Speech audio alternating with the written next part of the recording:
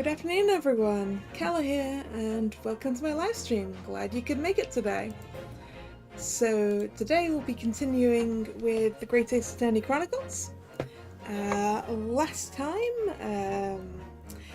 our protagonist was accused of shooting a man, but we're pretty sure that it was the suspicious lady that definitely poisoned him. And that the gunshot was one, another gun, and two, to hide the fact that the guy was poisoned to death. We're pretty sure, but we just need to prove it. And prove my innocence. So let's get into it. Trial Part 3.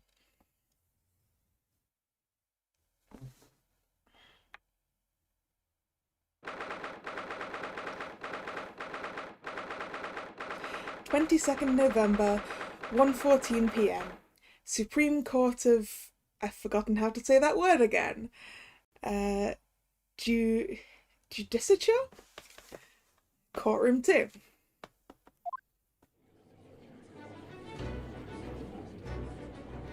Oh yeah! Our friend came with more evidence. That was what happened. Let's see if I can remember all the places I was saying for everyone. Well, I understand you are the judicial assistant to the defense, but why this sudden ingress into my courtroom? A judicial assistant? And a woman, no less? Okay, fuck off. But... The rules state that females are not permitted into this court of law other than to testify. Yeah, okay. Yeah, definitely fuck off. Ouchie. Fuck off.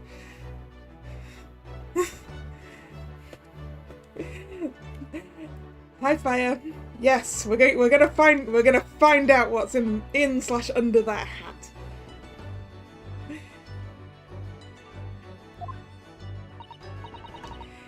Yes, I fully understand. I ask only for 5 minutes of time.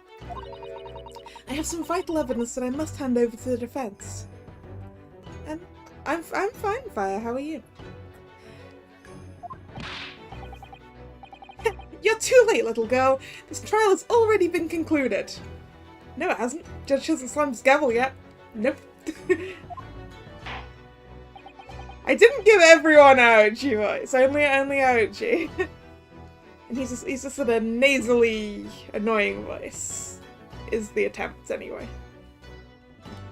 The judge is deep. 5 minutes. I will not allow a moment more. But, Your Excellency! I am most grateful.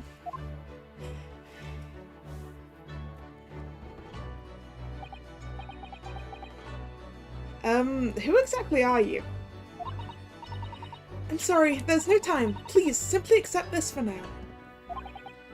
What is it? A report about something written in English?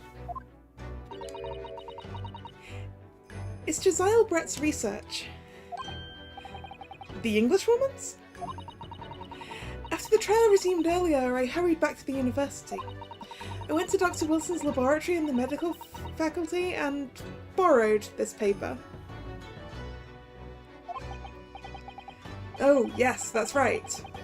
Miss Brett was studying under the professor, wasn't she? So, does this research, whatever it is, have something to do with the case? I mean, I hope it has something to do with the case. I'm afraid I don't know. I haven't been able to listen to the proceedings of the trial myself. Oh, no. Of course not.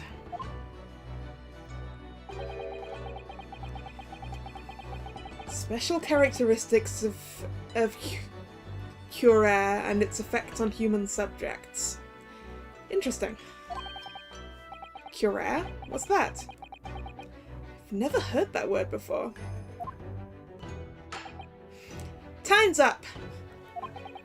The prosecution demands the immediate removal of this female trespasser from the courtroom.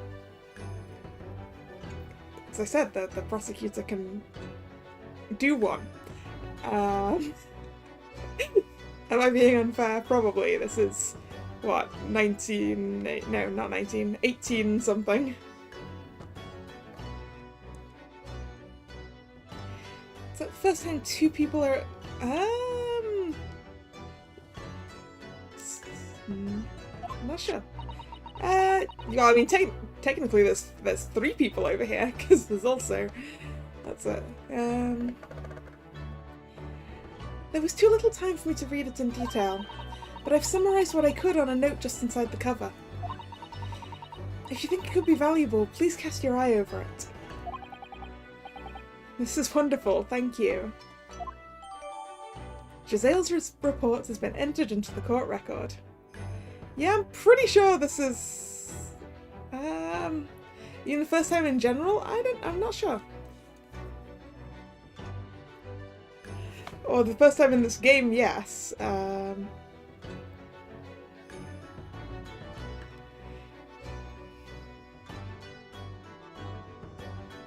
Which way is defense even spelled anyway? I swear I get it wrong the first time I type it myself. So I don't...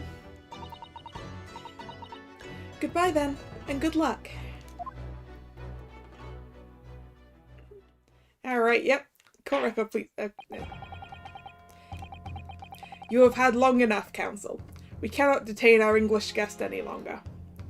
Well, I'm gonna have a look what's in that report. A report detailing an unknown poison that Miss Brett has been... She was literally researching poisons. Are you kidding me? A poison made from the bark of certain trees in the jungles of South America. The hunters of the region have used it since ancient times to incapacitate their prey. Effects instant paralysis of the entire body and subsequent death, even in minute doses. Route of entry. The above-mentioned effects occur when the poison effect enters the body through a wound, such as that inflicted by a blowpipe dart. So, not when swallowed? Due to its ability to render the human body paralytic, it's believed that the toxin could have an application as an anesthetic. However, a solution for the respiratory arrest caused as a result of full body paralysis must be found first, or patients would die of suffocation. Oh, so maybe he wasn't poisoned to death, maybe he was just paralysed. And then he got shot. Maybe. But this implies that it needed to be, you know, stabbed into him. Oh, wait. Wait. Through a wound.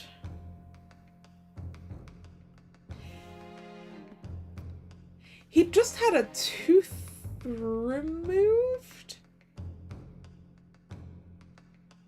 Could it have entered the blood that way? After he drank it? Well, let's get on and see what happens then.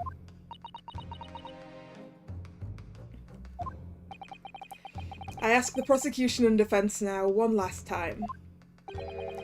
Does either side have any further evidence to present to the court? I presume not, but... The prosecution has made its case convincingly enough already. Nothing more to add, Your Excellency. Ryunosuke, we're out of options here. This really is our very last chance.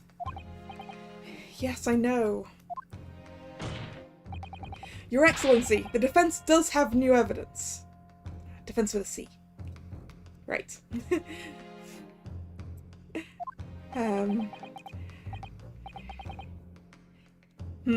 That look.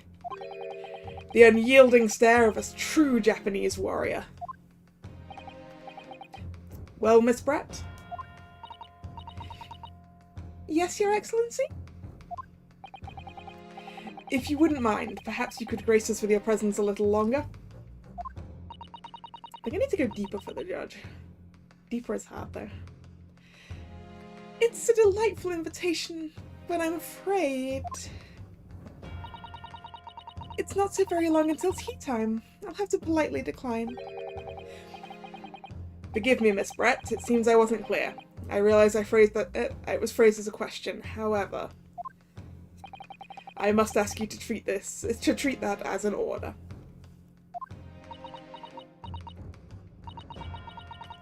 I've said it many times before, but the Japanese language makes no sense.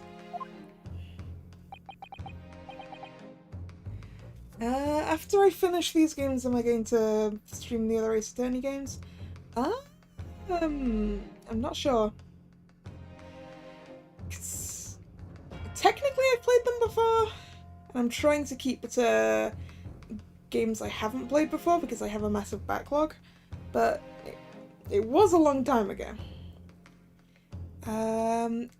But after I finish this, I'm probably going to go back to Danganronpa for a bit. I'm probably going to play Danganronpa 2 after I'm done with these, and then make a decision after that. I think that's how it's going to go.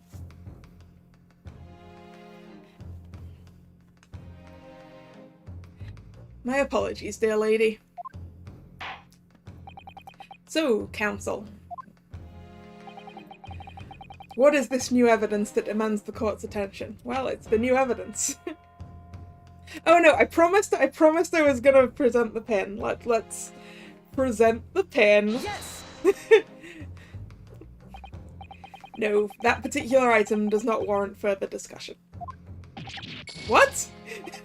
It seems I've chosen poorly. In that case, I'll take my leave of you now and go for some afternoon tea. In civilized English society, tea time is an essential. We'd surely die without it. Take your tea time now, Ryunosuke, and you'll surely die in a minute yourself. I know. You know there's only one piece of evidence the court hasn't seen yet. Don't squander this chance. Don't let our judicial assistant's great efforts go to waste.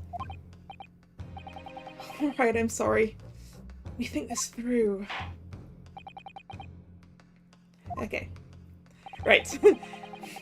I have presented the pen. There. Right. Now we'll present the actual thing.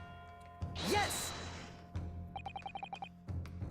Mistress Albrat, we understand that you are studying under Dr. Wilson at UA University. Doing research? Research, by sheer coincidence perhaps, into a deadly poison. What? Poison? Where are you going with this, Counsel? A toxin known as Curare, Your Excellency. Even the slightest amount of this deadly poison entering the body leads to instant death. Objection! What complete and utter nonsense? Curare, you say? I've never even heard of it. You wouldn't have done. What do you mean? I mean that you wouldn't have heard of Curare before for one very simple reason. It doesn't exist in our country. Now, where's my posh butlery sounding voice again? It doesn't exist. No, that wasn't quite right either. Well. Correct, which means no matter what test the police can do for toxins, they'd never identify Curare. Why? Because there is no test available that can identify the presence of this highly deadly poison. What? Order, order, order! Counsel, does this deadly poison truly exist? According to this report authored by the visiting research student from England, Curare has long been used by the tribespeople of South America as a poison to lace their arrows. It seems that it's reasonably well known among European doctors and scientists. To lace their arrows? The report states that it is produced from the extract of a tree that grows deep in the Amazonian jungle, and it was first brought back to Europe at the turn of the century by explorers. It claims that animals shot by arrows laced with Curare suffer instant death. Doesn't that about sum it up, Miss Brett? Objection! Trumpery! These aspirations are utter trumpery! To start with, if the victim had been administered some of this so-called deadly poison, he would have been squirming and writhing in pain, and the other diners would surely have noticed. No, because it causes paralysis, OG.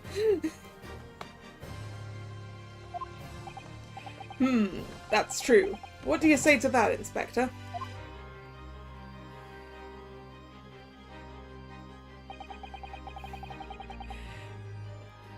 Obviously, I would have noticed a disturbance like that. I don't remember anything like that either. I didn't notice the professor being in any kind of pain. According to this, however, it's the other way around. What do you mean, the other way around? The very fact that the victim didn't show any visible signs of distress is evidence that Curare was used. Explain yourself, Counsel.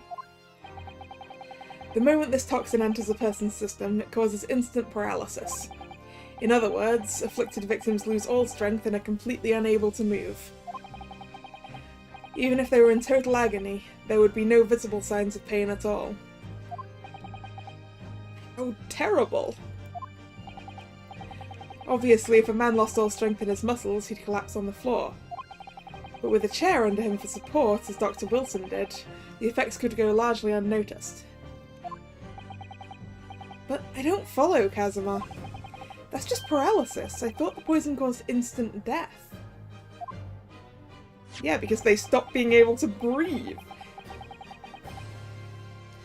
I guess it's not instant. Because you can... How long is it that you can go without breathing before you die?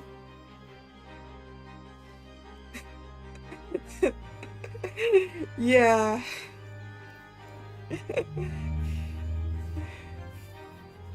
Yeah, Kazuma is clearly a faster reader, or remembers things better, or... I mean, he has magical powers, clearly, look at his headband. The full explanation is extremely unpleasant. The poison causes immediate paralysis, as I said, leaving the victim unable to move. But after a short time, the paralysis is so severe it causes the muscles that control respiration to fail. Respiration? In other words, the actual cause of death is suffocation. And all the while, the victim is conscious and aware, just unable to move. Yikes! That's horrible! That's hideous! To the observer, it would almost look like the victim was slipping peacefully into an endless sleep. But for the victim himself, his final moments would be a living hell. That is the true nature of this deadly Curare poison.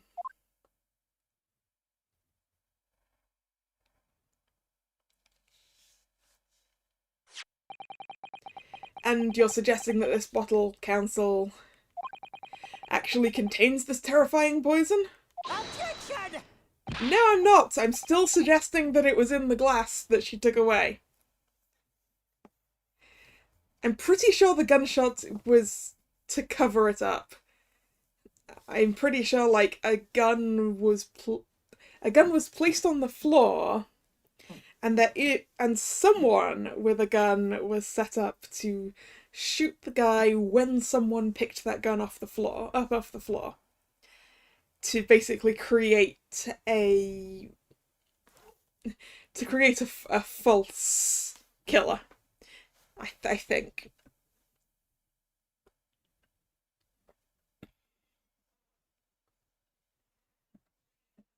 I mean, I'm guessing that the one with the other gun is the lady, given that the shot was apparently from close range. And to the front of him, which would be near to her. This is all very convenient, isn't it?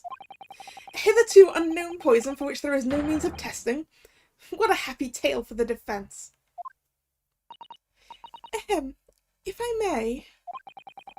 All these facts So you think you're so clever. You must be taught some manner. It is you who must be taught. Of course. Dear lady.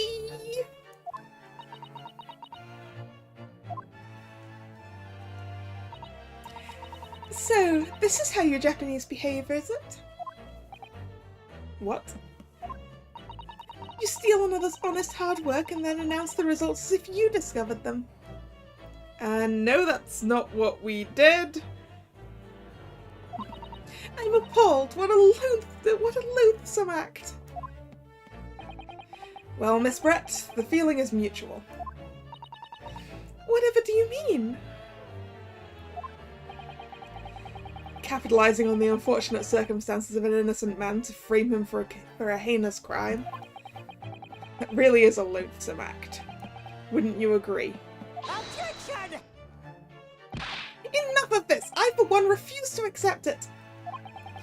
The idea of some poison that doesn't even exist in the great empire of Japan is breaking the rules!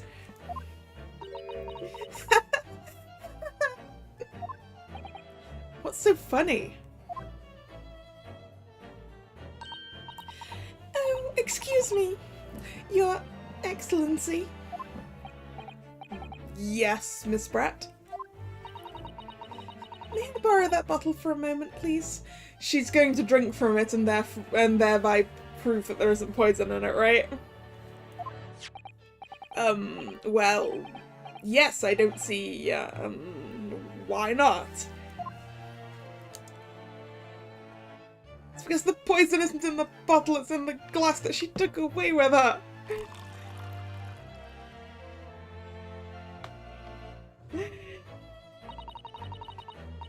Don't get too big for your boots, you insignificant little island boys. Sorry.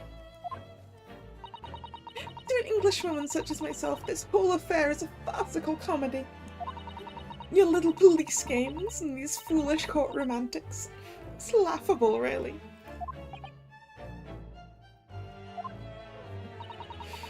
But I'm getting bored of it all now. It's time for the games to end. Cheers!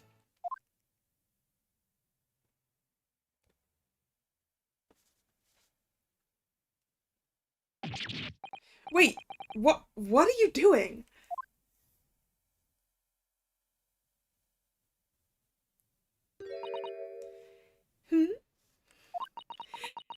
No sparkle left at all. How appropriate for this shabby affair.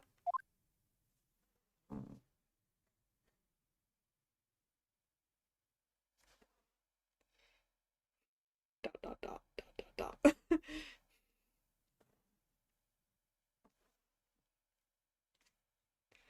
Dot dot dot. Goodness. Whatever is the matter? You all look quite stunned.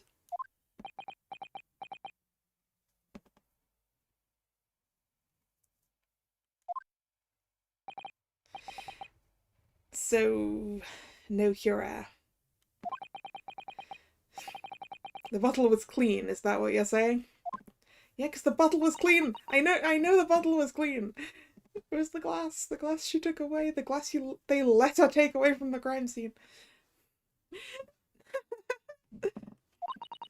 You look quite incredulous, little boy. But of course, that's the simple truth.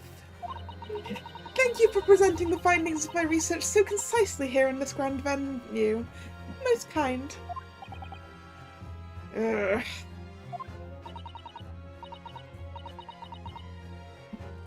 Thank you, waiter. Now then, Your Excellency.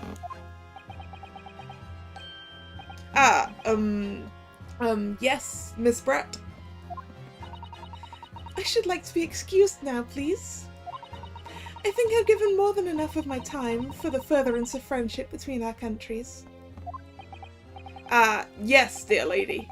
We are most gratified with all the assistance you have given. It's on the glass! Your Excellency, the defense accuses the Swan Hat. Yes, yes I do. This doesn't make sense. There had to No, the poison wasn't in the bottle, Kazuma. It was on the glass. The glass she took away with her. Because if it was in the bottle, she could have poisoned herself.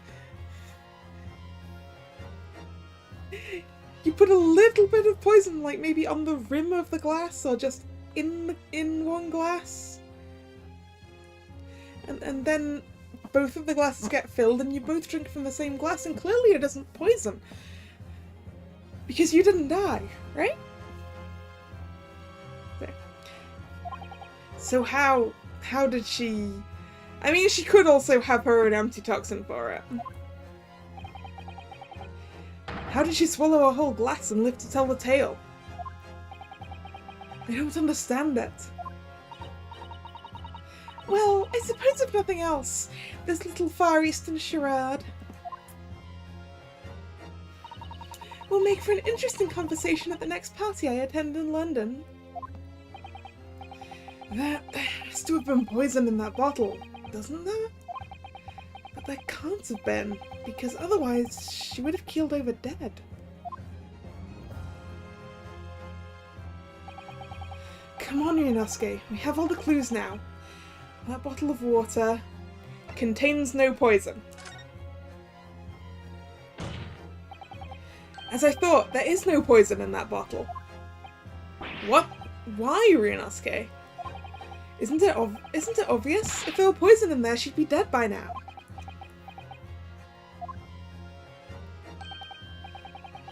Sometimes your unadulterated naivete really astounds me. But sometimes it's in need of a good staining, until it's as dark as your uniform in the ways of the world. Oh, is that what this colour is supposed to represent? That was a guileless ending to a promising line of inquiry, Counsel, for which you will be... Oh... I'm still certain it was the glass, but maybe it's the other option. Maybe it's the option that she was researching it and therefore she would have a defense against it. Ugh, this whole trial is poisoned.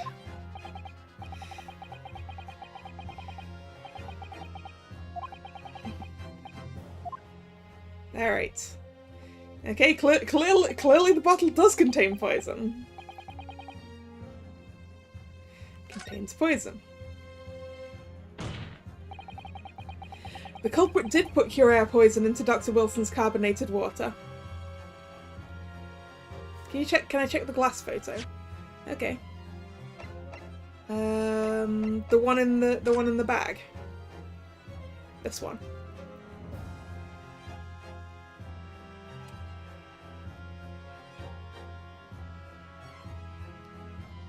Not sure why you'd want to put a damp glass into your...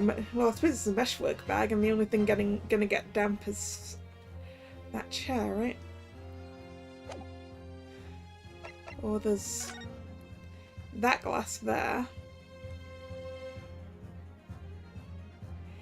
Interestingly, the cork's in that bottle. That's interesting.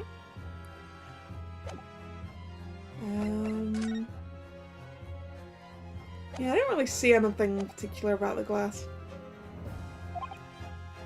The defense refuses to change its position. Just serious? Objection! Fool, are you blind? There's no possible way that bottle could contain poison. I mean, we just saw Miss Brett drinking the water from it. That's right, which rather complicates your argument, I think. And I believe that complication can be explained.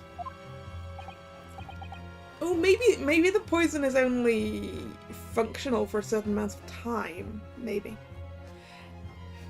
How exactly?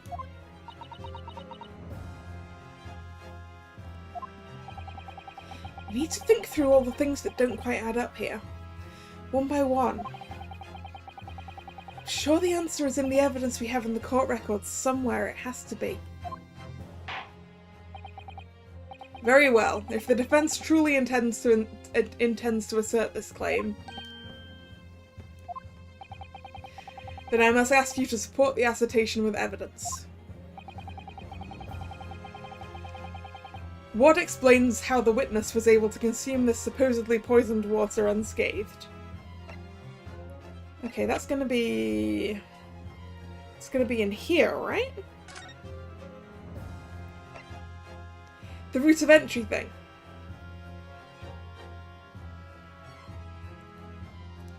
Oh, it is about the fact he'd lost a tooth, is it? Right, okay, I think it's gonna be this. I think it's gonna be this. You were thinking the glass on the crime scene might have been different from the one she just drank from. Well, yeah, I'm not sure where she got the one she just drank from. Like, did they like call for a glass or something? So I think it's going to be this. Yes! The answer to this riddle is right here in Miss Brett's own research report. Objection! That's not a valid explanation. No? After all, we don't speak English, so that report is utter gibberish. That doesn't make it not a valid explanation, Aoichi. This impudent young scoundrel is trying to ridicule the court, Your Excellency. I'm not trying to ridicule anyone, honest. I'm just reading Sato-san's notes. I concur. This report is too extensive to be considered in its entirety by the court. You will direct us to the pertinent section, Counsel. Which section of the report reveals the alleged answer to this riddle? Synopsis? Okay. Maybe it's not route of entry, maybe it's practical applications. Let's have another look at that. So synopsis, no. Oh, route of entry is in special characteristics though.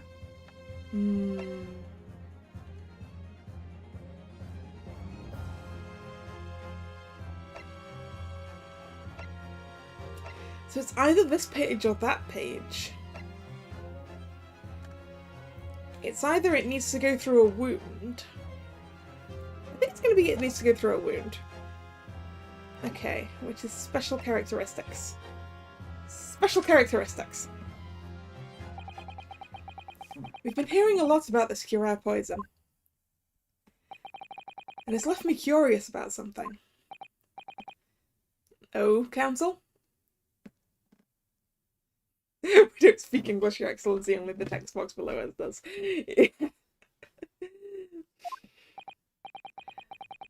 Well, it sounds as though indigenous hunters have been using this poison for years and years, to lace the heads of the arrows they shoot at whatever prey they're hunting.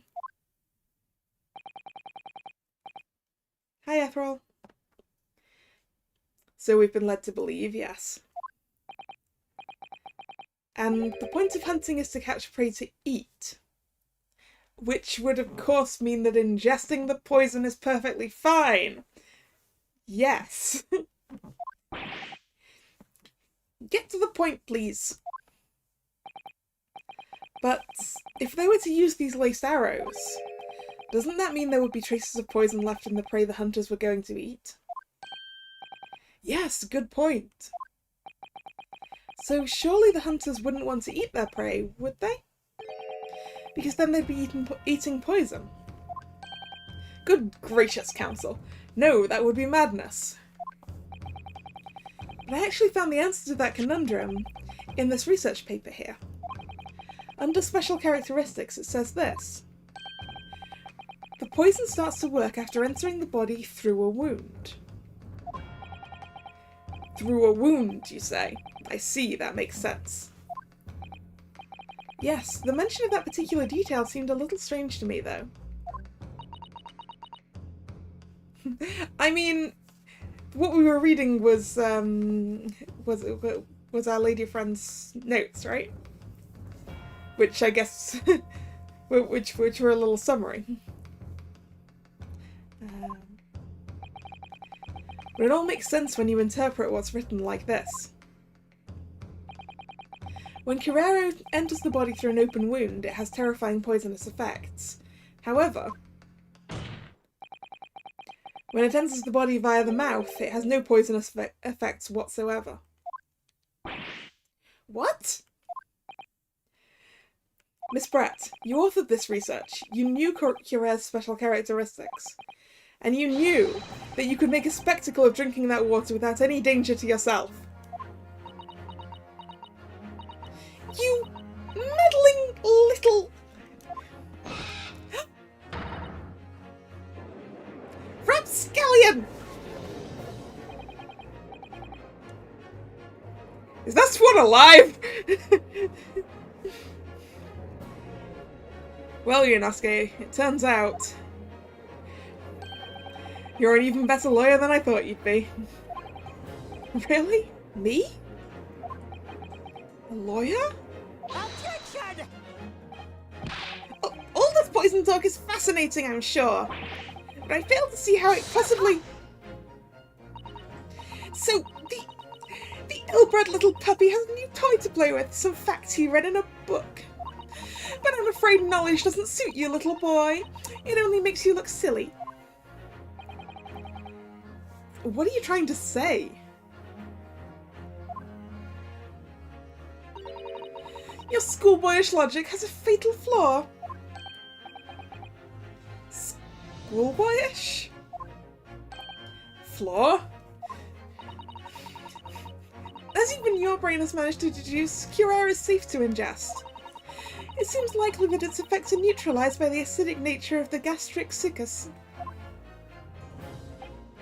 Oh, yes, well, of course. Gastric suckers? What are they? So if this lethal poison is completely harmless when drunk, the professor wouldn't have died when he swallowed it, would he? What did you miss? You missed... us finding out that the suspicious lady here was literally researching a poison from South America that causes paralysis that makes you stop breathing. That's what you missed. But he had a wound in his mouth because he just had a tooth out. That's right. Good gracious. That's basic science. Science that even a schoolboy should be able to understand. No?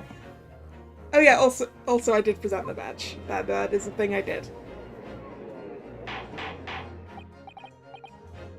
Order! Order in court! Order! The logic holds. If the lady and the professor drank the same poison, they would have been affected the same way. Ah, are you trying to suggest? Yes, this Cure poison is completely irrelevant to the case on trial. That's right. Surely even a little cockroach like you would understand something as simple as that. Ooh, getting to black and white. What is this swelling up inside me? I've never felt like this before. It's a sort of conviction to break down all the discrepancies. It's so intense, almost rage-like.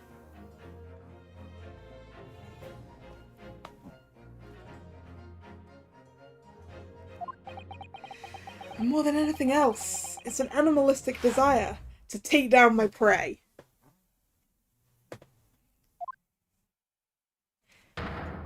Objection!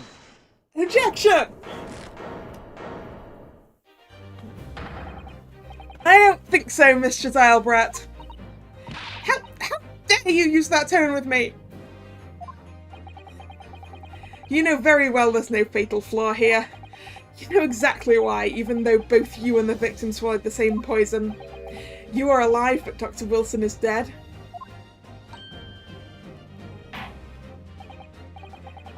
Counsel, I'm sure I don't need to remind you. You must provide compelling evidence. As we now know, this poison is completely harmless when ingested. Why would Dr. Wilson alone have been killed by the Cure? That is... the medical report card. Da-da-dum. Da-da. There we go. As Miss Brett so readily pointed out, she drank the same water as the professor.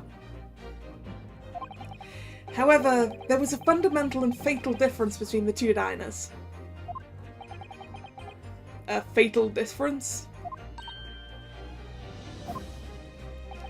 The toxic effects of Curare are only felt when the poison enters the body through an open wound. So, for a healthy person with no injuries, drinking it is completely harmless. But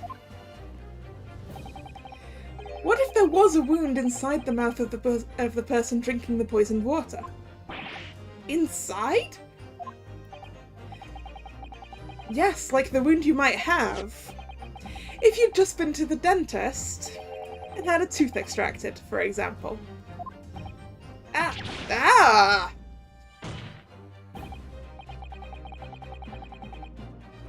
Miss Brett, you've acknowledged many times in your testimony already that you were well aware of Dr. Wilson's dental appointment that day. Ah! So that's it. You used that knowledge to orchestrate this.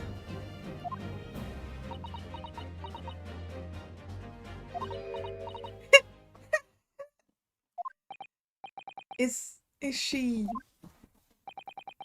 laughing? I don't like to repeat myself, but honestly I can't resist.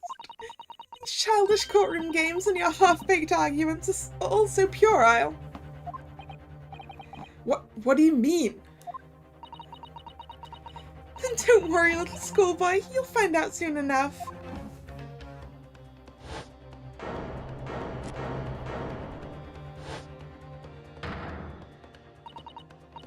You see, when you leave vital evidence laying around, you never know what might happen to it.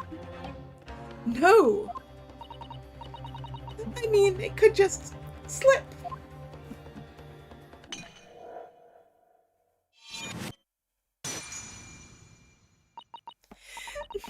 Oh dear, how careless of me. I'm afraid some crucial evidence may have just been tragically destroyed. No! What is it? What just happened? It's the English woman. She just smashed that bottle. And in the Supreme Court. What a terrible blunder. Officer, what are you waiting for? Collect up as much of the water from that broken bottle as possible, at once. You're wasting your time. This delightful carpet under my feet here was a gift from the British Empire. I assure you it will soak up the water beautifully. You have neither the technology nor the presence of mind to recover it.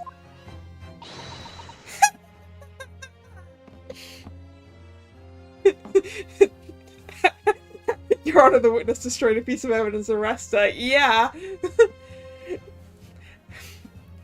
Miss Brett, I don't think we actually need to test that water anymore to convict you. I think, pretty sure we can do this just by testimony at this point.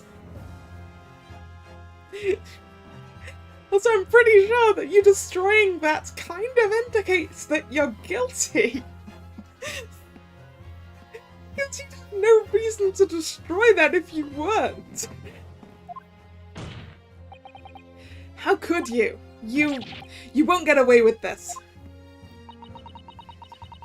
You can thump the bench and shout as much as you like, little boy. But I'm afraid we'll never know now, will we? If there really was poison in the bottle or not. And let us not forget, we still have some very compelling evidence left intact. Isn't that right, counsel for the prosecution? Oh, of course, of course. You're referring to this photographic print, I presume, dear lady. That's right. And really, looking at this photograph, it's as clear as day, isn't it? The poor professor was sitting with his back to me. So of course the only person who could have shot him from the front is the little schoolboy. Objection! No, you killed the victim that day, using Curare. And then in order to free Ryunosuke Naruhodo for the crime, you waited until he picked up the pistol you'd arranged for him to find on the floor. before you shot the professor's dead body in the chest with your own hidden gun. Which is in your hat! Then in the confusion that followed, all you had to do was turn the dead professor in his chair around. You see, you had every opportunity to commit this crime. What a wonderful imagination you have, young man. A hidden gun, you say? And I shot the professor's dead body, did I? Well, I'm terribly sorry, but you don't have a shred of evidence. Exactly. And as you have nothing to support your wild claims, the prosecution's stance remains unchanged. The victim, Dr. John H. Wilson, was killed by a gunshot to the chest. Delivered in cold blood by the accused Ryunosuke Naruhodo.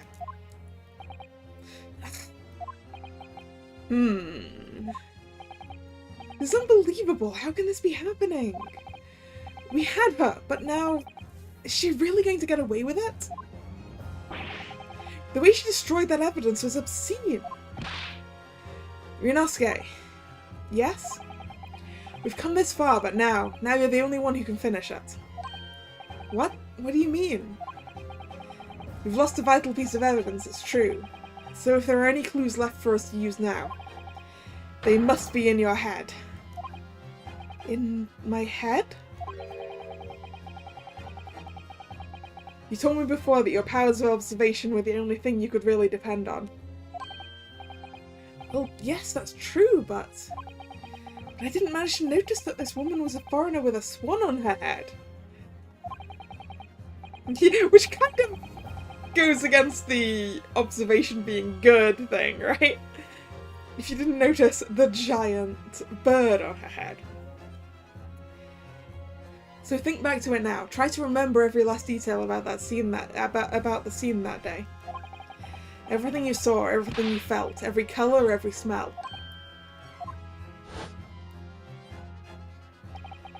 What I saw, what I felt, every colour. Blood.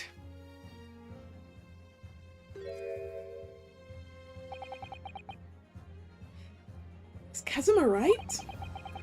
Somewhere in the vibrant memory of the same scene in my head. Could there be another clue to expose the identity of Dr. Wilson's killer? There's a clue! There's gotta be a clue!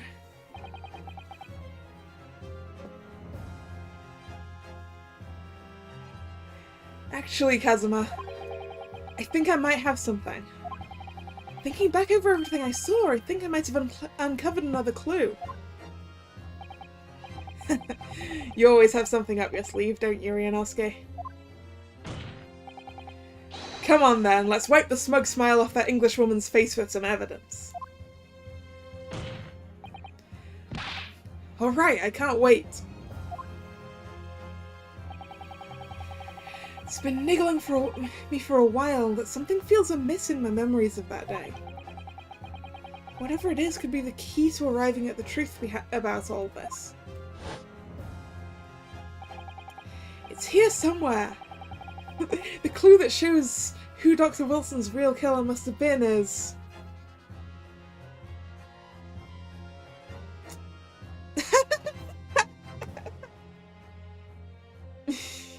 Yeah, because why on earth was he sat with his back to her meal? He was definitely rearranged to conceal the fact that she was there. It's here somewhere. Maybe it's this blood. I wonder if it's this blood. Inspector Hosonaga, answer me this. Yes? What is it? Ugh, he's still miles away, probably thinking about that bottle being smashed.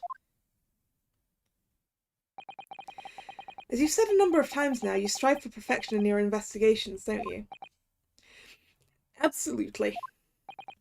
I wonder, therefore, if perhaps you took anything else from the scene of the crime. Like, for instance, the plate of steak that you took to the victim's table that day? Objection!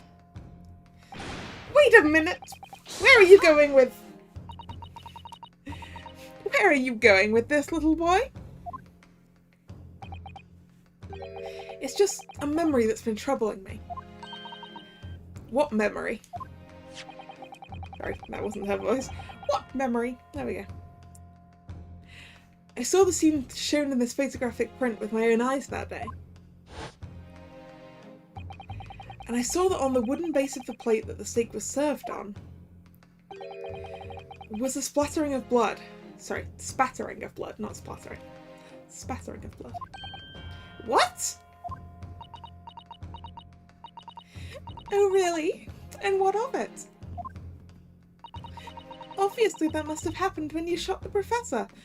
No, because you're implying that I shot him when his back was to the table, and we know from the evidence that the bullet didn't go through him, so why would there be blood behind him, lady? No, that can't be the case. Take a good look at the photograph and the relative position of everything here. The plate of steak is almost directly behind the victim. If I'm supposed to have shot Wilson in the chest from the front, there's no way that blood from the victim could have ended up directly behind him. Yes. For blood to have made it onto the plate, it implies that the plate was between the victim and the shooter. Which means the shooter must have been sitting opposite the professor as you were. Josiah Brett. Your pardon? Objection! This is beyond ridiculous. Fabricated nonsense. Is the court seriously expected to believe something the accused has apparently just remembered seeing? Hold it! He does have the plate, does he? This could be the... No, what was it? This could be the moment my entire career in the police force has been leading to. Inspector, you mean? Yes, I took the plate. In the interest of preserving evidence from the scene of the crime. I took it, meat and all, and I don't care if you call me a crime scene thief because of it. You did what? I took the steak you had been eating, Miss Brad. I took the steak that the sergeant had been eating. And I did it all in the name of justice. This guy! Then we can find out for sure whether or not there's a bloodstain on Miss Brett's plate. We must examine it now. Wait, if he took the one she'd been eating and the one the sergeant was eating, then they might get mixed up. This is a problem. Inspector? The court wishes to examine the plate from the victim's table. Immediately. Yes, sir.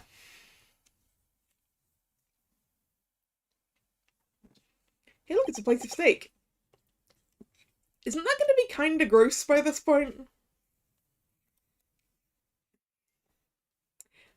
Sorry for the delay.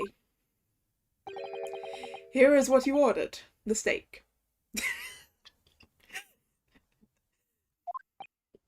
Well, what about the blood? Is there blood on it? Of course there isn't. Quickly, Inspector, the blood man! Show the court! Of course, examine the plate at your leisure. Do. Oh no, it's clean!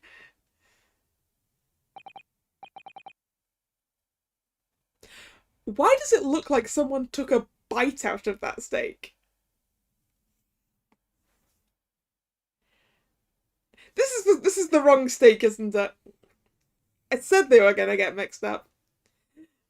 Because I'm guessing the sergeant just sort of picks it up and noms on it.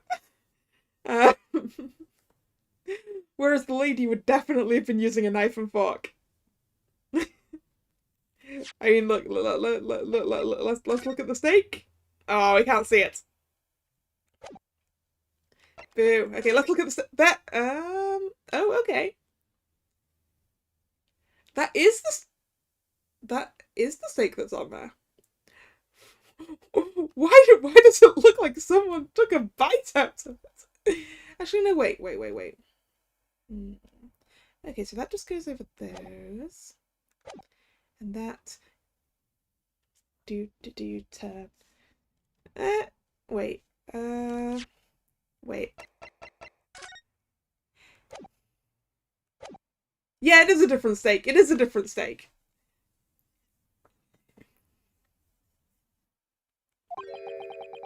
No blood anywhere. But no, that's impossible. I know I saw it. I'm sure of it. It was right there on the table behind the professor. There was blood on the side of the plate. Yeah, the bite is in the wrong spot, definitely. What unbecoming expression, little boy. You see, this is why I always say you can't trust what the Japanese tell you. Ah. I couldn't agree more. In the case of this disgrace to the Empire. I believe we may finally have reached a conclusion in this trial. Let's hope so. This let's pretend attempt at courtroom proceedings is painful to watch. But I do promise to do my best to forget all about it when it's over.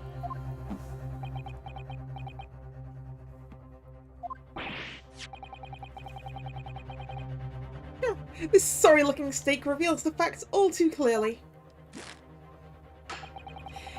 If the sorry-looking accused wishes to examine it again, be my guest. The plate of steak has been entered into the court record.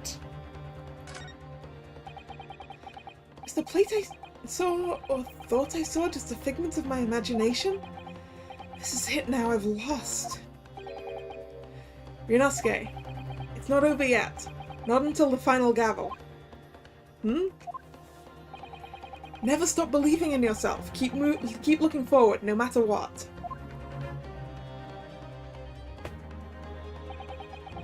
Believe in myself? Really? Maybe I should at least examine the evidence for myself.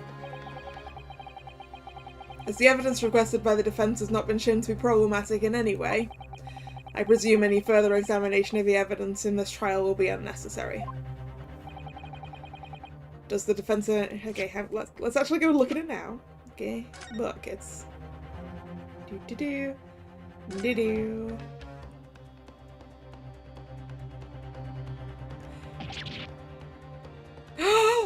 The Koban coin! This proves that it's the steak from the wrong table! Huh? What in the world is this? I think it's a Koban coin, and the hallmark is from the Hoei era, I believe. No, I don't mean what is it? I mean, what's it doing there? Wait, did you say it was a Hoei Koban? Yes, and apart from the meat juices, it looks to be in good condition. I imagine it's very valuable. This isn't the first time today there's been talk of a Hoei Koban. I've heard of pearls for swine, but I've never heard of bullion in bouillon. But bouillon in... No, that would be bouillon? And I don't think you ever will again. This is extraordinary, though. This means... that it's from the wrong table. It's from the wrong table. Is this going to be the same? Nope. Okay. I never expected to find a precious coin underneath this spit cut of meat. And it's from the Hoei era too. That would make it quite valuable. It's well marinated in the juices as well, look. What, are you thinking of eating it?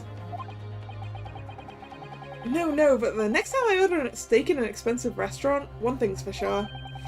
My heart's going to be racing as I lift up the meat and peer under it for a price. I think you might have the wrong end of the stick about this, Ryunosuke. Koban coin underneath the steak.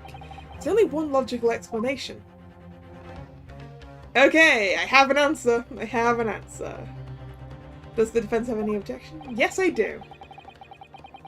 Bloodstain is going to clinch the trial for me. Can this place of stake reveal any other clues at all? There's another clue! Your Excellency, please, wait. This plate of beef is hiding another clue. Another clue that will reveal the shocking truth. Objection! The only thing that's shocking here is your unhealthy fascination with beef steak. Your Excellency, I think I've made myself clear, haven't I? I will not be able to turn a blind eye to any more unnecessary procrastination in this trial. Well, I don't think that's your prerogative here, Miss Brett. I'm sorry, Miss Brett, but we must ensure a thorough examination of the evidence.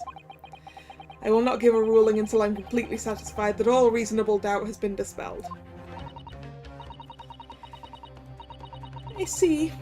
As a newly affirmed ally of my country, that's still your position, is it? Thank you, Your Excellency.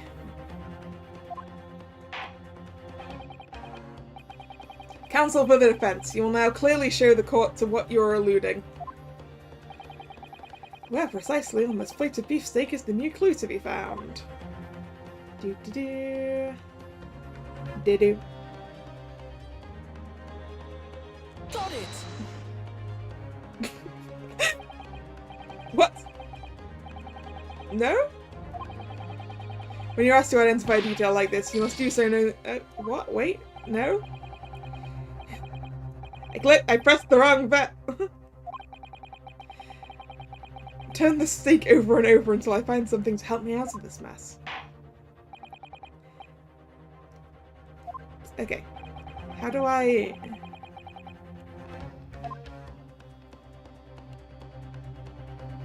turn the steak over and over? Sorry. Oh right, I had to do that first. And go through this again. I already did this. I already did this. Please, please.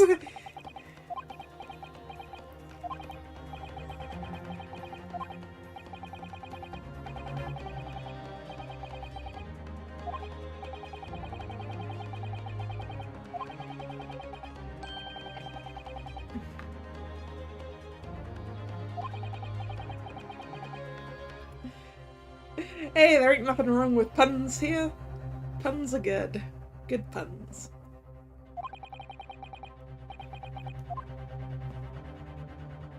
Okay. We present this bit. Got it. Yeah, this is definitely like the longest first case I've played in an Ace Attorney game. I'm sure of it, even though it's been a while since I've played other ones. Good gracious, that's... Koban?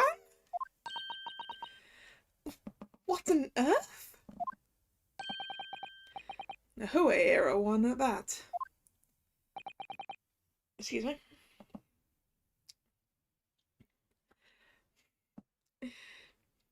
Miss Pratt, this is in fact the beefsteak you ordered at the restaurant of the day in question, is it?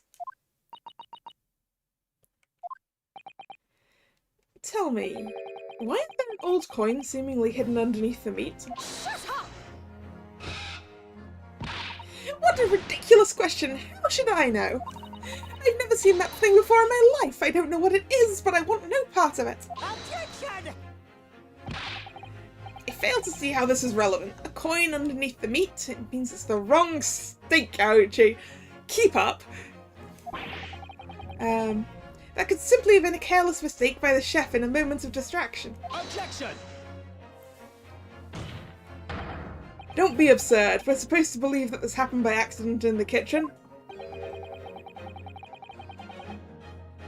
A rare Hawaii Koban just happens to be hidden underneath that piece of steak. If this turns out to be irrelevant to the case, I'll rip up my ticket to Great Britain right now. He's right, this can't be a coincidence. Your Excellency. Yes, Counsel? A rare Hawaii Koban just happens to be hidden underneath that piece of steak. If this turns out to be irrelevant to the case, I'll give up my lawyer job right now. Objection! By all means, don't let us stop you. No one invited you anyway. Shut up! Perhaps, little boy, you should realize that it is you who is irrelevant. Even though I'm the one on trial here? The point is, it's essential that we ask the owner of this coin if he can explain what it's doing under that stake. The owner? Yes, it's obvious. There's only one person it can belong to.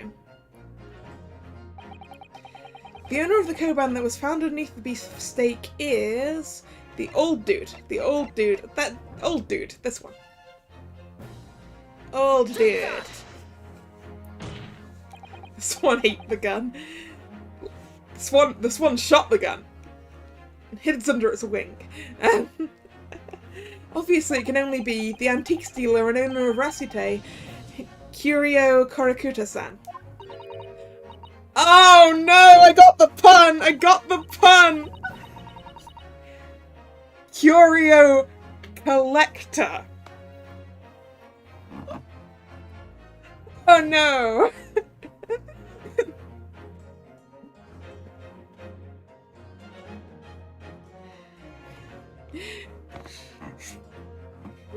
Curie? As in Mr. Cucumber something?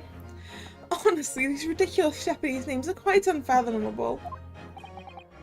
Ah, yes. The old man who testified earlier alongside the military sergeant, correct? Oh, my motion tracking died? Did it die? It did die! That is the second time it's died, because it died... It died just before the stream started. 1 second.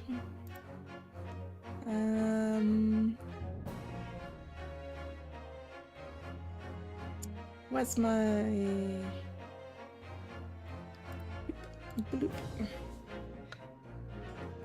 Are we back in business? It looks like we're back in business. There we go. Back in business. Yes, Your Excellency. I remember him saying he was up to something with his Koban coin when it happened. At exactly the moment the gun was fired.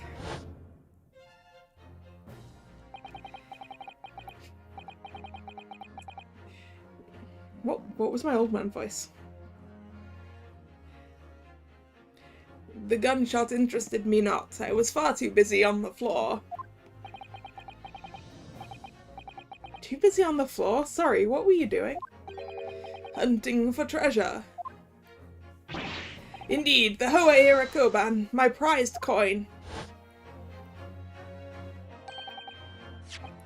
Then this Hoei Koban, do you mean to tell me... Objection!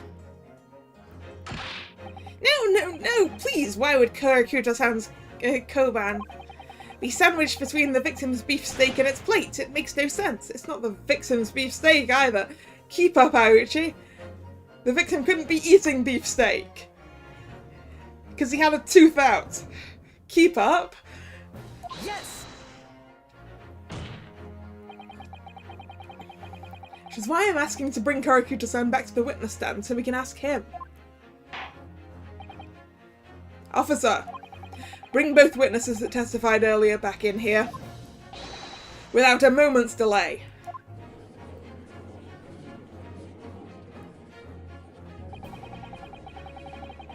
Can't believe we've come back round to that pair again. But I have a hunch, a strong hunch, that if we chase down the real significance of this Koban, we'll find it's a key element in the case.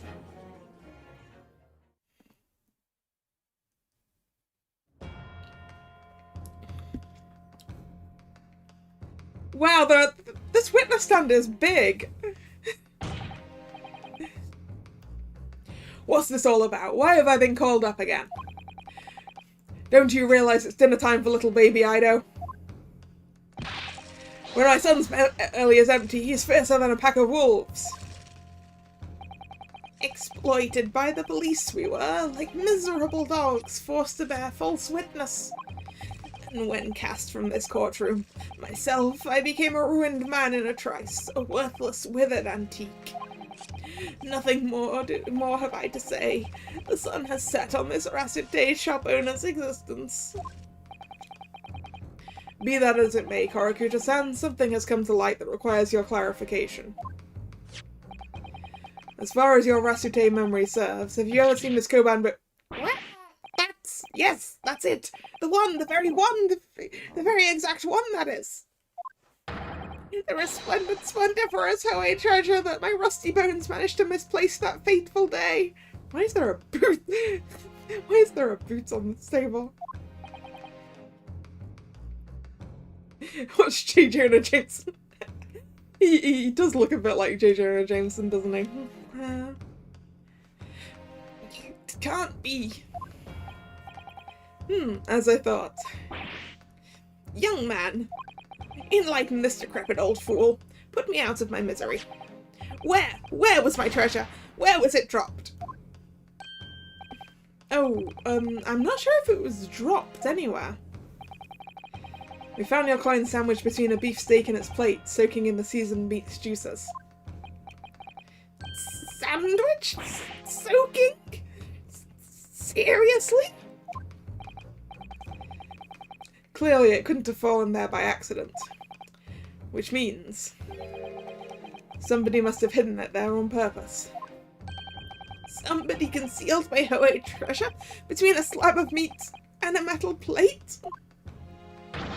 Who would do such a thing? Such an unconscionable thing? The person next to you, I'm pretty sure.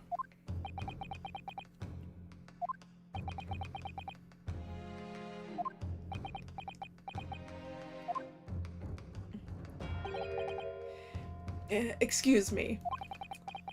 Could I say something? Yes, of course.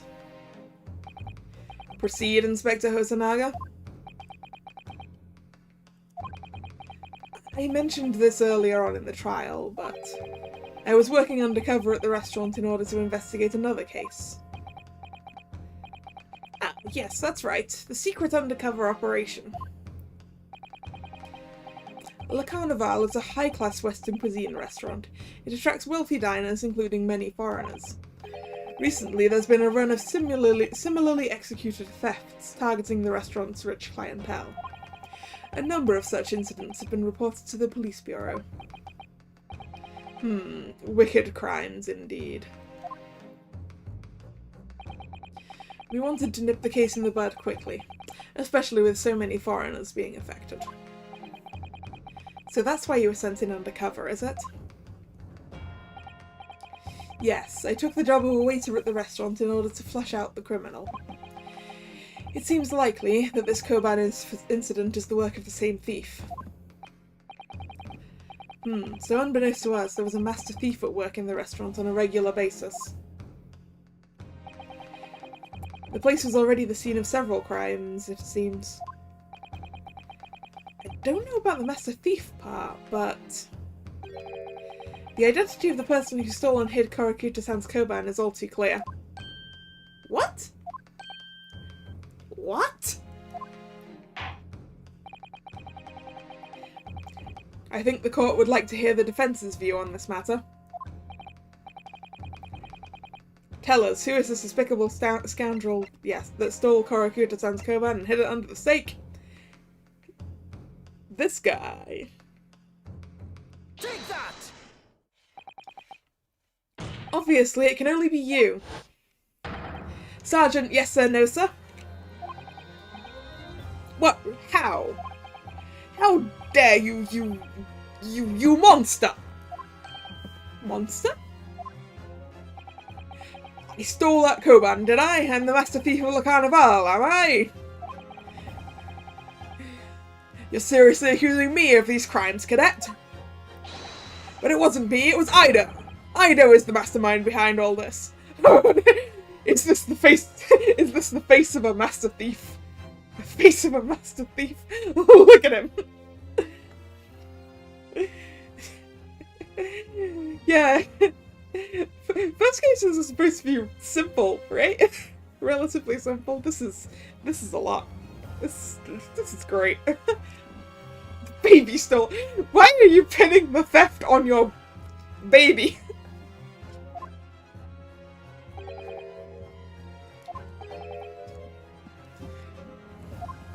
Everyone goes ...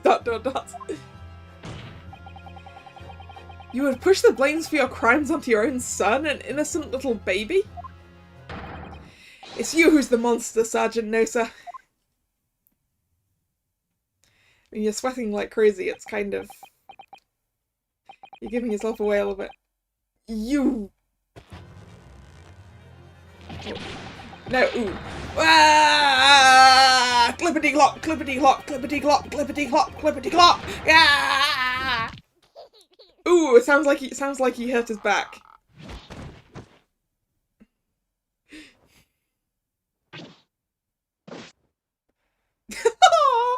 Oh, the baby did a little salute. Look at him. Nippon Imperial Army, Sergeant yes or no, sir. Preparing to stand down in the Supreme Court, sir.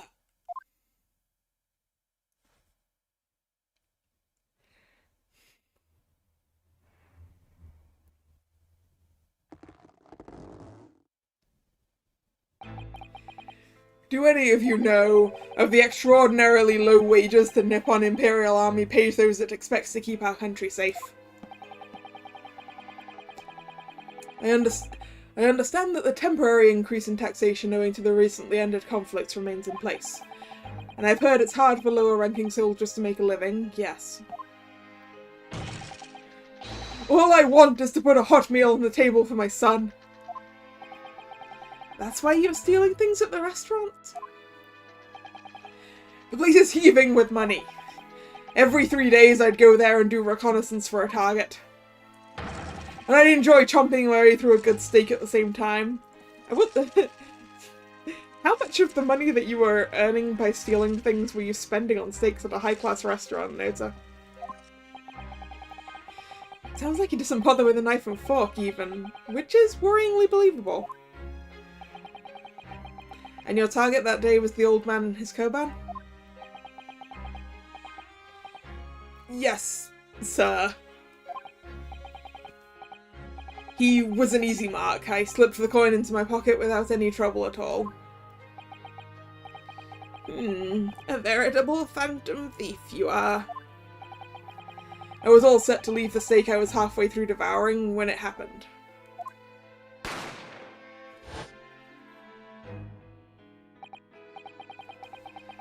Yes, when the professor was shot. I knew that if the police conducted a search and found the coin in my pocket, I'd be finished. I'd know too. So I hid the incriminating evidence as fast as I could, on the double. They slipped it under the steak, hoping that I'd be able to rendezvous with it again at a later date.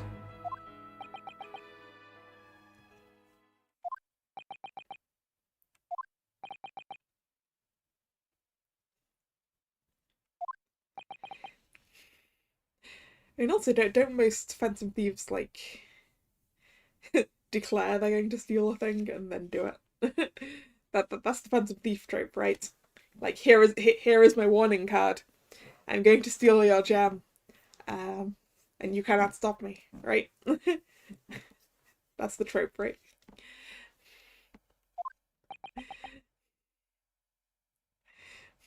Stealing your parts was Persona 5, right?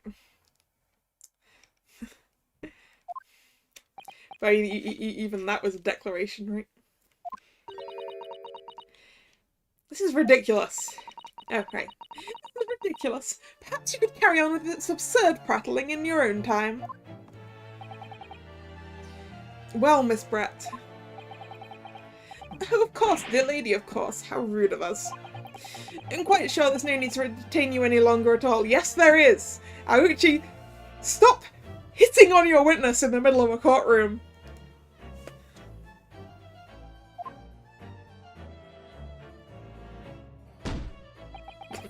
Ouch! I heard him whack his head on that. May the esteemed gentlewoman please be excused, Your Excellency. Indeed. The theft of the Koban was clearly perpetuated by this baby-saddled sergeant. It would certainly appear to be unrelated to Dr. Wilson's murder. Of course it is. It is related! It's related! It's related! It's important, it's related. Hiding a coin under a lump of meat. The sheer nonsense of such an idea astounds me. Nonsense, is it? Well... Oof.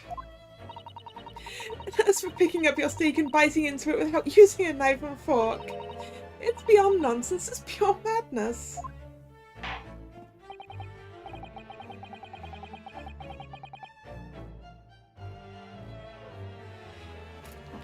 Very well. Now that all questions concerning this witness's testimony have been answered, I see no further justification for detaining her. I do. She murdered a man! She murdered a man! Miss Brett, you are free to leave. Thank you, Your Excellency. Good luck, everyone. And good day.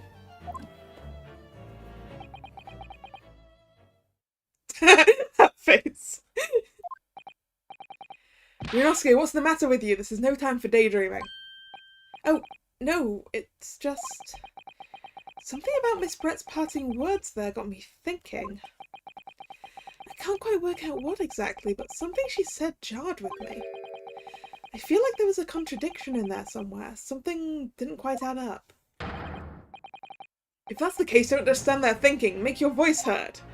Sorry? You can think later, but if you don't call out now, it'll be too late. Yeah, the destruction of evidence! We all saw her do that! The trial will be over. Alright. How many people can you have on the witness stand at once? Wait, Miss Brett! What is it now? I'm afraid, just one last time, there's something I'd like to ask you. I'd like you to explain the contradiction in your parting words from just a few moments ago. About biting into steak, instead of using a knife and fork. Objection! What new student nonsense is this? Well, what parting words are you talking about, Ryunosuke?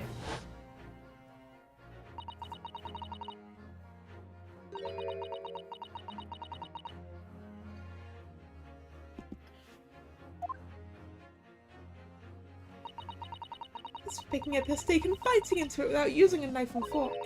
It's beyond nonsense, it's pure madness. Yes, I'm right. What she said there exposed an undeniable contradiction.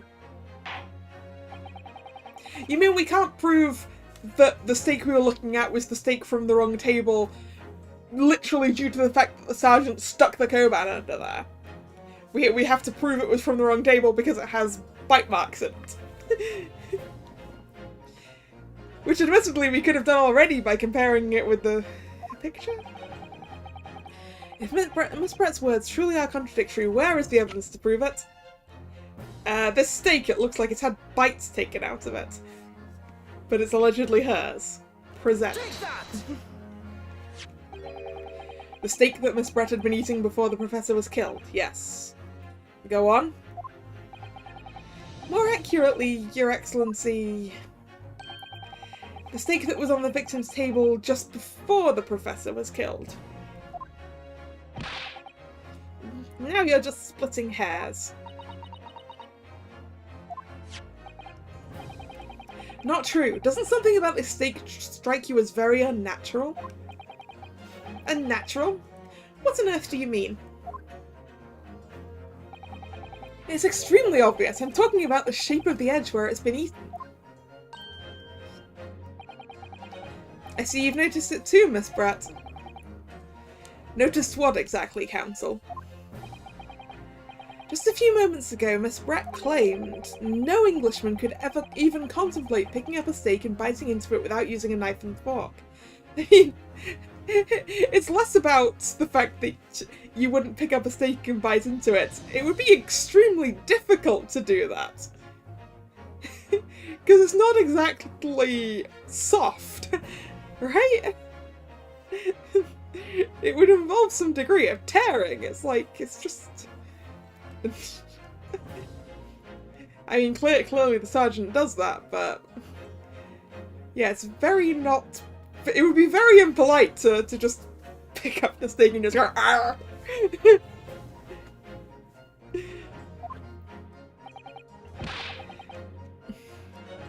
Of course she did. She's a refined English gentlewoman herself. Then take a good look at the steak, in particular the edge where it's been eaten. The thing I noticed immediately when it brought it out, the fact it looks like it's had bite marks taken out of it. As you can see, there are clearly defined barbaric teeth marks there. Oh. Ah! It looks like Miss Brett has realised something. So, if the witness, as she claims, wouldn't contemplate eating anything without using a knife and fork, there shouldn't be teeth marks on the steak at all. Objection! But what is your actual point? Perhaps the delightful Miss Brett was ravenously hungry and couldn't help us. Oh, whatever you say, dear lady. As I said, I really must be leaving now. Afternoon tea with the Minister of Justice cannot possibly wait any longer. Of course, this will be over in a blink of an eye. Rest assured, I'm about to put this rookie in his place. Just leave everything to... I've heard enough! You irritating little spectacled samurai relic! Oh, of course, dear lady. What's the matter, Miss Brett? Have we ruffled your feathers? Yeah, your feathers. Clearly the witness knows what this means. She's realised the catastrophic implications these teeth marks in the steak have for her. Ryunosuke, do you know where you're going with this? Also, I just thought, if that swan's alive, that lady's got real strong neck muscles. Because swans aren't exactly light.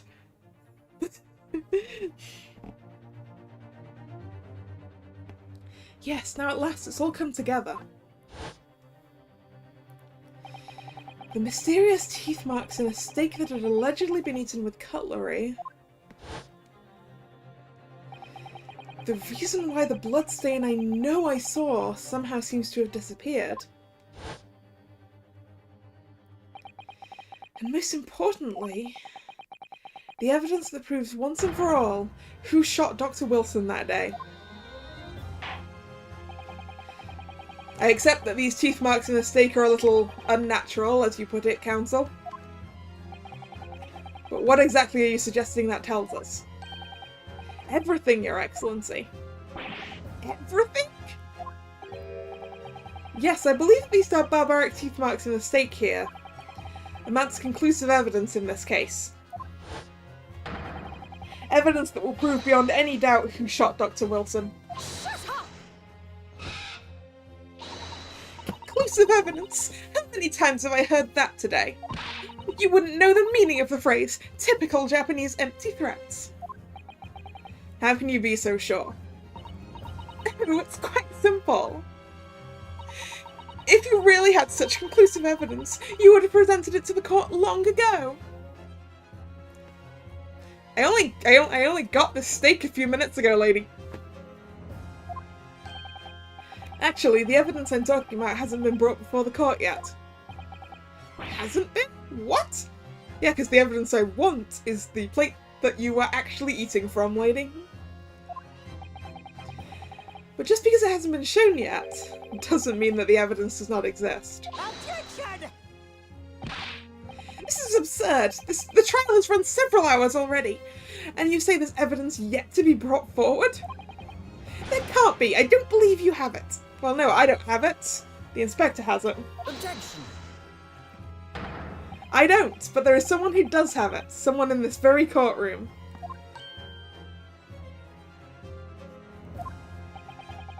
And if that person is willing to submit the piece of evidence I'm referring to, it will solve every remaining mystery about this case.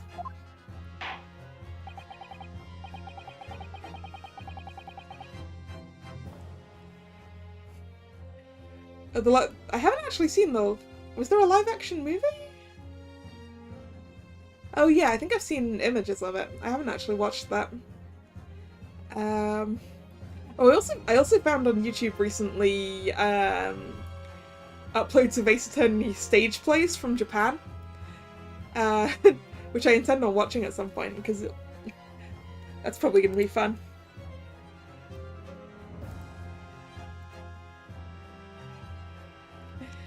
Very well. I have a feeling this will be my last request of the defense in this trial. Who possesses the conclusive evidence that will reveal the truth about this whole affair? The Inspector. Da-dum. Take that! The answer is obvious. It's Inspector Hosonaga. What? I have it? Yes. You think I have been withholding conclusive evidence? That's ridiculous. Him. No, I'm not saying that.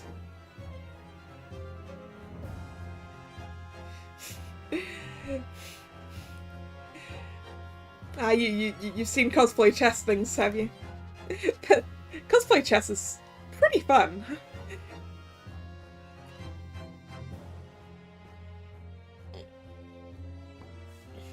They don't do it very often over here, but I have seen it done, and it's interesting.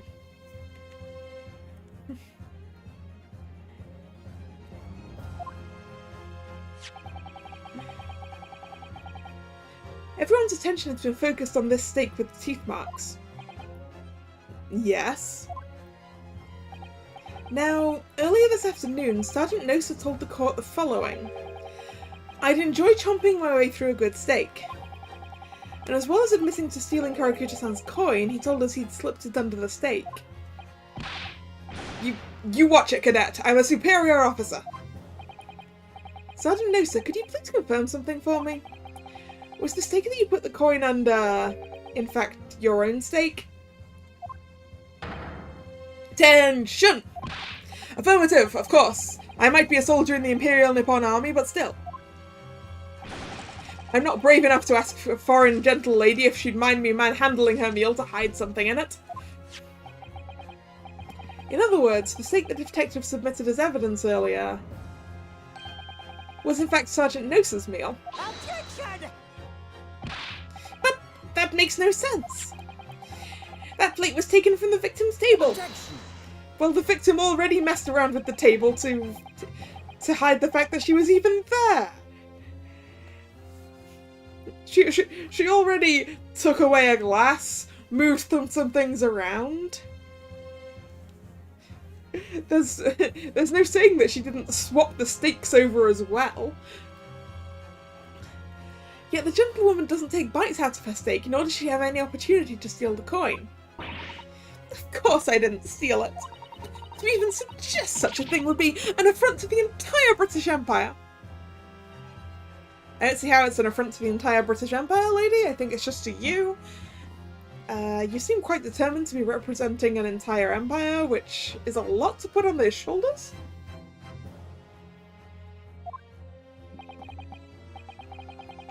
Well then, how do you explain this paradox? Exactly. Surely you're not going to suggest that the sergeant switched the two stakes over? No, I'm going to suggest that the lady switched the two stakes over.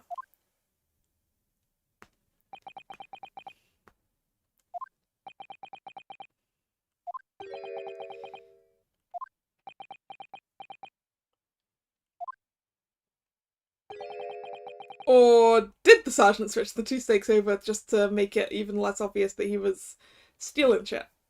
Maybe he did.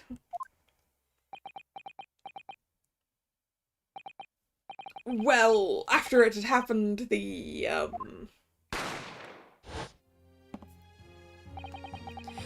when I saw the civilian had been murdered right in front of my eyes like that, I panicked. As I said, I immediately lifted my stake and hid the coin underneath it. But then when the waiter announced he was an undercover policeman, I thought I'd had it. If he decided to investigate my slab of meat, that'd be it. I'd be getting my marching orders. So when the cadet here was arrested and taken off to the kitchen, I seized my chance. Okay, the sergeant did tamper with it.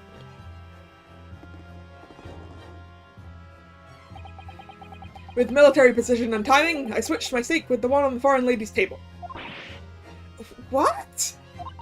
You can't have... I never saw you do such a thing. It was called Operation Lightning Bolt. There was no time for strategic planning. It was do or die, I tell you. So yes, I did what had to be done. Unbelievable! However, fear not, Prosecutor Sam. What now? I swear on the brass buttons of my uniform, that is all I did, sir. All you did? That's plenty, Sergeant. Yes. Yeah. Nat 20 self. So if Sergeant knows to switch the plates over, it means he took Miss Brett's steak, and the plate it was on, back to his own table. Yes, that follows. Inspector Hosanaga? Yes. Earlier in this trial, you told the court this. You said that you had not only taken Miss Brett's steak after the incident, but also the sergeant's. That to preserve evidence you'd taken both. Ah! Miss Brett, are you trying to eat your own masquerade mask over there? That is correct. Then please present it to the court now. The plate that was actually on the victim's table at the precise moment he was shot. Shut up! What can that possibly tell us now? I mean, a cold slab of tough meat. It can't have the slightest bearing on the case. Objection! No, you're not wriggling your way out of it this time, lady. I beg your pardon! Surely you're not that forgetful. Surely you remember the reason why this steak pan promises to prove such a problem for you, no? You're the ones who decided it was a problem, not me. The reason the defense asked to see that plate was to confirm something that the defendant remembers seeing. Just thinks he remembers. I'm quite sure of what I saw, Miss Brett. On the side of the plate that was on the table directly behind Dr. Wilson, there was a clear splattering of blood from the gunshot wound to the victim's chest. I believe the defendant's memory serves him well. And now we have the evidence to prove it. The plate you were eating from, Miss Brett. Let us not prolong this any further. Inspector, you will show the evidence to the court. Present the beefsteak and the plate that was originally on the victim's table at the time of the incident. And also, please go to the doctor for that tuberculosis. Yes, sir.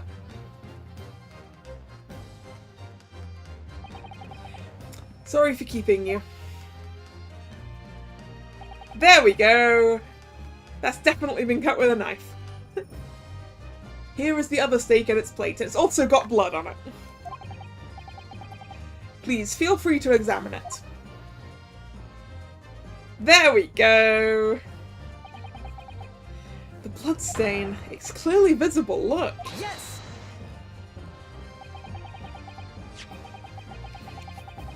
Now this makes everything clear. The blood you can see on the side of the plate shows that at the moment the victim was shot, he was facing the table with his back to me. In other words, it's impossible for Naruhodo-san to have shot the victim. Well, yeah, blood... I mean, if it had soaked into the wood, it might still be red, right? Maybe. I'm not really... No, it would probably be brown. I mean, also the steak sauce should be growing mold and stuff by now as well, but it can't be.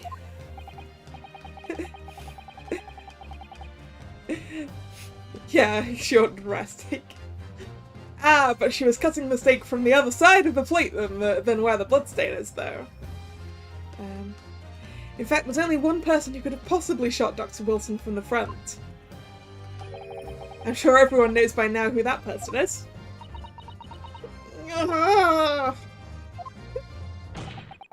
That's right. Miss Josiah Brett. I don't get the pun. I don't have the pun in her name.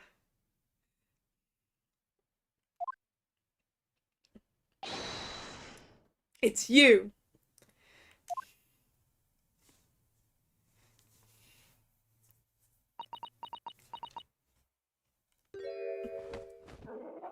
Oh no, the swan died.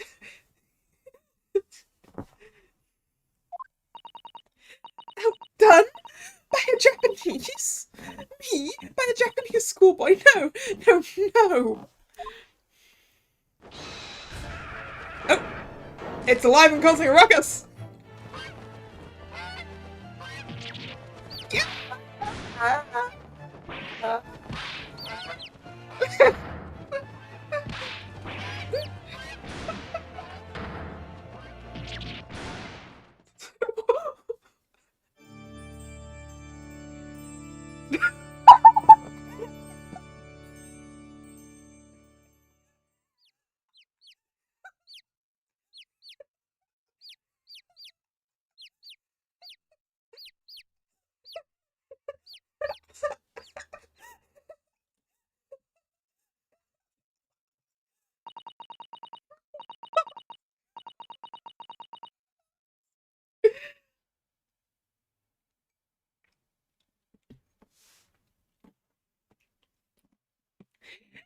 Please excuse my little outburst. I briefly lost my composure. Most unbecoming behaviour for an English gentlewoman. Forgive me. Well, Miss Brett, I think it's time you told the court what actually happened that day. The truth this time.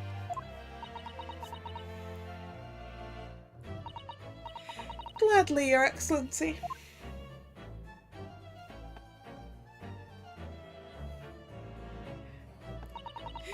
It was I who took the Professor's life, using Curare. As you surmised, I chose that particular day for one very important reason. The Professor had a dental appointment for the extraction of one of his teeth in the morning. So you planned to kill the Professor, knowing that no trace of poison would be found in his water? Because Curare is unheard of here in Japan. Yes. Of course, I never intended to remain at the restaurant for as long as I did. I only needed to see the Professor take one tiny sip of his water, and it would all be over. I would place the steak I had ordered in front of him to make it appear as though he had been eating alone, and leave immediately. However, before any of that happened, there was an unexpected visitor at the Professor's table. That would be me, I suppose. Yes, you. Who else? Such a trifling matter, but the fact you decided to come over and greet the Professor meant that I had lost my chance to slip away unnoticed. If she wants to slip away unnoticed, she shouldn't have worn a hat with a swan on it.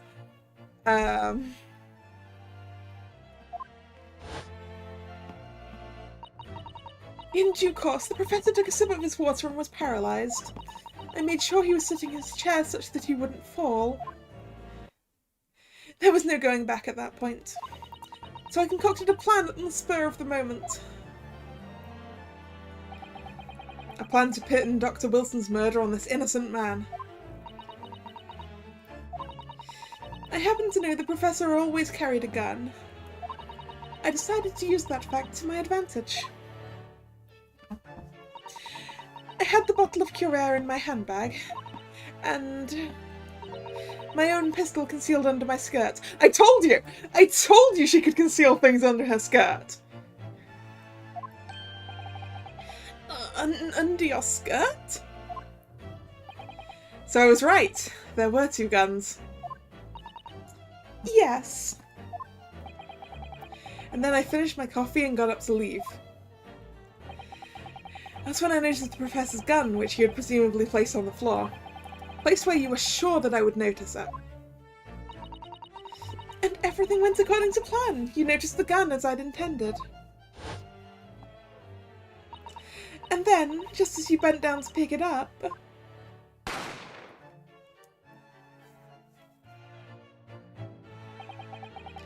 That's when you shot the professor with your own gun.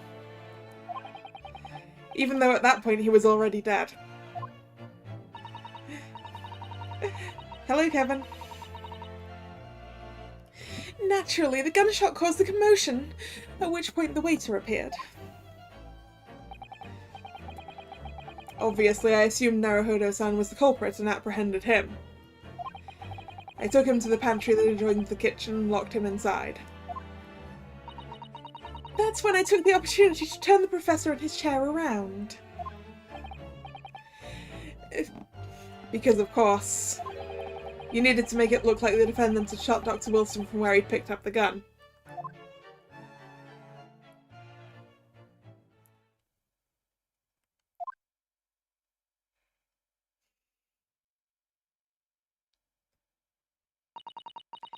So there you have it. That is the entirety of my misdemeanor.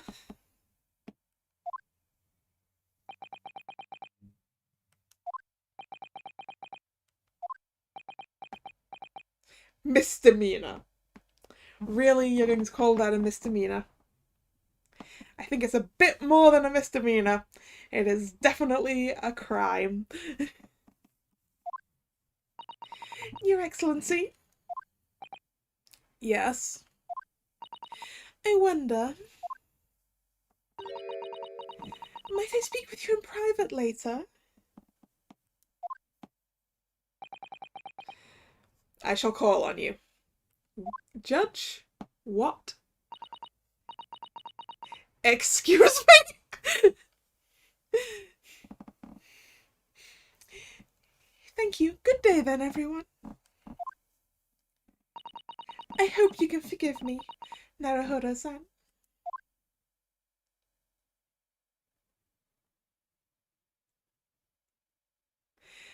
I mean, they wouldn't have been chicks, will they? They'd have been... What are baby swans called? Cygnets.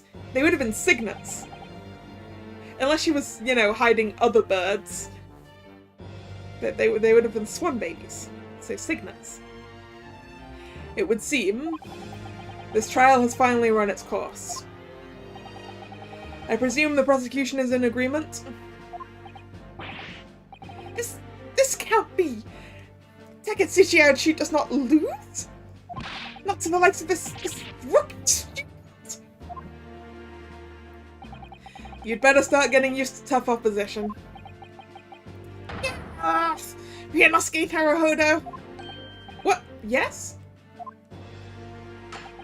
This insult to the Aochi family name, it will never be forgiven! You've become conceited with age, Counsel. But the old have to stand aside and make way for the new. It's the way of the world. May you never forget that. Why are you...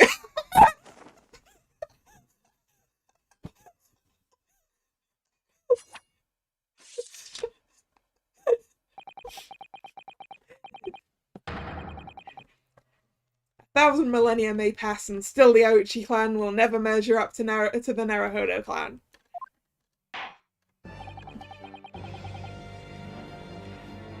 This trial in the Supreme Court of Japan will, I believe, go down in history as the start of a new chapter in our country's judicial system.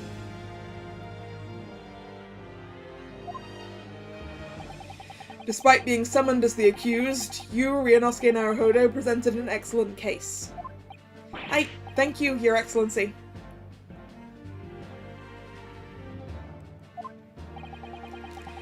The use of evidence and deduction to unravel the truth is a modern methodology. After all, it has only been a few short decades since our country opened its doors to the wider world. But the Western ideas of science are rapidly gaining acceptance here. I feel sure that science will soon bring new methods of investigation and new procedures of justice. A new future of law awaits, but what will it look like I cannot begin to imagine. That is for the young to pursue. Kazumura Sogi. Yes? After this trial, you are set to embark on a journey of discovery to the illustrious British Empire. Learn all you can, absorb everything of the wider world that you are able to. And do not forget, to fulfill the mission imposed upon you.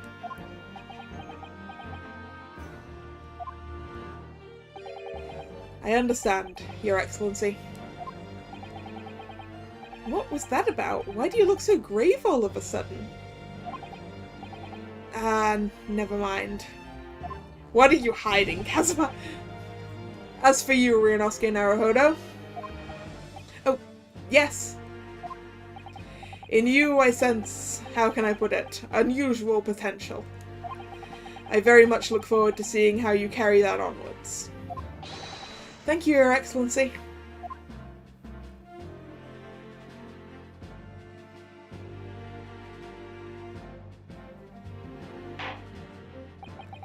It is time to deliver the final verdict. I hereby find the defendant, Ryunosuke Naruhodo, not guilty. Yay! Patchy, patchy, patchy, patchy, patchy, patchy. This really was. And this is the first case? Out of 2 games worth of cases that are in this game? What on earth is going to go on next? This court is now adjourned.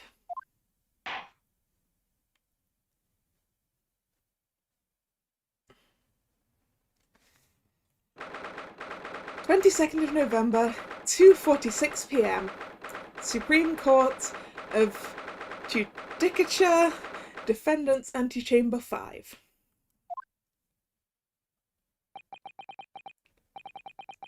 I can't believe it. I can't believe what's happened. I made it! I defended myself and made it through that horrendous trial! Ryunosuke, you finally pulled it off. Congratulations. Well, I couldn't have done it without you. Thank you, Kazuma. No, it was a pleasure to watch you at work. So, you owe me an extra large sukiyaki from the place on Yume University Street, don't forget. I'm gonna have to take a wild guess as to who's saying this. Good afternoon. All your hard work has certainly paid off. No! Wrong one! It was the young girl, it was Susato, it wasn't her dad. So let's redo that. Good afternoon. All your hard work has certainly paid off. Congratulations to both of you for proving Naruhodo-san's innocence. Ah, a trusty judicial assistant. You worked hard for that result too, you know. Oh no, I didn't do anything. Thank you so much. If we hadn't had that research report of Miss Brett's, I don't know how things would have turned out. Your kind words should really be for my father. I was simply doing as he asked. It was his idea for me to go to the university and investigate. Your father? Ah, yes, of course. Forgive me for intruding on court proceedings, Your Excellency. Susato Mikitoba, Judicial Assistant to the Defense.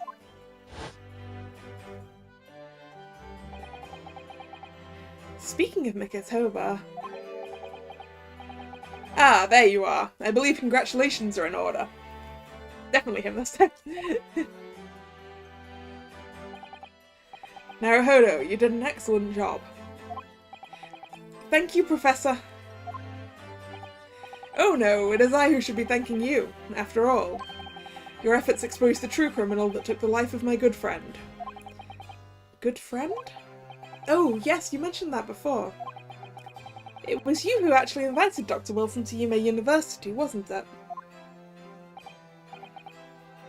Yes, that's right. Professor Mikotoba studied overseas himself. He went to study forensic medicine in Great Britain. Presumably, that's where you met Dr. Wilson? Exactly. In those days, we worked together in the same hospital. Oh, you worked together? I've never heard you mention that before.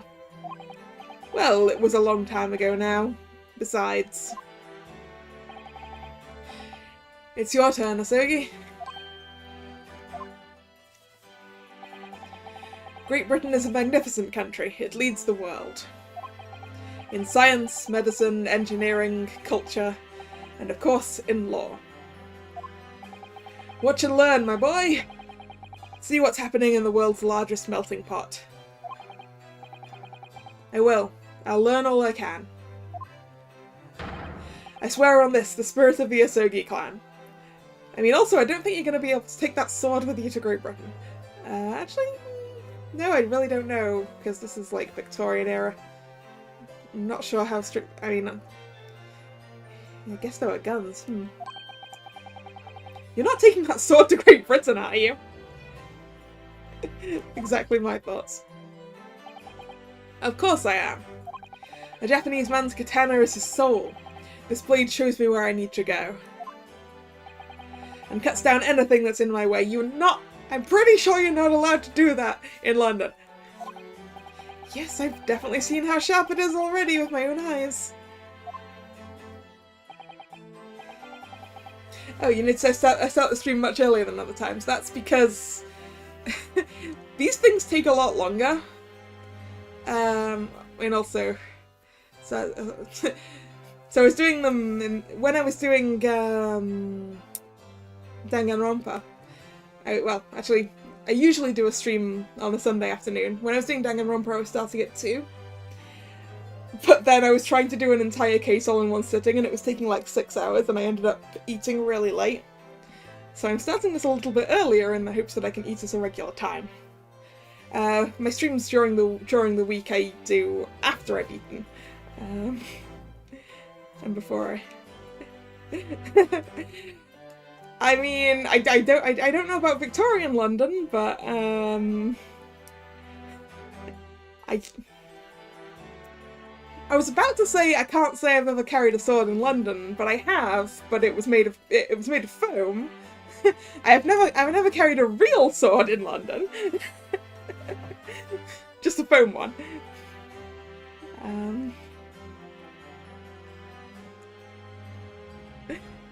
That reminds me, what happened to the woman? The Giselle Brett, I mean. After all, she's guilty of murder. Ah, yes, her. It's not easy to tell you this, but... What do you mean? Surely she's going to face trial herself now. She's the true culprit, after all. She will be leaving Japan in the very near future, for Shanghai. What, the story behind me carrying a foam sword in London? Convention. Cosplay.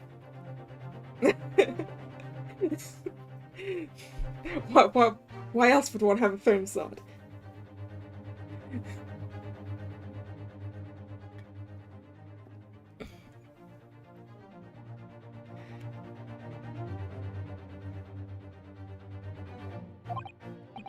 What? Shanghai?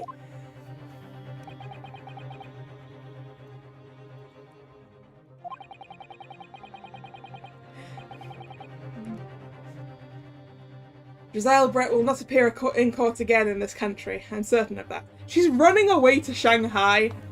Seriously? What? But why not? It's a matter of consular jurisdiction. Ah, this guy. It's a matter of consular jurisdiction. Inspector Hosanaga. Who was I cosplaying as? Do you want me to run a full list of the number of cosplays I've worn with swords that I've taken to a London convention? Asuna from Sword Art Online. We'll go with we'll just list Asuna. I think she was the first cosplay with a sword that I took to London.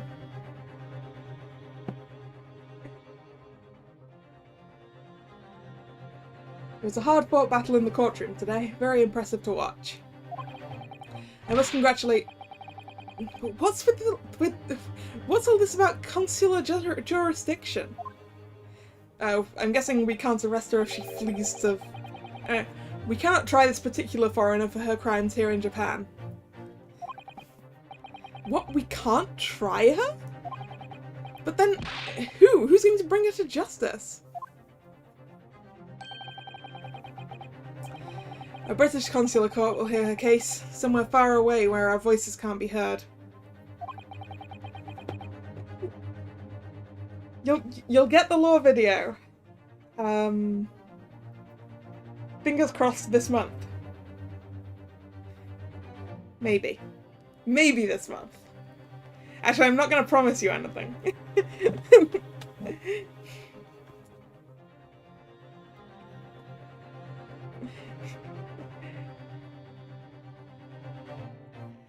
Why a consular court? Professor, I simply don't understand. I thought consular courts were a thing of the past now we've signed the friendship treaty. Yes, in normal circumstances you're right. Then, as long as this is not a serious incident of a highly political nature to our respective governments, they can't invoke a consular court just like that. Oh, can't they? Yes, she's a student, but that doesn't justify our governments making secret agreements about her fate, does it? Am I gonna do you want to do a Q&A? Is that something you guys want?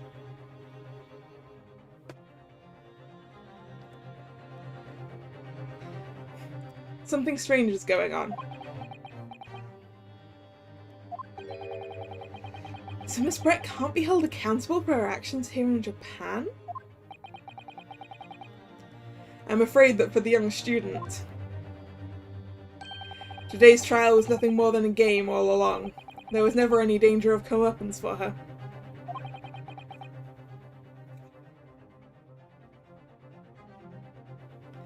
I don't believe it.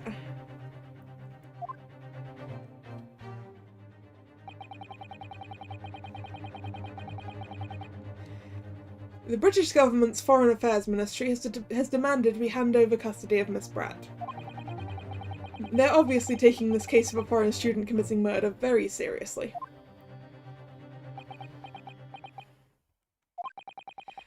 But it's all going to change from now on. We can make it change. This is a time of great turmoil. This new era heralded by the start of the 20th century. Ah, okay, we're the start of the 20th century.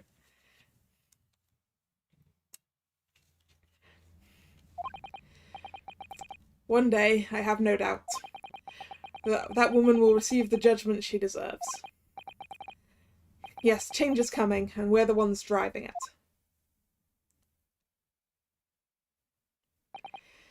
Well, I think that's enough seriousness for now. This evening calls for a celebratory drink. But Professor? You're right, this is no time for gloomy faces. We should be celebrating Ryunosuke's not guilty verdict. Let's start by having some fun.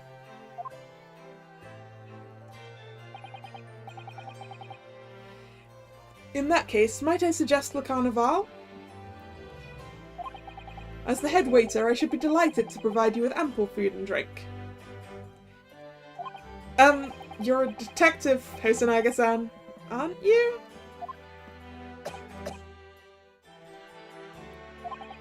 Let's not worry about details for now. To Le Carnaval!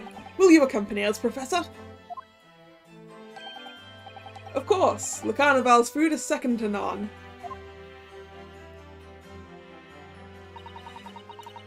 I shall go and attend to the paperwork for Naruhodo-san's release.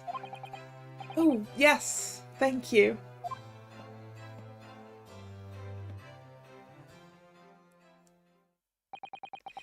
So Giselle Brett won't be tried here. I suppose that means I'll never know. I'll never find out why she killed Dr. Wilson.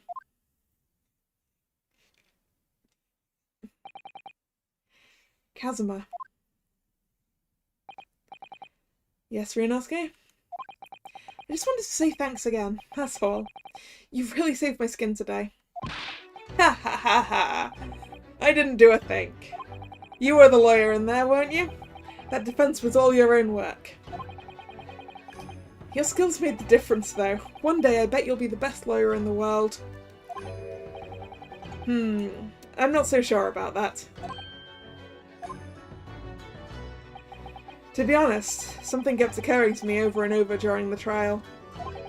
I couldn't help thinking that maybe you're the one destined to be a great lawyer, not me. Well, come on, be serious. If I helped you today, it was only right at the start of the trial. But you have a natural talent for it, for being a defense lawyer, I mean. Oh, no, not me. All that tense verbal combat. I never want to go through that ever again. Well, unfortunately for you, Ryunosuke, you are the protagonist of this game, and therefore you're going to have to do it again. I did what you told me to do, that's all. Because I knew I could trust you. That's the point. Sorry? What do you mean, that's the point? Listen, Ryunosuke. Do you know what the most crucial weapon is that any lawyer needs in order to win?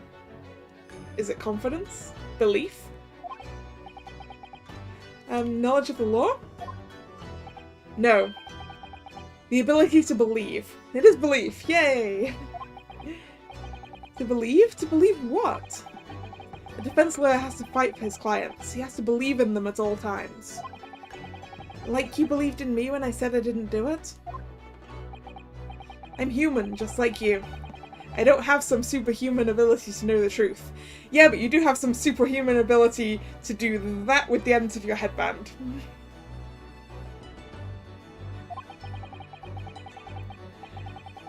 But you made a choice about what... but you have to make a choice about what to believe in and stick to it when you're defending someone. Blaming the other guy for murder, it's always worse. I mean, technically that isn't defense work, is it?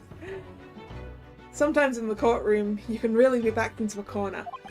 But being able to remain faithful to what you choose to believe in even then, well, that's not something that anyone can do. It takes a special kind of person. Believing in your client. Just look at today's trial. I'm a student lawyer with precious little experience, but you never stopped believing in me. Well, You face seemingly hopeless situations time and again, but you never stopped looking for the truth. And in the end, you found it, through your own efforts, and because you never stopped believing in me. Thanks, Kazuma.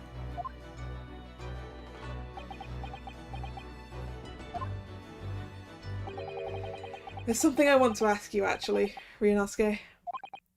Well, it's a favour, really. Something very important to me. It sounds serious. What is... Ah, you're still here, are you? Oh, Inspector Hosonaga. I've arranged some rickshaws for us. Let's go. Thank you. We'll be right there.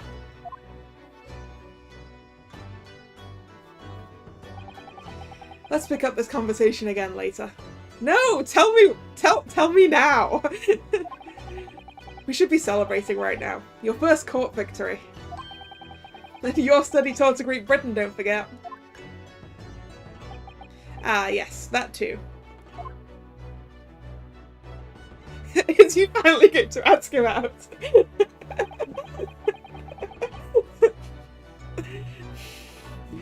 So my very first trial came to an end. Kazuma, Professor Mikotoba, Susato-san, who acted as my assistant, Inspector Hosonaga, who didn't really play much of a part, but still, It was because of the help and support of all these people that I managed to get through that trial. But more importantly, Kazuma hadn't yet managed to ask his favour of me. Little did I realise just how much it would change my life.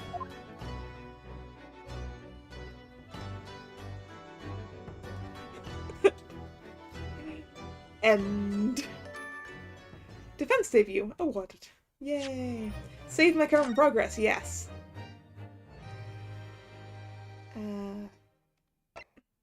Slot 2, because this is stream 2. Ooh. And before we start the next episode, I'm gonna go get another drink. So I will be back here in a minute or two. See you soon.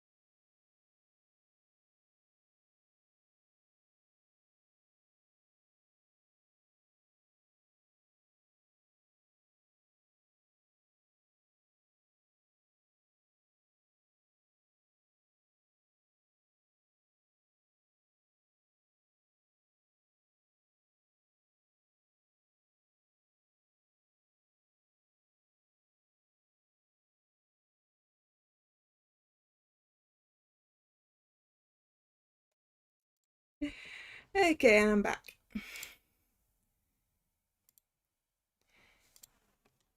So let's get on into it. The case of the unbreakable speckled band. So the adventure of the unbreakable speckled band.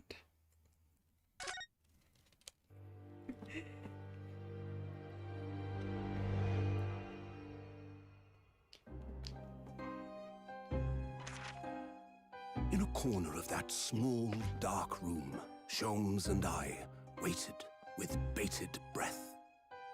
In time, there came from the ventilator a hiss and a soft, almost growl-like sound. Suddenly, Sholmes sprang into action, lashing furiously with his cane at a point in the darkness. "You see it, Wilson?" he yelled, his tense voice reverberating through the air. Sholmes and Wilson, my huh? dark lantern's shutter, and the room slowly came into view. Sholmes was staring intently at one particular corner when he started whispering to me. The victim's most perplexing final words. The speckled band. I believe this is the terrible coil to which you referred, Wilson. In front Oh, of a us snake. was an enormous adder, its fangs bared as it threatened to strike. It truly was the most terrible speckled band I had ever seen.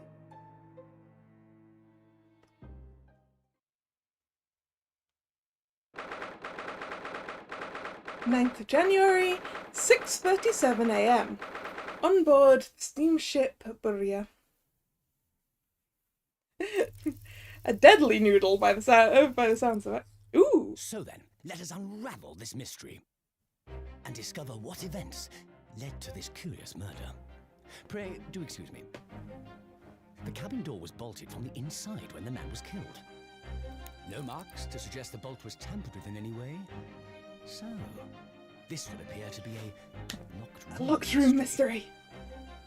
In his final moments, the victim scrawled a message on the floor. Almost certainly with the ink from this upset bottle. A Russian word. So the victim was a Russian man then. And the letters are well formed, suggesting he was compos mentis at the time.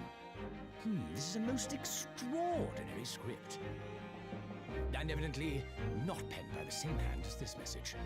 In fact, I deduce it was written by someone of a different nationality.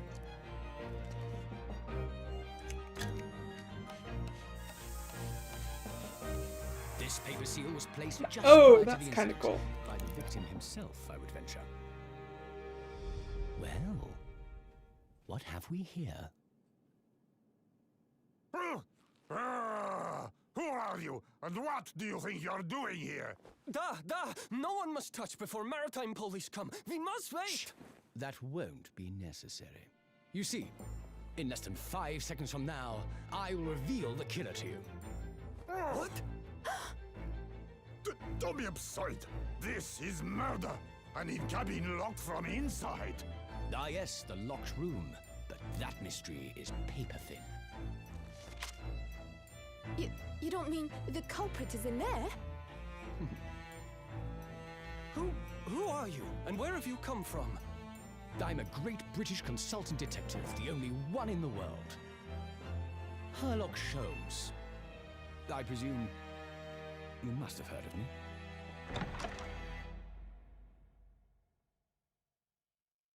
I like how I got the "I presume" in there.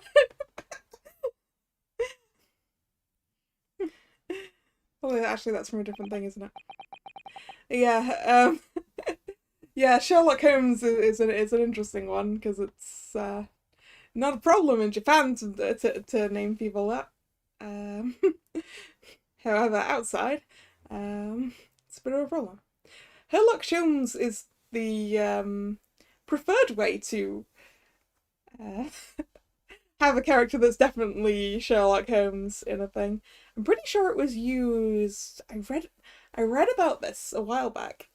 I'm pretty sure it was used in like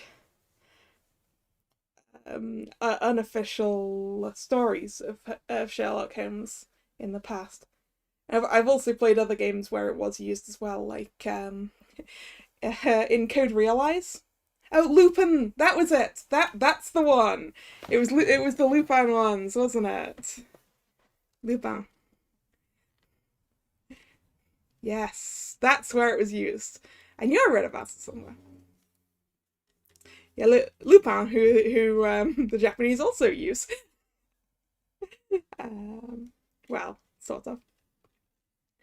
Oh yeah, I've actually been to the I've been to the house where the author of the Lupin novels lived. That was a long time ago though. Yeah, Herlock Sholmes was used in Code Realize as well.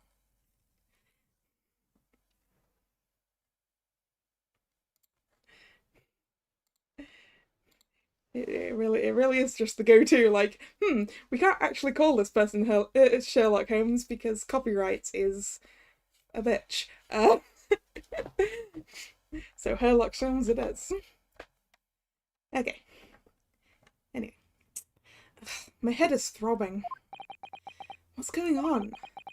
Something's not right here. There's trouble in the air.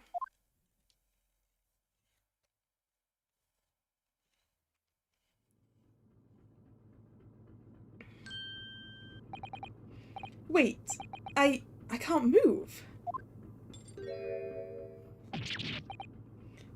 Yeah, what the? Ryunosuke, did you get yourself arrested again? Why am I in handcuffs? So you wake up now, Oh no, wrong way, slightly wrong way. We had to drag you out of the wardrobe. The sailors are supposed to be Russian, right? I strongly apologize for the horrendous Russian accent I'm going to be putting on.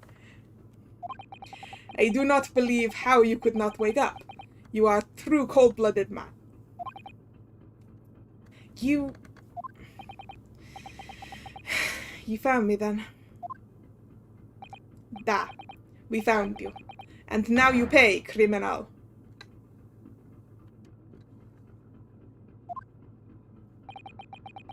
How long are you hiding in that tiny wardrobe, Sorry.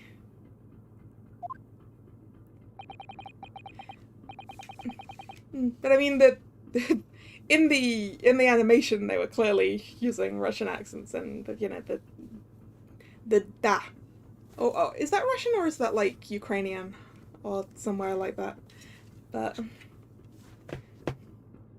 now you have been found. It is time to admit your crimes. Unless you want to find out how cold the ocean is, No, I'll tell you everything.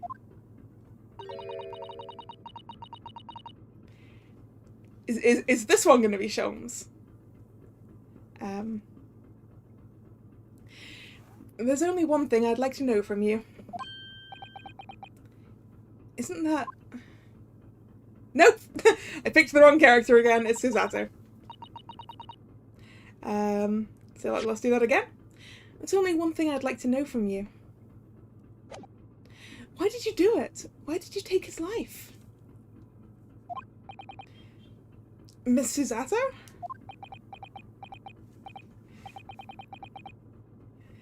Wait, what did you just say? Take his life?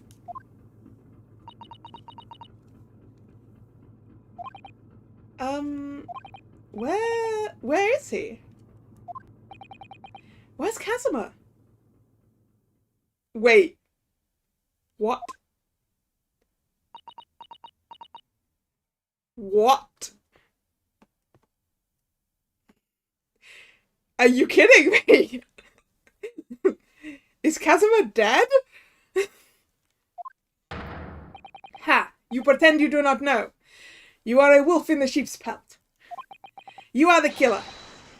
Do not try to make excuses. What? Kazuma-sama's body was discovered not long ago. Here, in this very cabin, that was bolted shut from the inside. His body?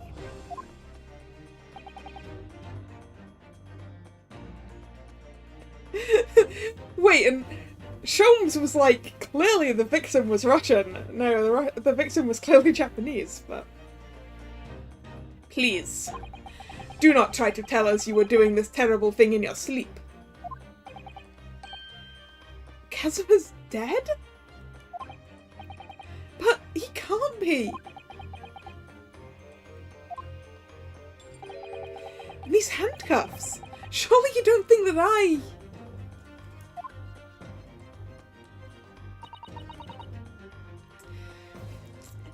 have to know.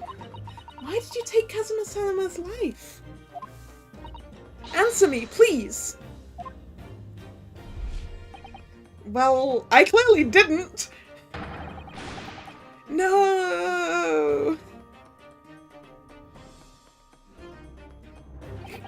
Kazuma, we'll never find out why your headband flowed in the wind, when there was no wind.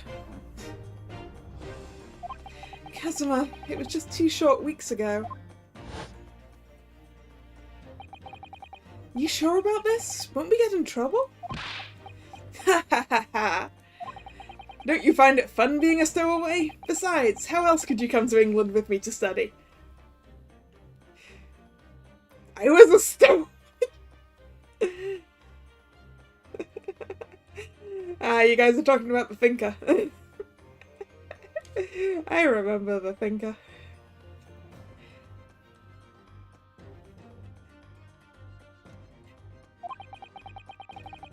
It was really something else when they brought your luggage in here earlier, though. The way that Russian crewman just tossed your travelling case onto the floor, I thought I was going to die. Yes, I still can't quite believe that. I really didn't think you'd be able to fit inside my trunk. Where did Kazuma put all his stuff then? You must be even less of a man than you look. Hey! Honestly, I thought I'd broken every bone in my body. Well, it's about 50 days until we dock in Great Britain. But if you confine yourself to my cabin here, I don't expect anyone will discover you. Is this the favour he wanted to ask? Will you come to Great Britain with me, but you're going to have to stow away in my cabin? Because... I don't know. I hope not. I get the feeling those Russians wouldn't be very forgiving of a stowaway. They're a sturdy bunch, that's for sure. What I want to know is, why do we need to keep it a secret from the young lady? From our faithful judicial assistant Mikotoba, you mean? From your close friend, more to the point. Surely we could confide in her, couldn't we? That's one way to get hitched. Ah, I see, we're eloping. Eloping to Great Britain.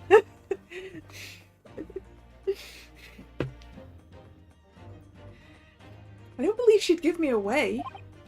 No, but if she knew what we'd done, that would make her guilty by association.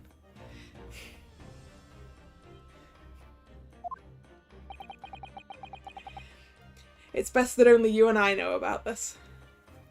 Hey, do you think we'll get Kazuma's headband after this? I kind of wanna go, no, Kazuma! And take his headband and tie it around my own head. And if anyone gets the reference I'm going for there, then good, because I didn't do it very well. It's best that only you and I know about this. I suppose so. Anyway, it's about time the steward was supposed to come and clean the cabin.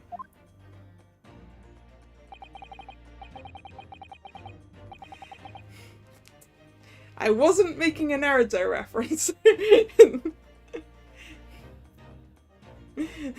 So don't believe it. It was a JoJo reference. I'll just say that. I'll just tell you. It was a JoJo reference.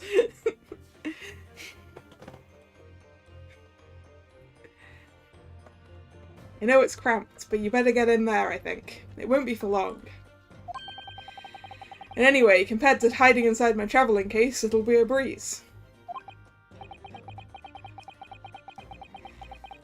Yes, but what if the steward decides to open the wardrobe for some reason? Then I'd be in for it. Stop worrying. I tell you what, why don't you write "keep out" or something on this piece of paper? I mean, Fire, I just told you it was a JoJo reference. And I'm not going to specify more about it or what it was in case people haven't watched Part 2. Or read. Part 2 was incidentally my favourite JoJo part.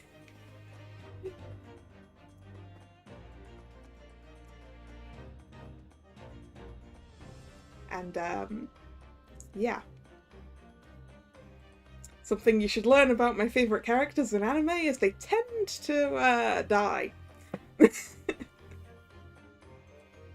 So... What?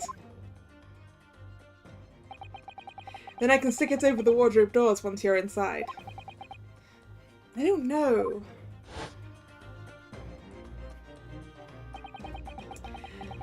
We've only been at sea for about 15 days. How can this have happened?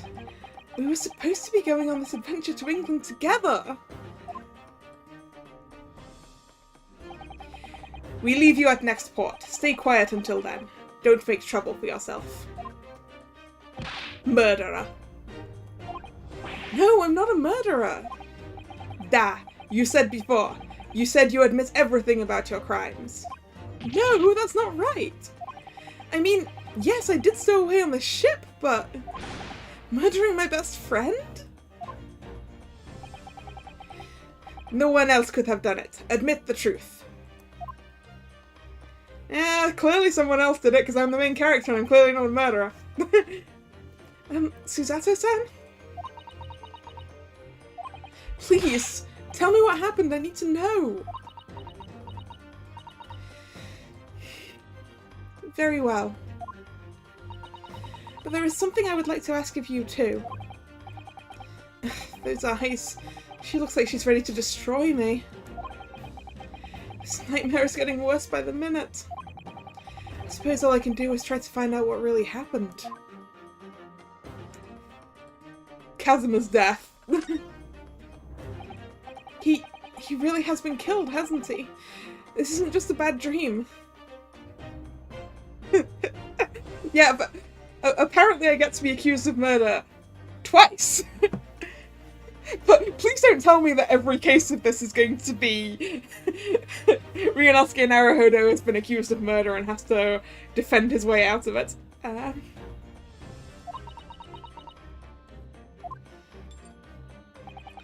these handcuffs?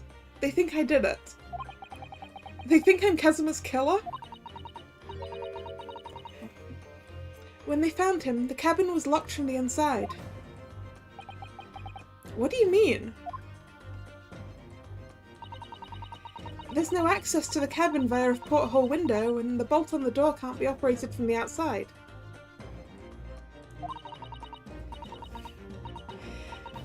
In other words, after the crime, the culprit couldn't have escaped these four walls. What?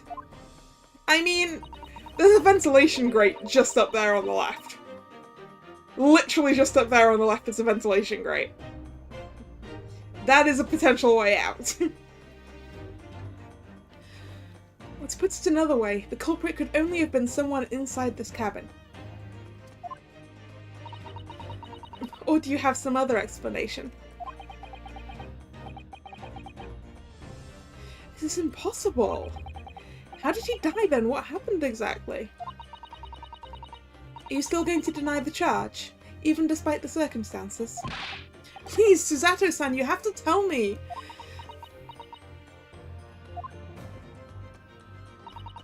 The cause of death is still undetermined.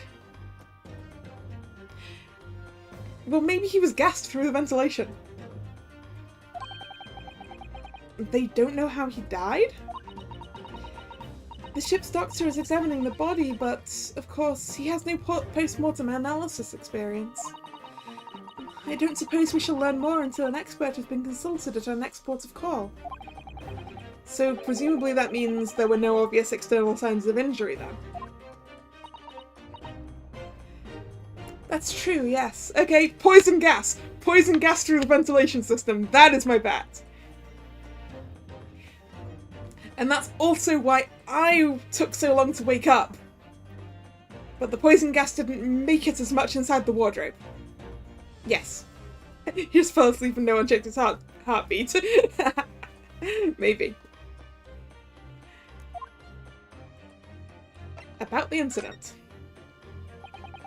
Can't anyone tell me what actually happened here in this cabin? I don't understand it. Why would anyone want to kill Kazuma? Presumably this is something you know the answer to better than anyone. Please. Whatever you say, you were here in the cabin after all. Well, yes I was, but...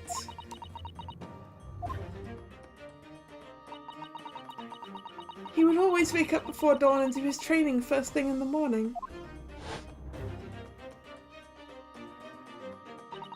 I was waiting outside his cabin, as I have every day so far on this voyage.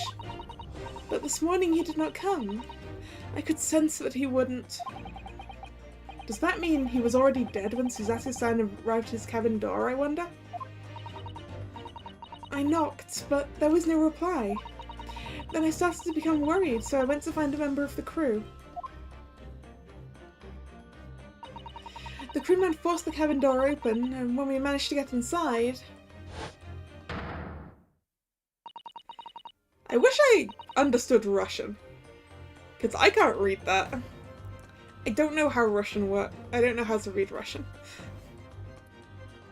There was Kazuma-sama, collapsed on the floor.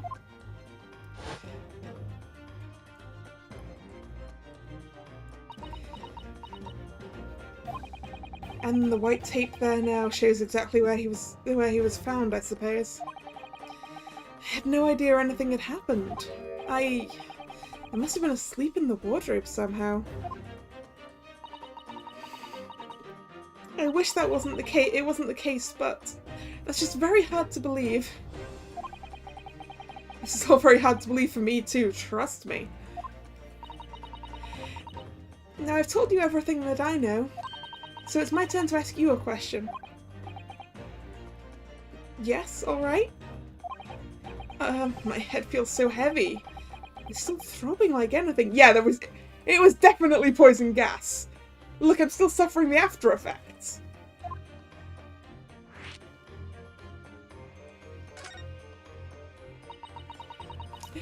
Why are you even on board this ship now, Hodo-san? You said something before about being a stowaway, didn't you? Oh, yes. I'm afraid that's true. It's 2 weeks since we left Japan now, and I've been shut up in this cabin the whole time. Sorry, the entire time. His man he was eloping with died, give him a moment. Yeah, right? Right? I had no idea. But how could you have occupied Kazuma-sama's cabin for so long without him noticing?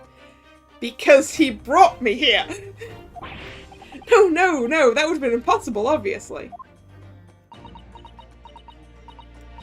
Yes, of course. Kazuma invited me. He wanted us to go to England together. He actually asked you? But why? I'm afraid I don't really know the reason myself. I don't understand. Kazuma, why do you want this? What's the real reason?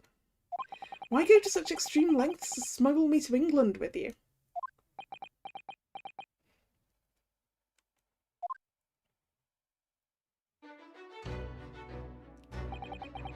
It's an idea that's been on my mind ever since the end of that incredible trial. I think I told you then, didn't I? That you ought to become a lawyer yourself.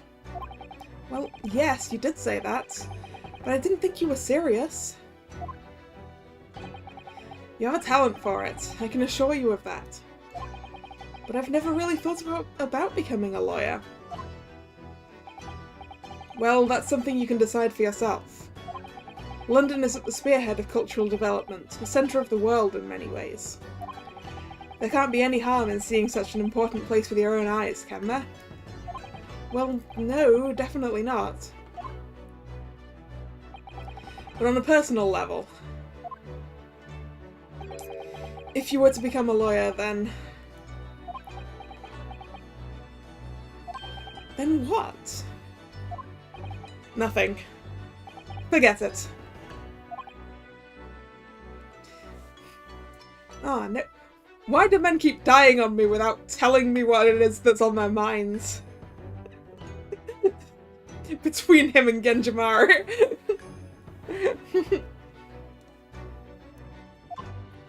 Like, tell me things and Kazuma-sama he was always saying the same thing. That he wanted to change the Japanese legal system. Perhaps he thought that he could do that with you. Yes, maybe. Something's still bothering me a little. The look in his eyes then. It was darker than I've ever seen it before. That's true, he said some words and not just us. Susato-san? I'm sorry that we kept it a secret from you. My stowing away on the ship, I mean.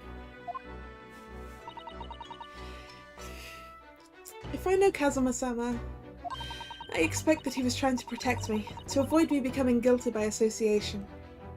That's exactly right, yes. Word perfect, in fact. Last night. If you're not the culprit, then tell me. What happened last night here in this cabin? Well, the thing is, I don't really remember. Kazuma brought me something to eat, just like he always did. And then I got myself into that wardrobe over there, just like I always did. After that, I fell asleep? Well, yes. So deeply that you didn't even stir when Kazuma-sama was killed? Well, yes.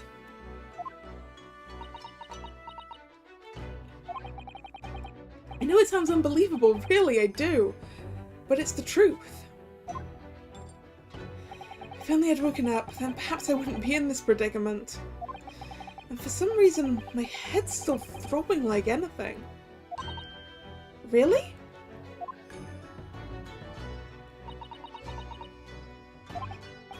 Is something wrong?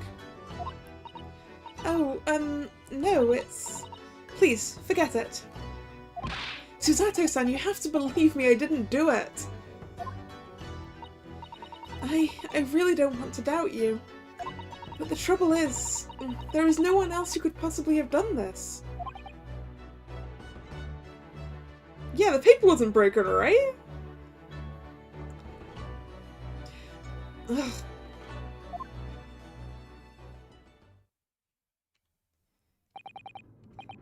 Kazuma, I still don't understand why. Why did this have to happen? I can't take this. Don't try to go anywhere. You're the perpetrator of this crime. You can't leave. I can't allow that to happen. I'm sorry.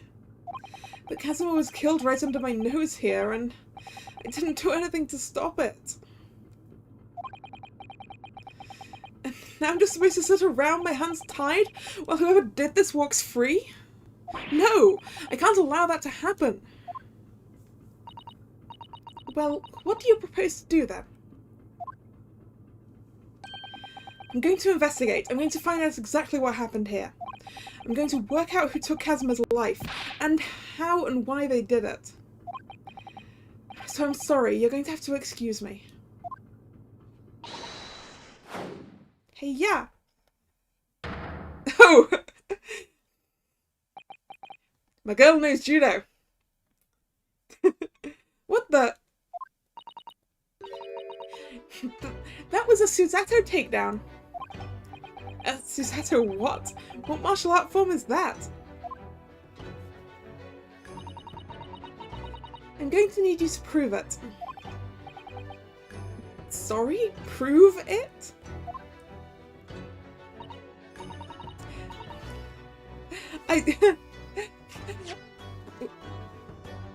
Whoops, accident. That was an accident.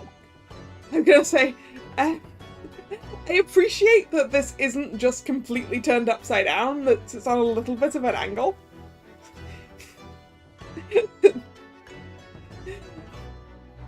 It really shows off how much...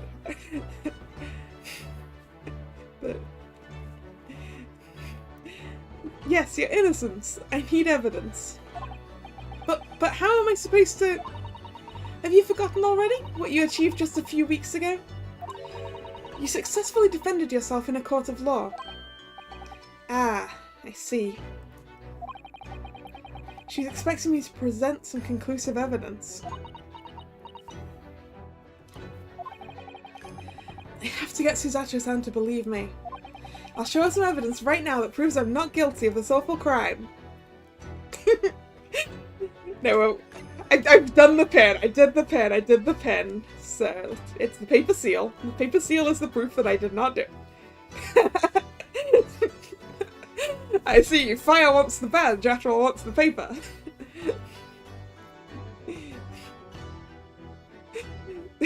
Okay. But, yeah. I kind of want to see her mad at me. Yes! Alright then, how about this? You can't trick me with something irrelevant like that. Oh. I'd better try and come up with something more convincing.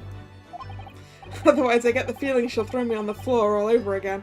You're still on the floor! You haven't even got up! She can't throw you on the floor if you're already on the floor!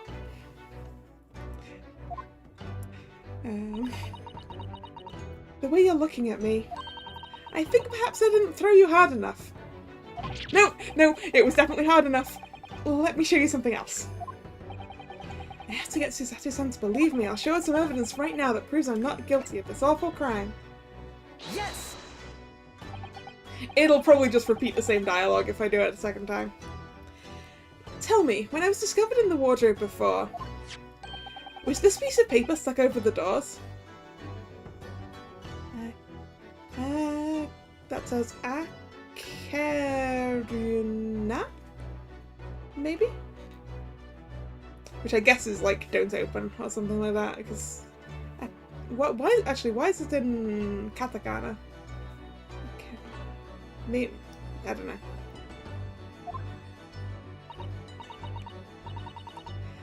Oh, yes, it was. I remember clearly. I thought so. Kazuma always puts it in place whenever I went to sleep in there. Just in case the cabin steward or another crew member decided to look inside. So naturally he did the same last night as well. Ah! Yes, of course! The gentleman who discovered you peeled that sign from the wardrobe doors before he opened them. But if I were truly the culprit, I couldn't have climbed back inside the wardrobe and stuck this on the outside of the doors on my own. See? It's a locked room mystery inside of a locked room mystery. Well, it's a locked room inside of a locked room. See? I was in another locked room inside of the locked room. Yes, that's quite true. In other words, it's impossible that I killed Kazuma.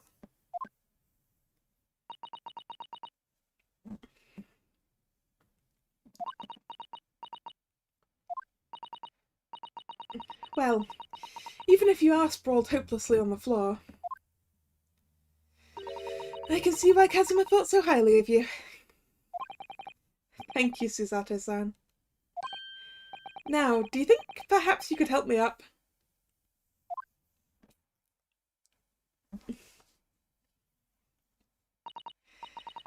Well, in the light of that evidence, I don't see any reason why I should stop you from investigating in here, at least. Thank you. So you finally believe me? I don't think she's going to go that far. I'm sorry, no. What? I'm not sure yet. I can't rule out the possibility that you used some kind of conjuring trick to put the sign back in position. No, Kazuma's the one with magic! We established this. He has wind magic. What does she think I am? A magician? For now, I suggest you investigate as thoroughly as possible in here. I'll do the same. Alright, let's get to work, Susato-san. Please don't misunderstand me. I still have my doubts. Oh. I shall be watching you to make sure you do nothing that might disturb the crime scene. Yeah, use not. Yeah, but the problem was that the door was locked when they came to investigate. Can you use knock to relock a door afterwards? From the outside, is that even possible? Ah, mage hand. Yeah. I wouldn't want you using your conjuring tricks to destroy evidence, for example. Right. What do you take me for? Some conjurer of cheap tricks? Well, anyway, I should make a start of investigating in here. Examine everything I can. Kazuma, I swear. I will avenge your death.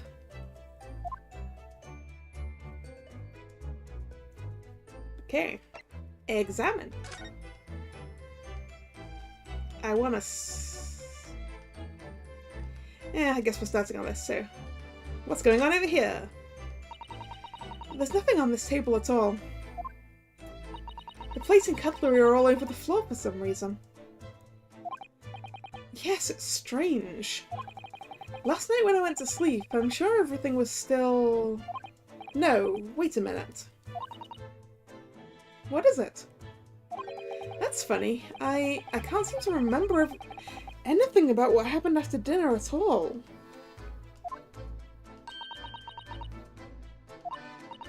So then perhaps you are responsible for what happened to Kazuma-sama. No.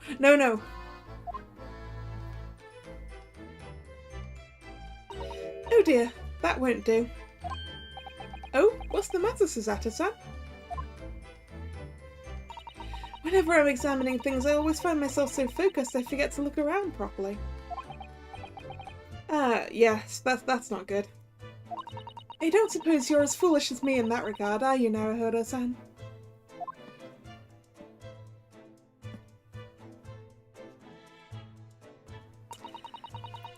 I'm sure you're careful to look around using the D-pad, aren't you?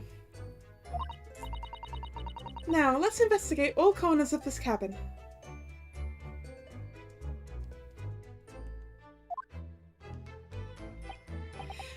Yes, let's do that. I suppose my field of vision has been rather small until now.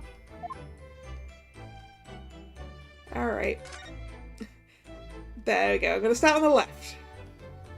The bed! It's some 2 weeks since we set sail from Japan. Have you really been living in that wardrobe the entire time, Naruhodo-san? I think living isn't quite the right description. Oh, no, I suppose not. Although it must have been rather exciting making this voyage in your own secret hideout. All men love secret hideouts, right?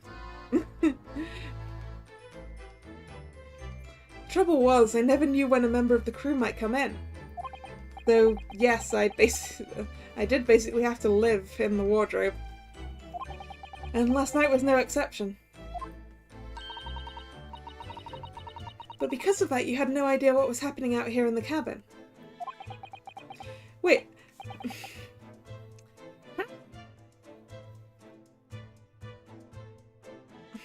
how would it be the case that you wouldn't know when a member of the crew would come into the cabin when there's a lock on the inside of the door that's clearly a deadbolt type of lock and not something you can unlock with a key from the outside?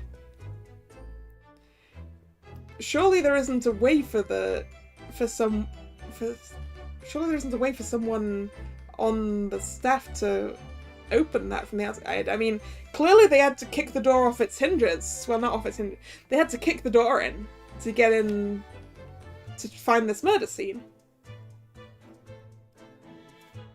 Which you can tell because the bit it slides into is a little bit destroyed. So surely it would have been safe to just be in the cabin. Although, actually, no, maybe when Kazuma was out... If Kazuma was outside of the cabin, I guess the door would be unlocked. And therefore you wouldn't be sure. Anyway. That aside. No, sadly not.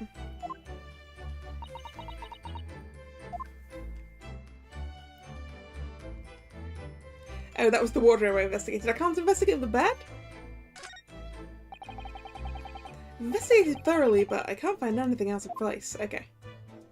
What's this? This is... Yes, it's a bell cord contraption, I think. What do you mean, contraption? I read about it in a book I was studying that talks about life in Great Britain. Large households often have bell cords like this, which you can pull to ring a bell to summon servants. Really? That sounds almost magical.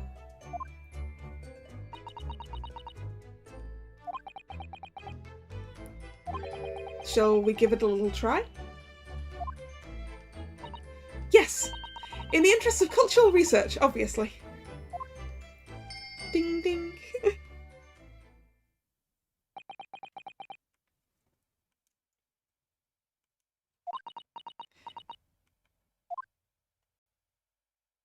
I suppose nobody comes for lowly Japanese people.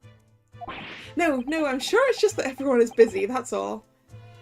Yeah, I mean, also it'll take a while for someone to come, right? Okay, this vent! This vent! I think that's some kind of opening for a ventilator.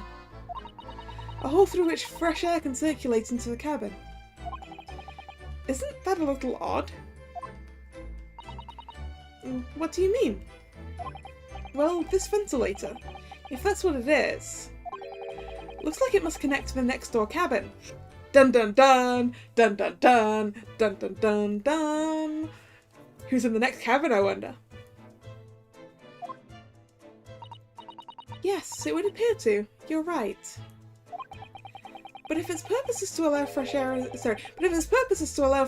the room, surely it should be connected to outside. That's true. Perhaps it's so that rain and spray doesn't find their way in when the seas are rough, or something like that. Suppose. Maybe that's it. It's ventilation system literally connected to the next room. You just need to pump a toxin through here and it'll kill anyone in this room, right? Okay. This is where dear Kazuma-sama would have sat whenever he was writing. London Diary. Poor Kazuma, he didn't even make it to his destination. It looks as though the last entry is incomplete. Which means what? He was in the middle of writing it when the incident happened? Let's see what it says. It could be a valuable clue. Hey-ya! Why am I on my back again? Let me read the diary, Susato-san! Let's answer the question. What? Kazuma-sama may have departed this world, but you must not read his private thoughts. But I want to read his private thoughts. They're probably important. But what if it's something important, something relevant to the case?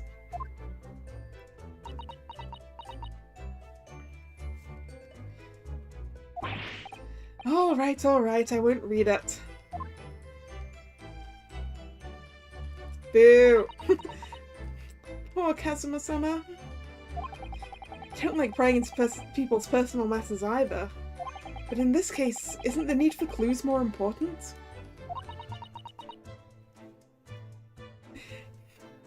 I get the feeling that the answer to that question is she's going to throw us on the ground a lot. Maybe we should be keeping a count. You know what? We're gonna keep a count. That's what we're gonna do. We're gonna keep a count.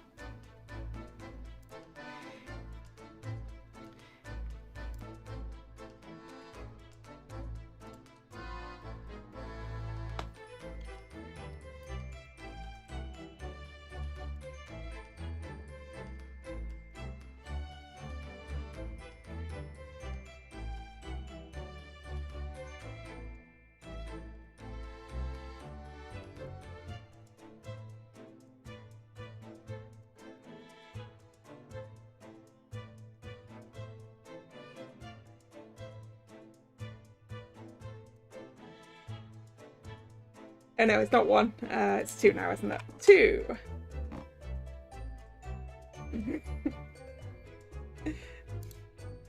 There we go, I made a counter.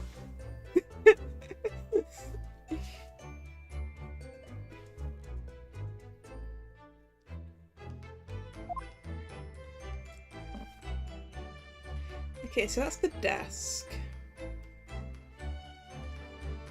The trunk? Let's check the trunk.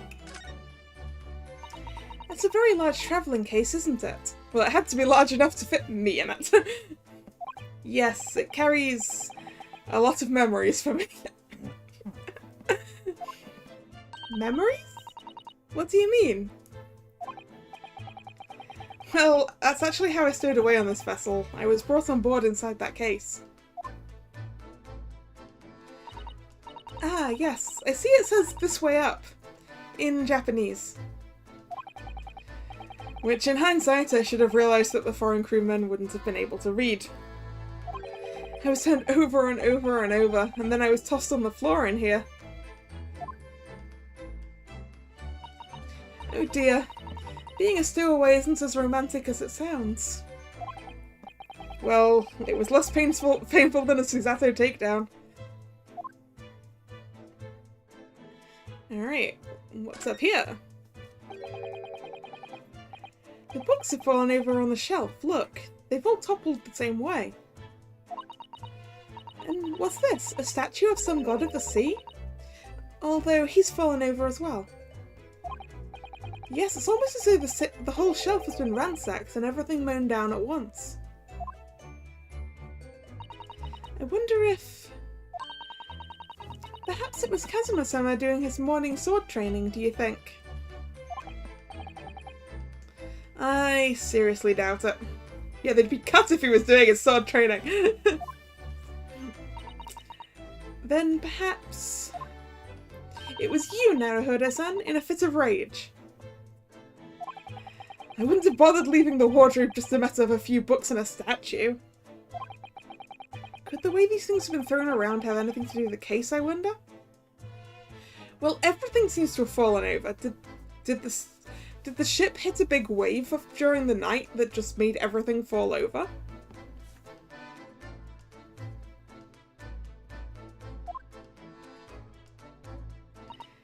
Well, I'll just set everything straight again. I don't like to see a mess. Hey, that's interfering with the crime scene.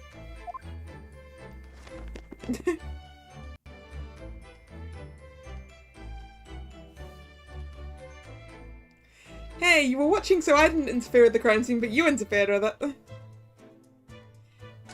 This must be fire escape instructions. No? These are the rules of passage for travel aboard the SS Buria. Essentially a list of requests from the captain to all the passengers on board. Passengers must not keep weapons or other dangerous objects in their cabins. So, not only was Kazuma breaking the rules by bringing me on board. He was also breaking the rules by having us katana.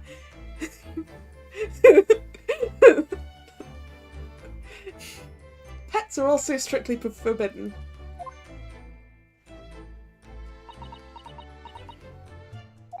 What? Why are you staring at me? Are you considering me a pet? Oh, sorry. I was just thinking.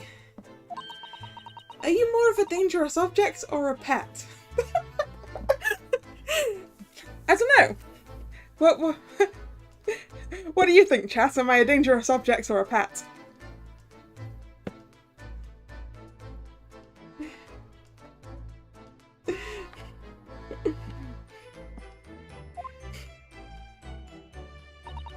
I can't decide.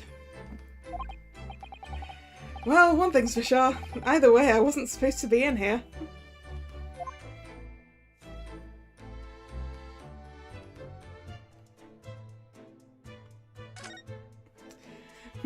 I know this. I want to check if this bit lasts.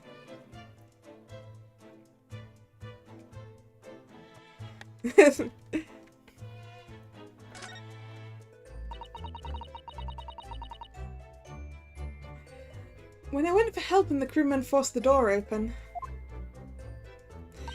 this bolt had been firmly closed. It's quite a small bolt and not particularly sturdy, and it just slides across to secure the door shut. Still, with the door bolted, there would have been no way to get in or out of the cabin, that's for sure.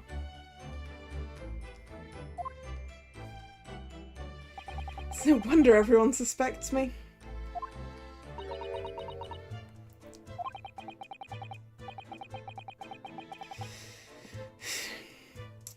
When she glares at me like that, I feel tense up and down my spine.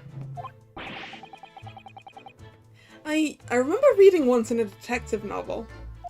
The culprit used a needle and thread to draw a bolt across from outside the room in a situation like this. Yes, that's a clever trick, isn't it? I'm an avid reader of detective stories myself. But the door of this cabin and its frame are made of metal, and they seal together perfectly. There would be no possibility of using that needle and thread trick here, I'm afraid.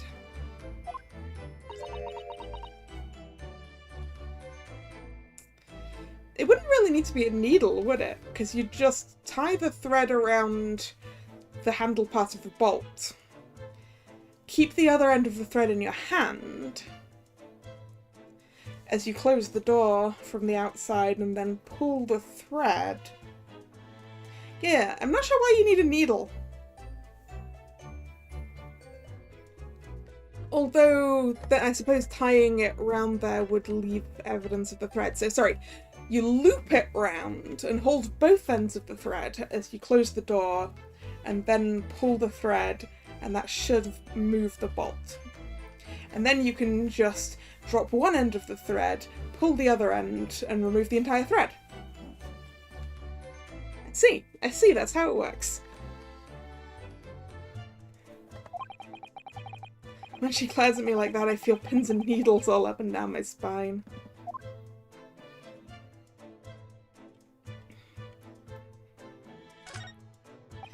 Perhaps I should see what this Russian crewman makes at the scene of the crime. Excuse me? What? I was wondering how it's going, the investigation, I mean.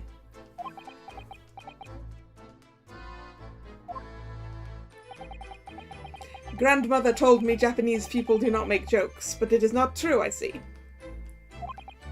Sorry? The criminal asking the investigator for information about his crime. Very funny. Oh, it wasn't supposed to be a joke. He doesn't appear to be laughing either. He's convinced you're guilty. He might have useful information though. I have to keep trying. So, last night, did you notice anything out of the ordinary at all? Niet! Of course not. Now go back to corner of room and make silent. I say no more to you.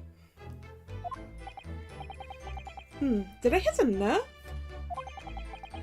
Just for a minute there, he seemed a little flustered.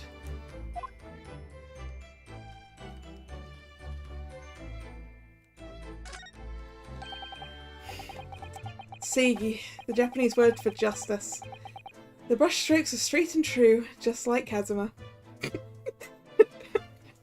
I can't help laughing at that because we've been implying that he's a little bit less than straight. Not less. He's not less is the wrong one. We've been implying that he's not straight at all.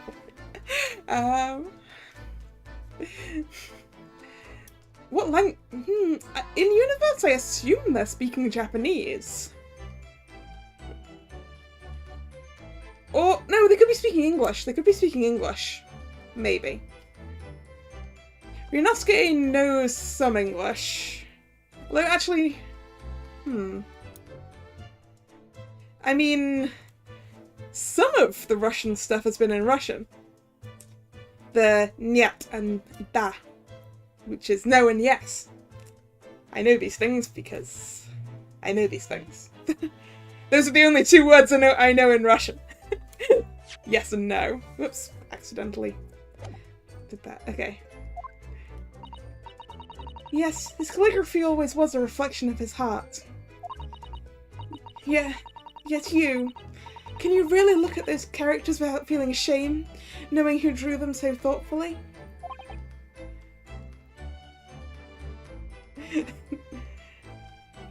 Of course I can. I mean, I'm innocent, so why shouldn't I be able to? Even though you stowed away on the ship, it was Kazuma's idea! It was Kazuma's idea for me to stow away! Susato-san, believe me! Oh yeah, English is the fancy writing. So, I mean, the game, I'm guessing the assumption is... I don't know, in anime they tend to suspiciously speak in Japanese sometimes when it's English that they want you to be able to understand, right? I don't know. Are you going to bring that up, are you? I can't win. Okay, now let's look at this. That's my dinner from last night. A roast chicken. It was really tasty. That doesn't look like the remains of a roast chicken to me at all. Yes, it was very delicious, wasn't it? But did you eat it on the floor here? I'm not a dog, Susato-san. I ate at the table, of course. Which begs the question of when and how the plate ended up on the floor.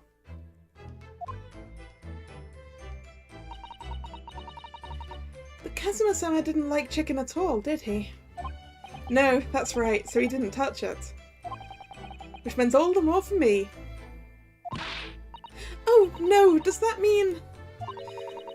Poor Kazuma-sama spent his last night on this earth with an empty belly? It's just too horrible. Now I suddenly have a guilty conscience and an achy stomach.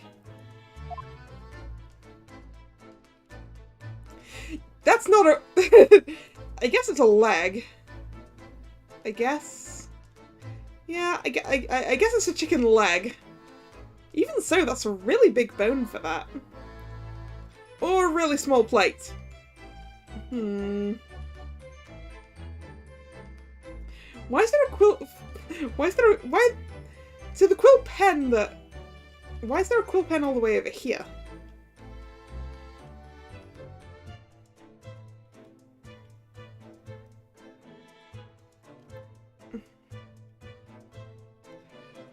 It's a weird chicken bone in general. Alright, let's see... This! That might be a bloodstain. What do you think this is? It looks like a broken piece of glassware. Whatever the thing was, it seems to have broken clean in two. The glass is such a beautiful colour. It looks like a cute little Netsuke fastener from a kimono outfit. I'm not sure that sounds like Kazuma. He wouldn't have secretly carried a cute little trinket around, like this around with him, would he?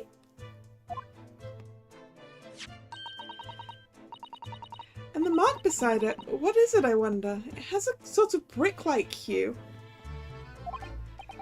Yes, you're right. It is the colour of brick, isn't it? Even though I don't see anything of the same colour anywhere else in this cabin.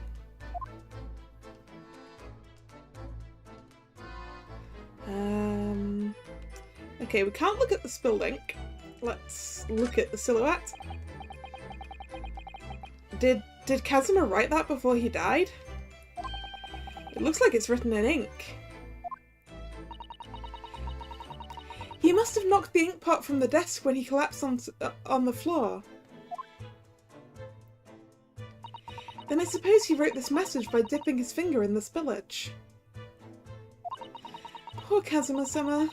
No doubt he was in terrible pain. It's almost unbearable to imagine it.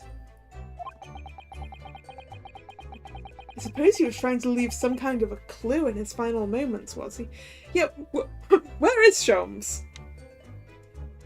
Is he investigating something else elsewhere? But what could he possibly be investigating when it's a locked room mystery? I'm sorry, partner, but I can't read your writing. I don't think that's Japanese, Naruhodo-san. What? Then what language is it? It pains me to admit it, but I don't know. It's not a foreign script I'm familiar with. What does it mean, I wonder?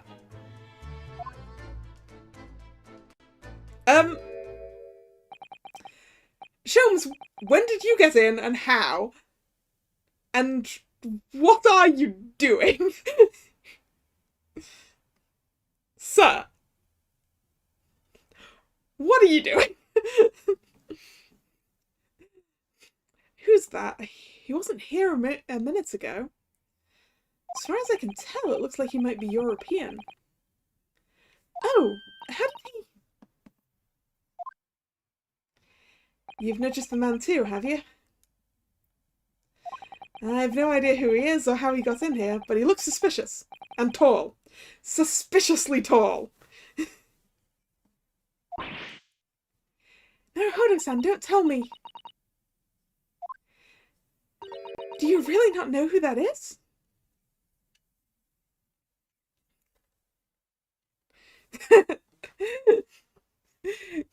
Because we're having a mental breakdown.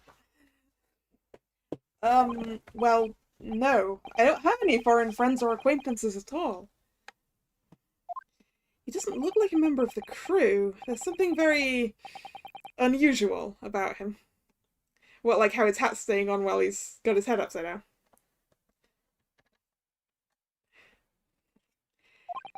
And is he investigating Kazuma's desk, or is he just playing on it? I can't tell. Well, in that case, we simply must talk with him. Am I just imagining it, or does Susato-san look almost uncontrollably excited? By the way, I expect that you've noticed already, but just in case, if you press A on people while they're in the crosshairs, you can converse with them. Alright then, I'll get that suspiciously tall gentleman in my sights and see what he has to say for himself. Oh, please do! Examine Sholmes's butt.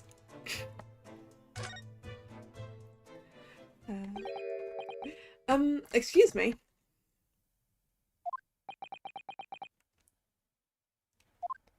Excuse me, do you have a moment?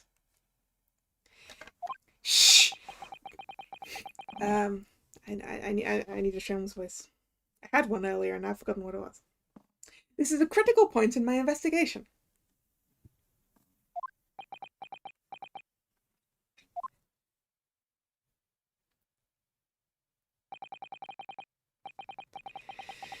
Maybe I should leave him alone. He seems a little unfriendly. Yes, perhaps that would be for the best. Greetings! I hope I haven't kept you long. Ah! What exactly were you doing on Kazuma's desk just now?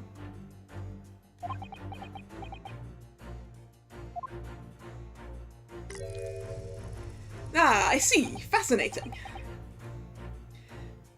Sorry? What do you see? It feels like he's looking right through me. Oh, yes. Everything is clear now. The train of reasoning has run its course. My deductions have crystallized. You have been in Afghanistan, I perceive. Just recently returned, if I'm not mistaken.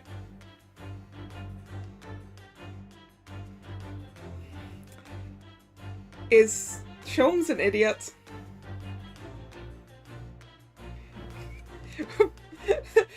How are we determining what's weird though? Sorry? What?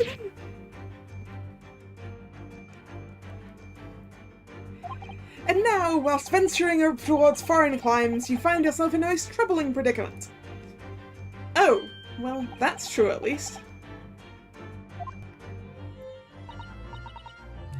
But how? How the deuce did I know that, perhaps? It was really a most elementary deduction, hardly worth explaining.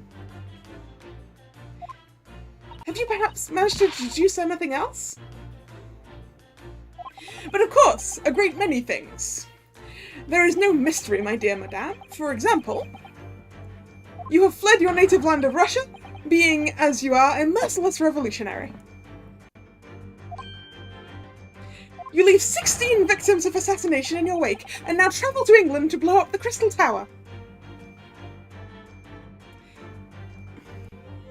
I have a question. What's the Crystal Tower? Because that's not a thing. I do think... Dear Sholmes, you mean the Crystal Palace.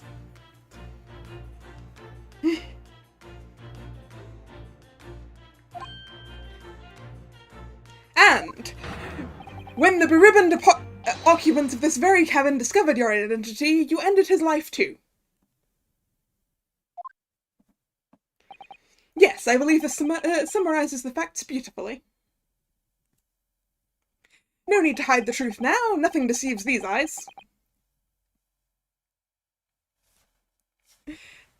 Yes, the Crystal Palace was, I believe, a structure created for... I think it was one of the World's Fairs?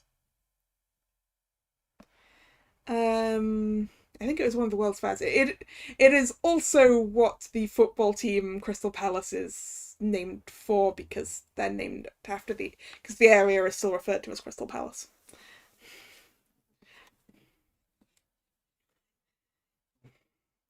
I think. Don't ask me too much about that. I'm not that good on stuff in London, really.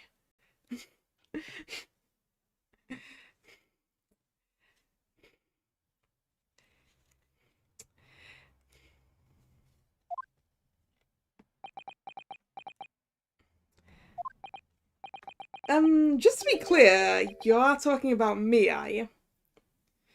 Also, yeah, what language are we talking in at the moment? Certainly I am. Do you see another in this cabin who fits the bill? A Russian assassin with 16 victims to his name? Well, there was one Russian in this cabin, and it was the guy by the door. I am not a Russian. I don't even see one person who fits the bill. Oh, the iguanodon. with the thumb bone on their nose. Yeah. Ah. Good old iguanodon.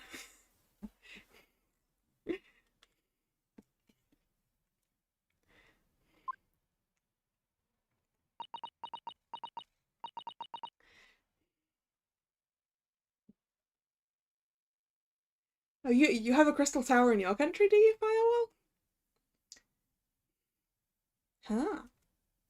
Yeah, I'm pretty sure that since he was referring to England, he probably meant the Crystal Palace. That is contemporary with this story, I'm pretty sure, in terms of timing, so it's true. It was you that did this to Kazuma-sama. You're getting that from what, Susato? His wild accusations. What? And you're plotting a revolution, too. It's shameful behaviour, Naruhodo-san. Absolutely wicked. No, listen, there's no way Hey-ya! Increase the counter, increase the counter.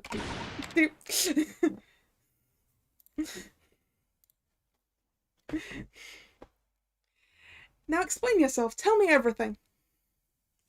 This is ridiculous.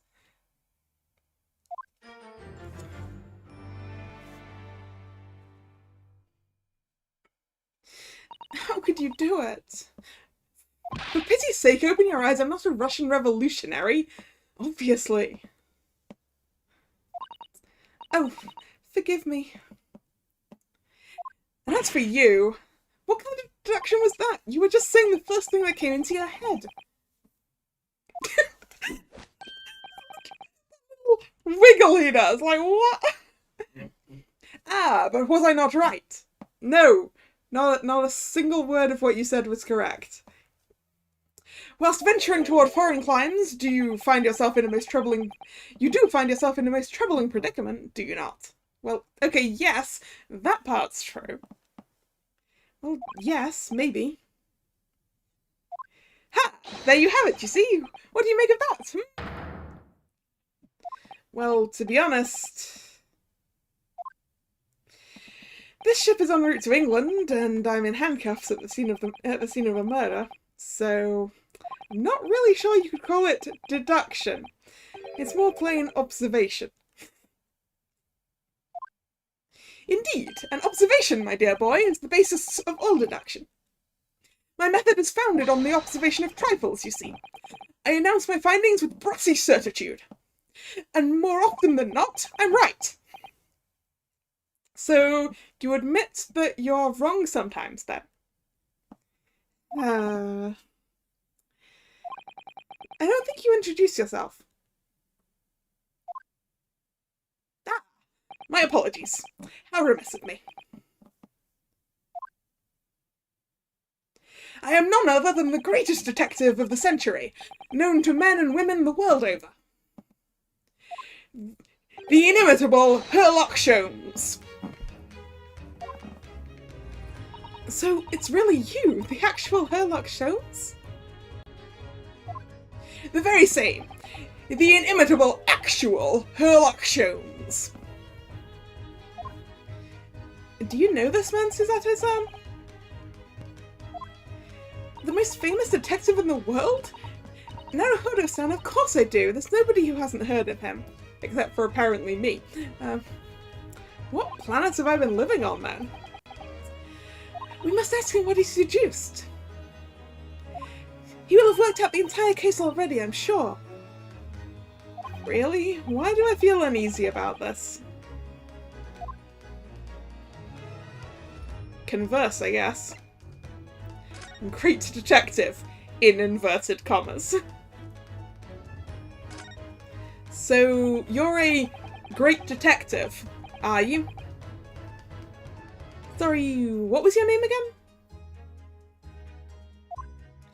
Indeed, I am none other than the one and only Sherlock Holmes.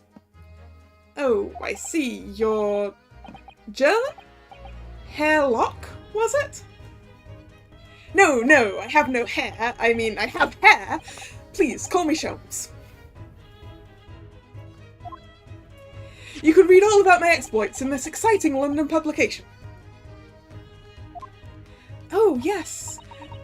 Rance magazine, full of wonderful short stories and interest articles from Great Britain. I never miss an issue. I have it sent from England especially. Ah, yes, here it is. The Adventures of Sherlock Holmes. So, you're the protagonist in a series of short stories, then? Indeed I am! And you've read so many of your own stories, you've started to think you really are a detective? Make no mistake, I'm not the poor deluded fellow you take me for. Your inference is backward. Backward?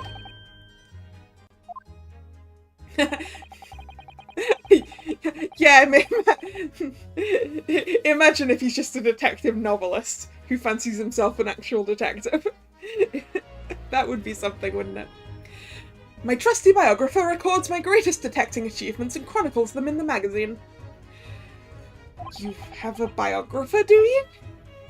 Doesn't everyone? Mine goes by the name of Dr. Wilson, presently keeping shop in London. I assume Dr. Wilson is the name that we're using for Dr. Watson. I guess they couldn't use Dr. Watson either then, huh?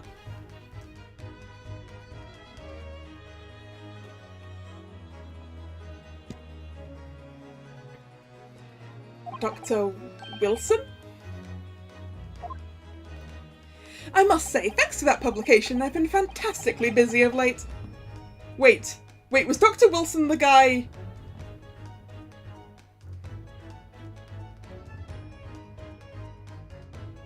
Wait.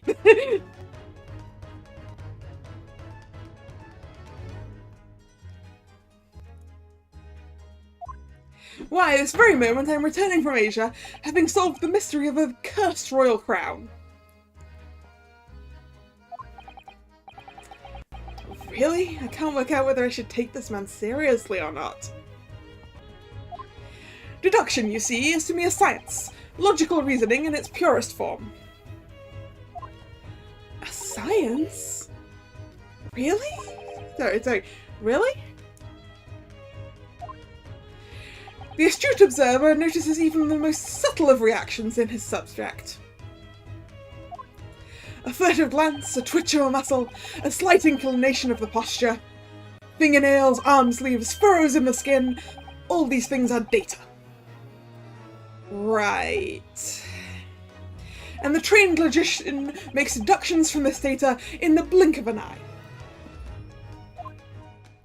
The ultimate conclusion is, without fail, the truth. As I demonstrated only a few short moments ago. How can he look me in the eye and claim that?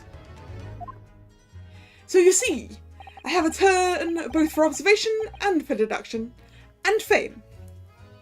That is what makes me the one and only Sherlock Holmes.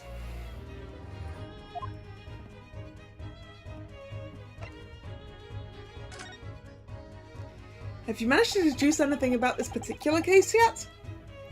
Have I managed to deduce anything? My dear fellow. You suppose discovered the culprit in his most cunning hiding place. That's right. It was none other than the great detective before you now, Mr. Sherlock Holmes. Does he realize he's talking to this culprit? Ah, I see. In other words, I'm in these now because of him. When I became anxious about Kazuma-sama this morning, I summoned all of the crew members to force the cabin door open. And I concealed myself among their number, gaining entry to the scene of the crime. Yes! Luckily for everyone, the great detective Sherlock Holmes was on board. And the handcuffs seem to be an excellent fit, Mr. Naruhodo.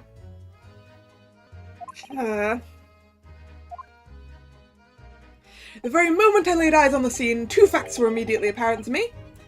Oh, really? Two facts, you say? Two facts. Mr. Holmes, tell us, please. Sorry, what two facts were apparent to you when you came into this cabin this morning? Ah, yes. But first, let us be precise. The two facts in question were immediately apparent to me. Yes, I understand, but what were they? Allow me to elucidate. The two facts I deduced from a mere momentary glance at the scene of the crime were as follows. Number 1. The cabin was locked from within, rendering escape of the culprit out of the question. Number 2. The victim was Russian and killed following a dispute with an acquaintance. Hold on, Mr. Sholmes. What made you think the victim was Russian? Observe the dying message left by the victim on the floor.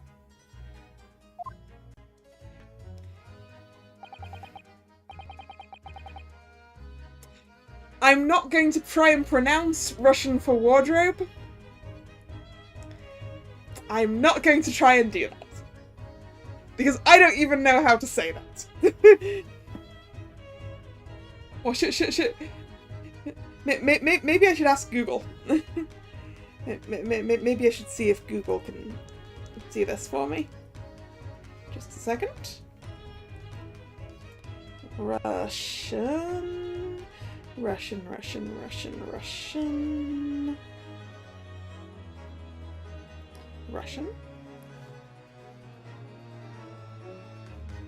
Wardrobe.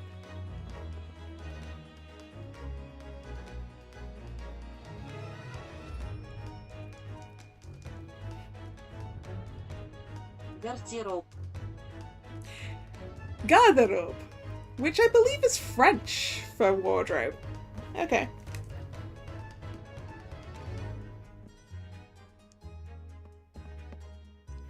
Garderobe.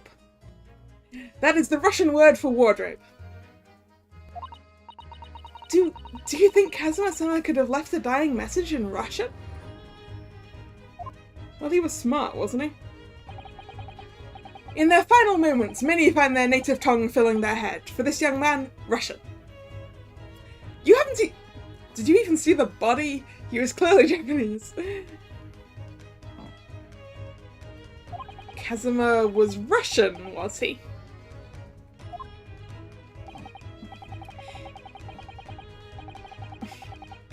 I didn't even need to ask. I didn't even need to ask Google. It got to this anyway. Initially, I considered Garderobe may be the name of the killer, a certain Robert Gard, perhaps.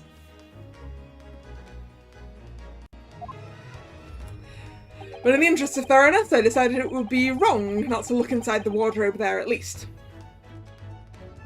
Where you found Mr. Naruhodo sleeping soundly. Quite so! I found you, the renowned Russian revolutionary killer. Why is it that I'm Russian too? I observed that you were wearing the same attire as the victim. In other words, you were acquainted. Ah yes, because I'm acquainted with everyone who wears the same things I do. And if my memory serves, that outfit is the traditional dress of the Russian people. No, I don't think... I think your memory is broken, Sholmes. Are school uniforms a traditional dress of the Russian people? I had no idea. I mean, I don't think they are. They're... I had no idea a detective could get something so wrong. I took a photograph of the victim and the message, that I might analyze it for possible hidden details. Oh, will you show me this? Yes. Okay. This was taken immediately after the young man was discovered, before the body was removed. Yes, Kazuma had already been taken away when I woke up. This is the first time I've actually seen him like this.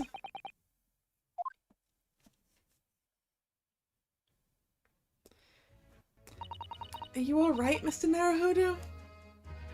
Oh, yes, thank you. The photograph of the crime scene has been entered into the court record. Crime scene photograph. The Russian word for wardrobe in purple ink. It would appear to have been written in the victim's final moments. Yeah, see, it was clearly his own magic making it wave. And therefore... Because, well, I mean, it wouldn't be waving in a photograph, would it? That would be real weird. Can I ask you something, Mr. Sholmes? Although actually I'm gonna go look at that photograph first. Magnifying glass.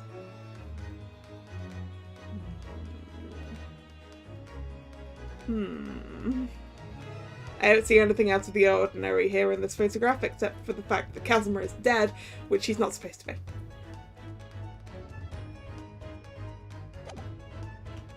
Actually, let's look at this. It says "Keep out" on the back. Let's see. Ah, these must be the remnants of the glue you used to stick the paper seal on the wardrobe. That's right, it was pulverized rice. Pulverized rice? Yes, I pulverized some of the rice from my evening meal, even though it broke my heart. Broke your heart? What do you mean? Remember, I'm a stowaway on this ship. All I had to eat were Kazuma's leftovers.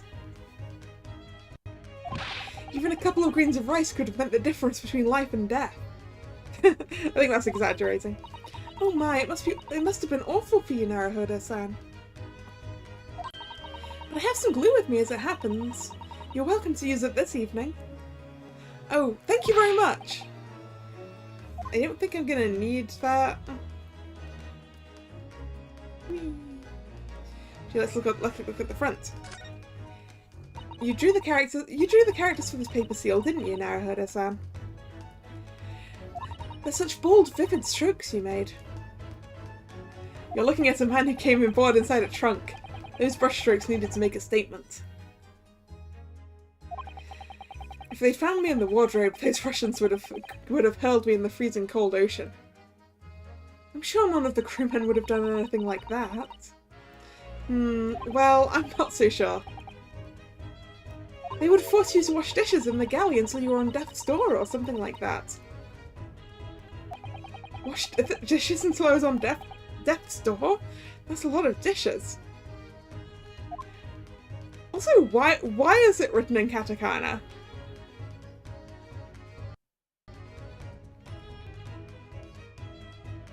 That's what I want to know. Can I ask you something, Mr. Shungs? What, pray? You mentioned Russia before as well, didn't you? You know, when you said I was a fearsome revolutionary fleeing from Russia and all that? Ah, yes, the train of reasoning that led me to the truth. Would you mind explaining that train of reasoning to me, do you think? Stop talking in Russian, I don't know how to pronounce it!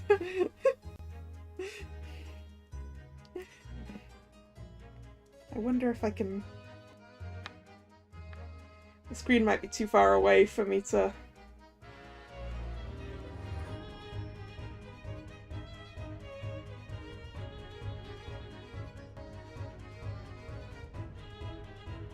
get it with... Nope. The screen's a bit too far away for me to get it with Google Translate app.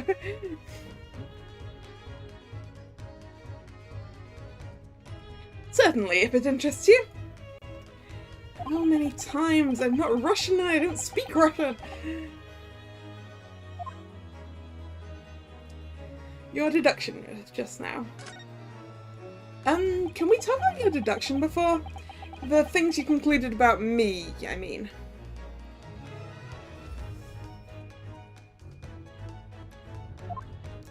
Ah, the now famously accurate, troubling predicament you find yourself in. Actually, it was the other details I was more hoping to discuss. You know, the merciless Russian revolutionary and assassin of 16 part.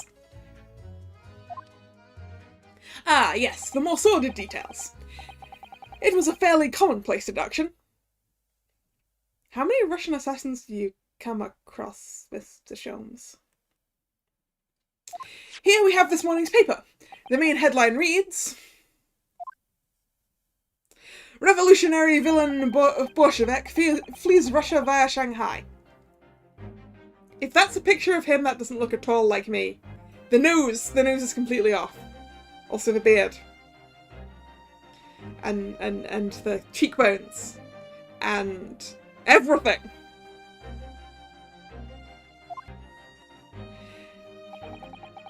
This vessel made a port call at Shanghai yesterday, and last night the young Russian was murdered.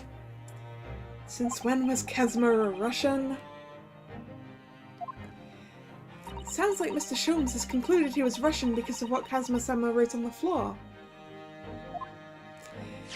It was a simple act of reasoning to realise that the culprit of this crime was the same merciless revolutionary. One who would kill the very man who helped him to escape after his true identity was discovered. Yes, you! Villain Bolshevik! No, no, no. How could it be me? I don't look anything like this man, just look at his face! Well, you are a fearsome revolutionary after all. Therefore, you have no doubt learnt to revolutionise your appearance as well. Please. And, I might add, your name does not appear on the ship's passenger list. Need I say more? Well, that's because I'm a stowaway. What about the other details? The 16 victims of assassination and blowing up the Crystal Tower?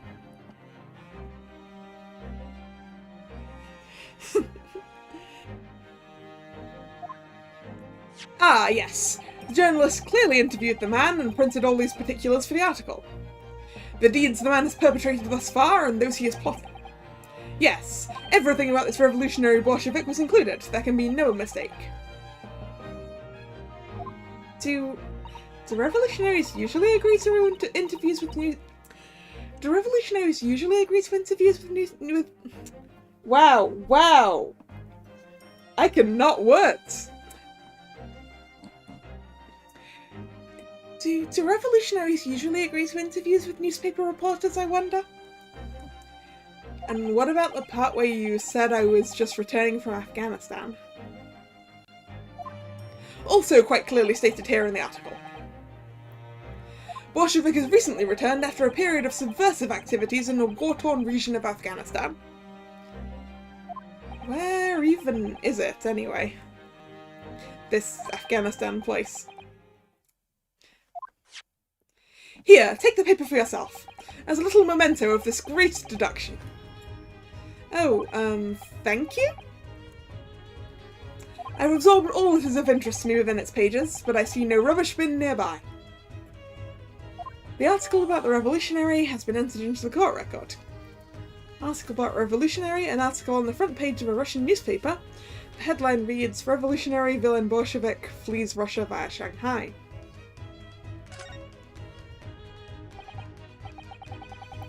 And you may find the article on the back page of interest as well. Okay, let's have a look.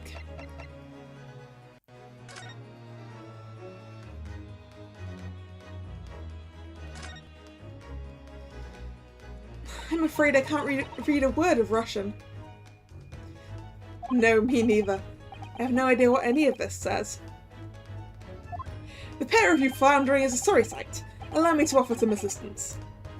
The article on the front page of this newspaper is concerned with a fearsome Russian revolutionary. It reads, Revolutionary villain Bolshevik flees Russia via Shanghai. Yes, you told us that before. It reveals also that those who see the man's beard with their own eyes never live to tell the tale.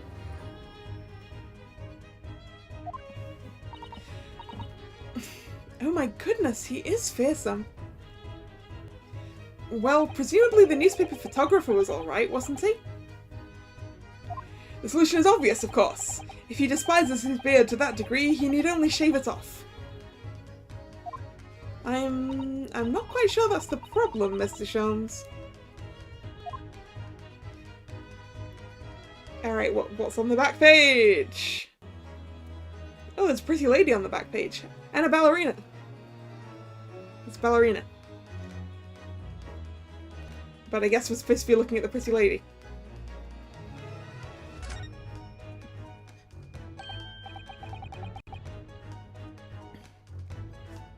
This is interesting. Have you found something relevant, Naruhodo-san? Well, no, I mean, it looks like it might be interesting. I can't read a single word, I'm afraid. I can read the number 20. That's what I can read. That's all I can read. No, nor can I. But look at this picture. Perhaps it's about a beautiful young Russian princess, do you think? She is very pretty, isn't she? I suppose you enjoy articles like this, do you? I don't know. I can't make any sense of it. Ah, I'm glad you've noticed this article. Ah! Allow me to give you a short summary of its contents. Oh, thank you. He pops up everywhere, this Mr. Sholmes. It's about the disappearance of a young lady last night. Renowned prima ballerina of the Novovich Ballet disappears from Shanghai. Ah, so she's a ballerina. During a performance in Shanghai, the famous dancer was reported missing.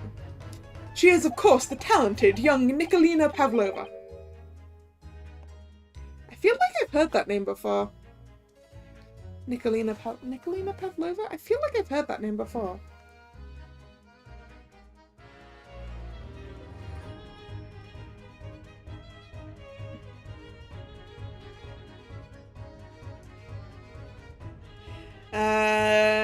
Nope, the only thing that's coming up when I Google that is Ace Attorney.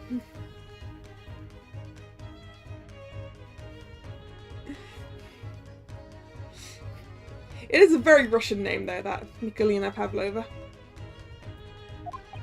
Why are Russian names so hard to remember?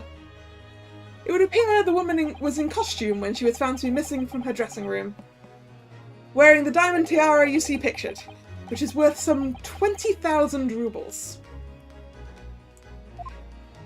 I was about to ask that. Oh, how much is 20,000 rubles? I have no idea, but I'm quite sure it must be an unbelievable sum of money.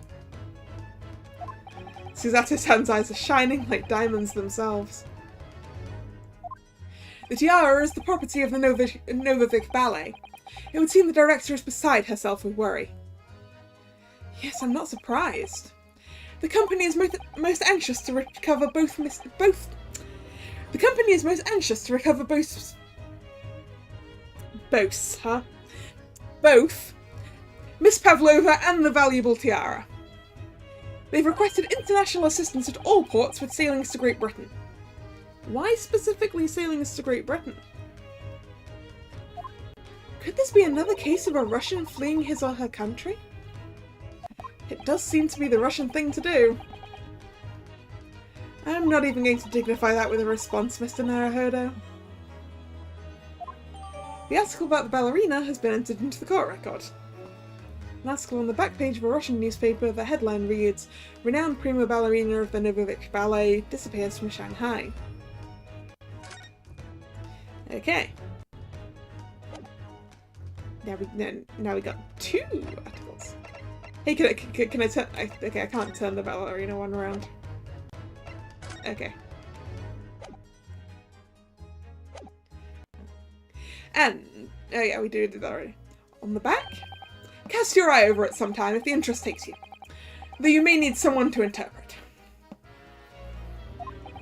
Oh, that's smaller than I expected. Actually, 20. Yeah, I guess if 20. That means rubles are kind of similar to yen then?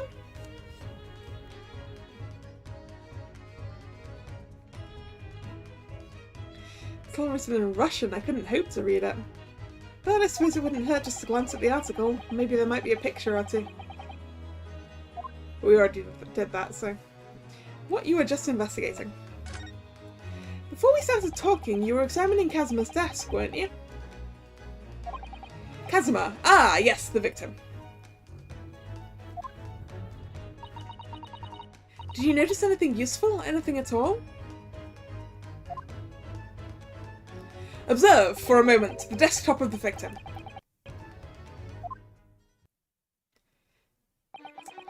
For some reason, there's a candle and a teacup knocked over. We see that the victim was engaged in penning some text. London diary. Kazuma was keeping notes of the trip. Ah, but I don't think you should read his private writings. It could upset people. Tragic. And something you ought to perhaps elucidate before the act of reading. You mean you've read it already? It is my business to know what other people do not. Yes, believe it or not, I know a smattering of Japanese. Oh, I see. Well, you're about to know what a Susato takedown is.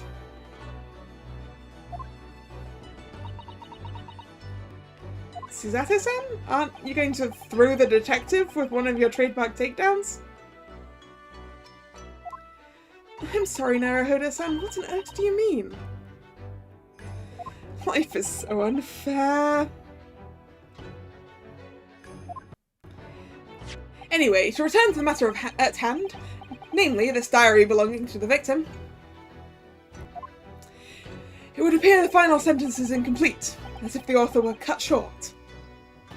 Tell me, what is the nature of the writing? Pray be precise as to details. Oh, but I thought you knew Japanese. A smattering, dear boy, a smattering! Sayonara, bonsai, mikado, nado nado. I trust you are suitably impressed. Not really. Hey, Mr. Sholmes. I know more Japanese than that.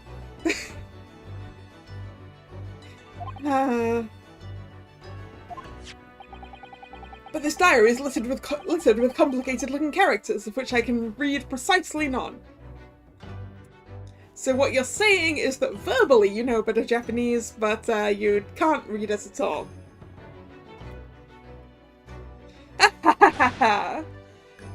So what was all that showing off about before then?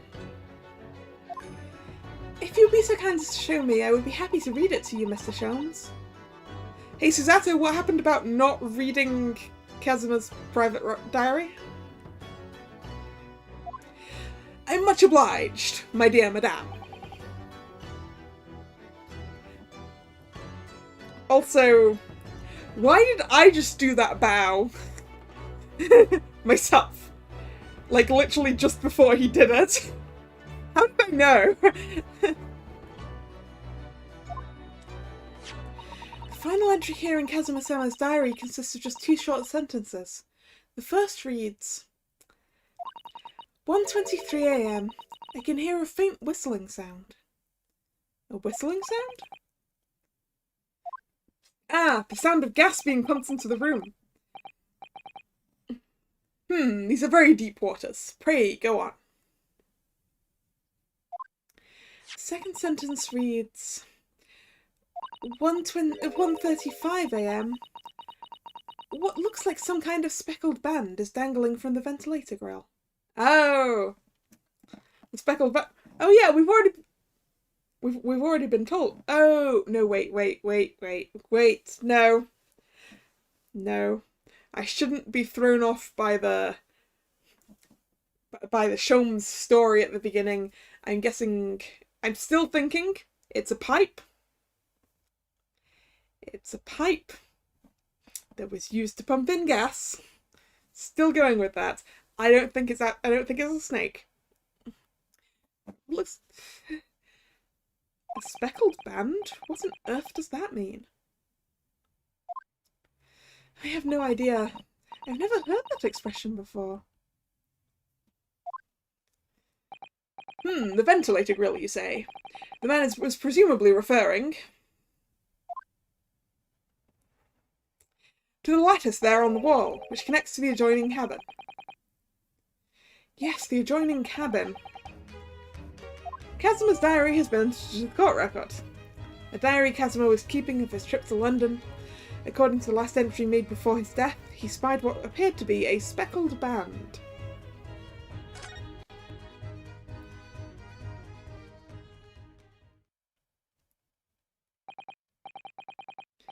I'm gonna go look at the diary.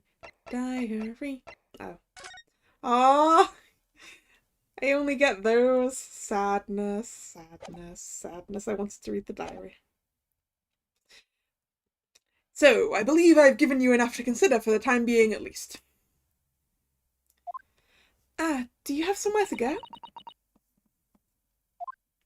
As it happens, the victim's writings in his diary have piqued my interest. The matter warrants further investigation, I believe. And if I am still too long, the seasickness takes hold. Oh, I suppose. Jones gets seasick. I wouldn't look in someone's diary aside from the fact that it's clearly evidence. So I guess I only needed to look at that night's thing, I guess. I suppose you're thinking of investigating the cabin next door, which the ventilator connects to? Great detectives are a curious breed. Our minds rebel at stagnation. We crave mental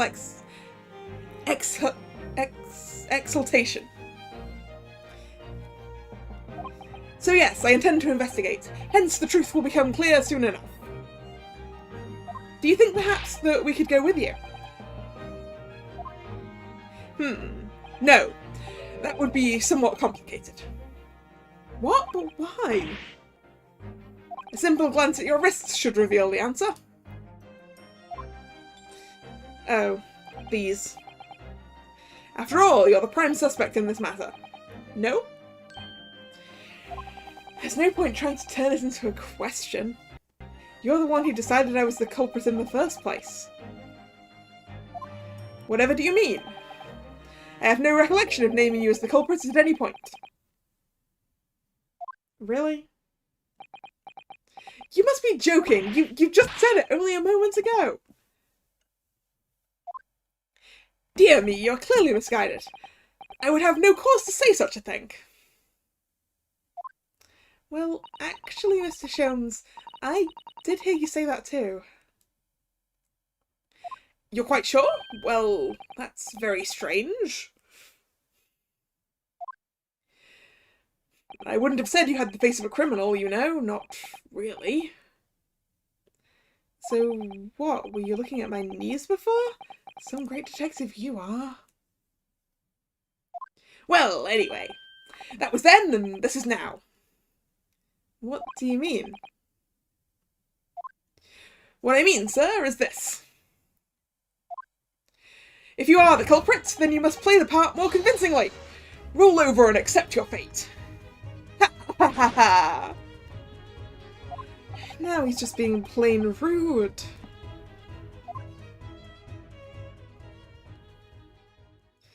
And off he goes, having just laughed in my face. His sense of humour is as twisted as his name. Naruhodo-san, what are you just standing there for? We must go and investigate the cabin next door as well. Aren't you forgetting something? What about these? There's no way I can... Hi-ya!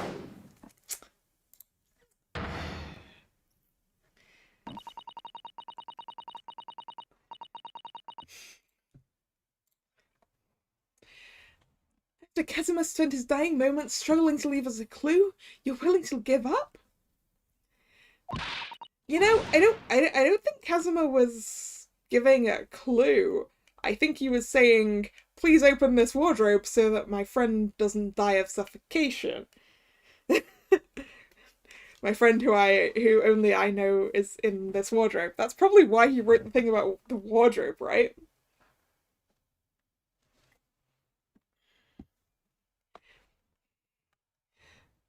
Ugh. As if you gave me any choice in the rolling over part.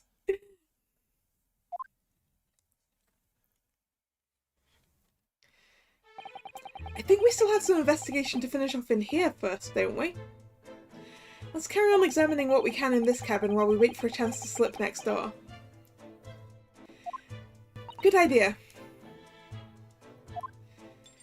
The situation doesn't look good for me, but there are still things I can do to help myself. And I owe it to Kazuma to do everything I can to find a way out of this, and bring the real culprit to justice.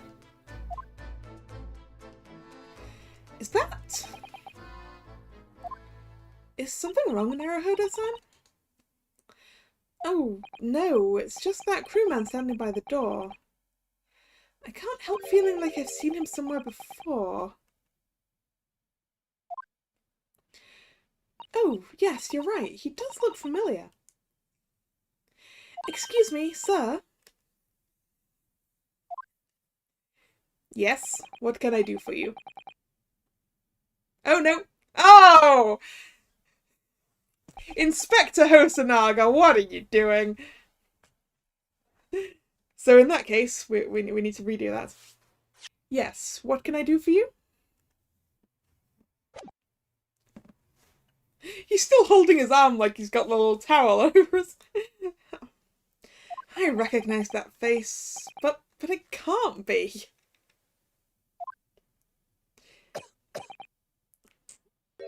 It is! I'd know that blood anywhere. I didn't know you were here, Inspector Hosonaga.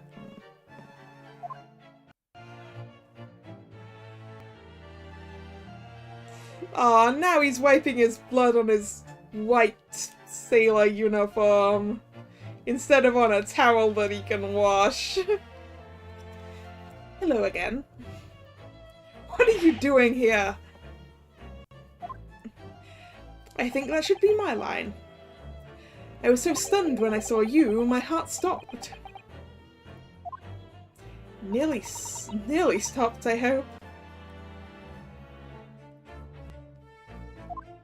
I received some special orders to go undercover as a member of the crew and board this ship. Again? You certainly seem to enjoy undercover work, Inspector. If there's anything I can do to help you, please ask. I never expected to see this man on board. But perhaps his presence can help me out of this hopeless situation. Well, converse. Special orders. So, what are your special orders this time, Inspector? Yes, and why are you dressed as a member of the crew?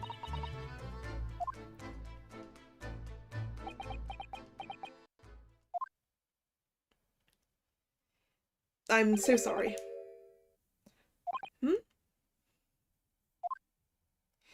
This is all my fault. I take full responsibility. But for what?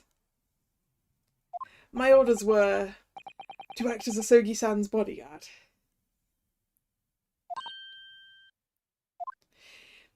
It was Minister for Justice Jigoku who pushed for this overseas study tour to go ahead. And he entrusted me with ensuring that Asogi-san reached Great Britain without being assassinated. You mean you knew he might be assassinated? Assassinated? How could that even have been a possibility? I'm not sure. But these are complicated times. There are tensions between the world's greatest powers. Minister Jigoku said we should be prepared for all eventualities. This is incredible. I don't believe it. Kazuma-sama was assassinated? Yeah, mission failed, yeah. Obviously, we couldn't give Asogi-san a visible security escort. Which is why I'm undercover now, posing as one of the crew. I see. And I didn't take my eyes off him the entire time we've been on board, from morning until night, every day. But I never imagined it would happen here, inside his own cabin. Not here on the first-class deck. So if you've been keeping an eye on him all the time... What? But he must have been in his cabin some of the times. Surely you... Never mind. I failed miserably at my assignment, and Asogi-san is dead as a result. I'm a disgrace! All I can do is humbly apologize. Inspector...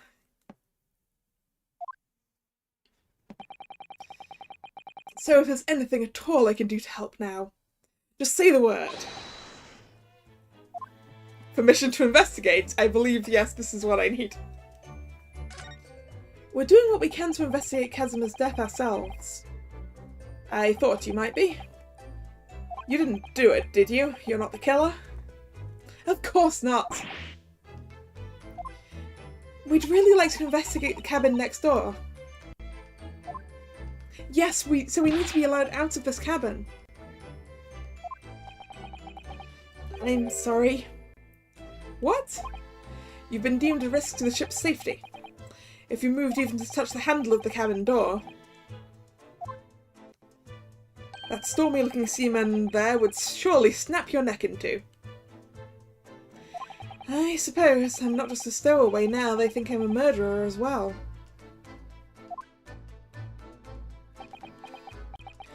Would it be possible to give me something to work with, do you think? I'm going to need something persuasive. What do you mean?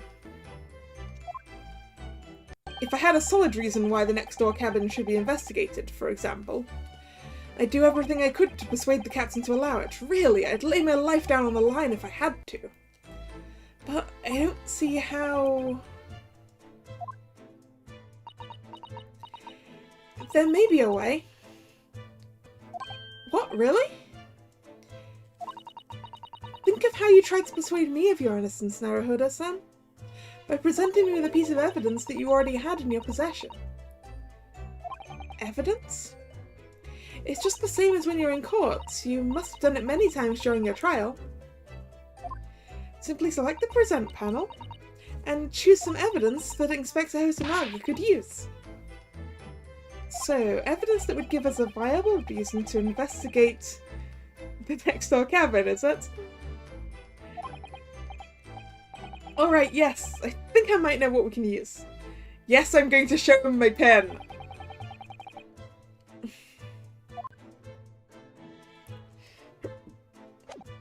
Excuse me.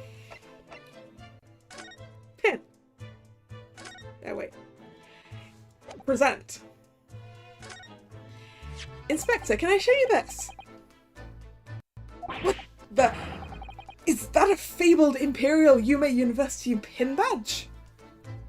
I'm not sure if it's really fabled exactly, but...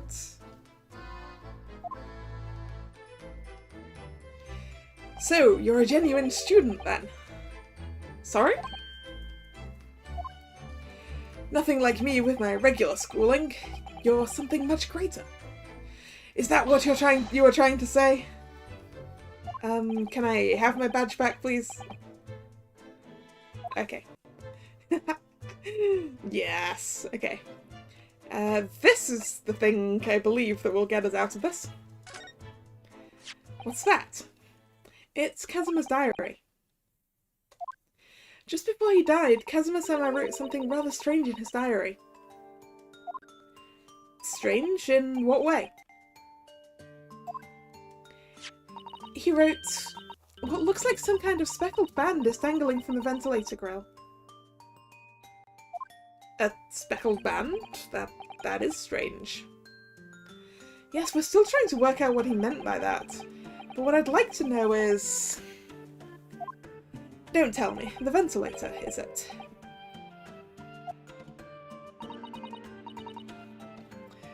You're very astute, Inspector. That ventilator clearly joins the next door cabin. That's right, so if we could investigate in there, we might be able to work out what the speckled band was.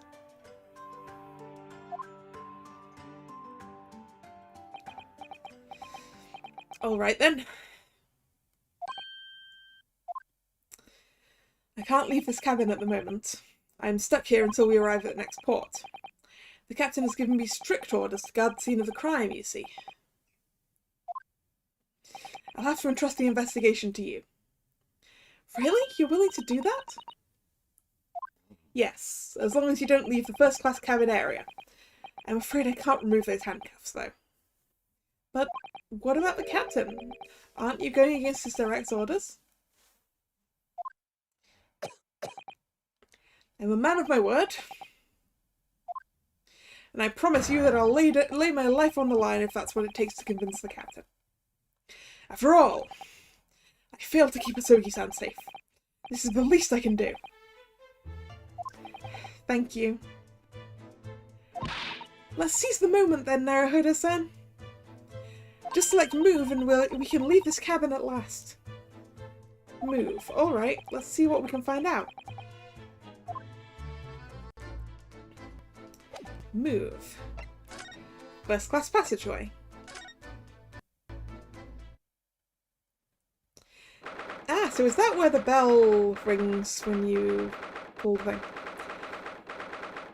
9th of January, 7:48 AM, SS Buria, first class cabin passageway. Phew, I'm finally out of that cabin. I have to admit, this isn't quite what I was expecting.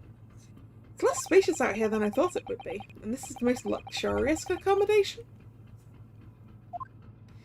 Yes, indeed. Kazuma-sama was being sent on this study tour by the government. That's why he was being put up in a first-class cabin.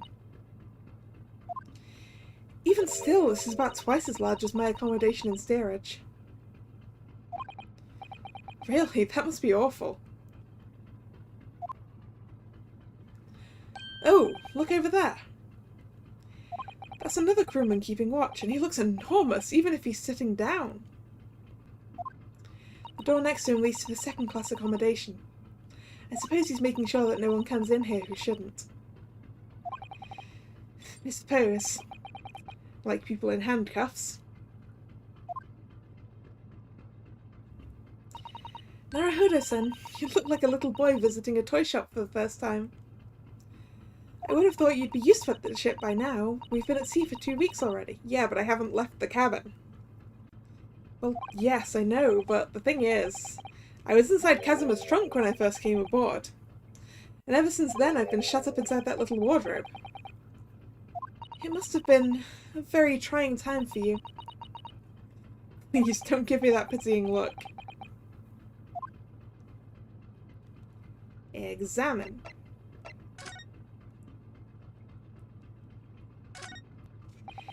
This looks like a plan of the SS Buria. It shows each deck, look. The Buria is a large-scale steamship with a triple-skinned hull. What a marvel of engineering! Well, it's been playing on my mind for a while now, actually, but how is it that such a huge lump of metal doesn't just sink to the bottom of the ocean? That's because it has a whole bunch of air in it, Kazuma. Oh, that's really quite simple, Naruhodo-san. It is? Well, consider the Japanese archipelago. The islands of Japan? Yes, they're not metal, but they are enormous lumps of earth, many, many times larger than this ship. And they don't sink, do they? They've been floating happily on the sea since the gods created them. Susato-san, I'm sorry to have to point out to you that islands don't actually float. They're parts of the Earth's crust, but parts that are higher up, and so they're not covered in water. Very sorry, Susato-san. Islands don't float. Well, I suppose so. Yeah, that's not a good explanation. Also, sorry, just a second. I need another drink. My throat is suffering. I'll be right back.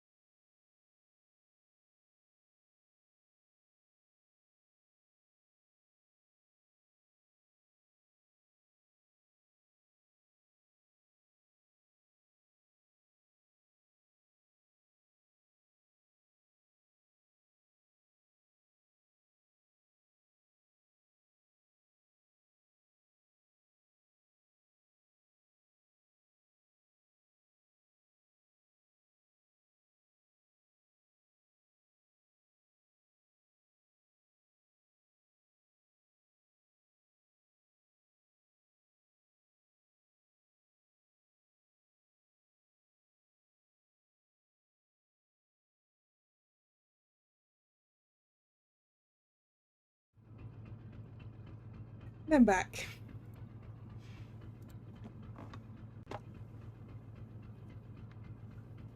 Alright, let's look at whatever this is. That's a huge book on top of the table there, and there's a pen next to it. Yes, that looks like the ship's log.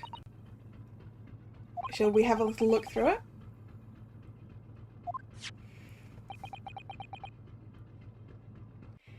The writing is so neat and precise. Every detail about the voyage has been meticulously recorded. I assume in Russian, though, so... you wouldn't expect a rough and ready sailor to have such beautiful handwriting. Let's not insult the guy right next to him. And nothing, no reaction at all. I thought you might appreciate the compliment. I'm not sure that rough and ready is much of a compliment, Naruhodo-san.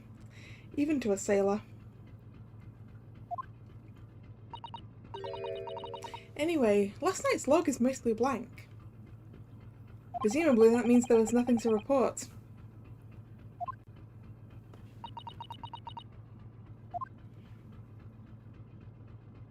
Hi.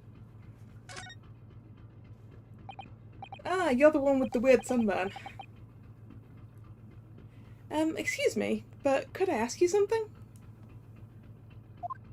You little stowaway murderer. That wasn't a good start, was it? Alright, let me try instead. Good day, Mr. Sailor. I'm so sorry to trouble you, but could I perhaps ask something of you? You little third-class lady's maid. Oh. We seem to have caught the sailor on a bad day, Susato-san. I am not sailor. My mother give me name. I am senior crewman Biff Stroganoff. Ah! Well, I got that pun immediately. Beef stroganoff, which is a food.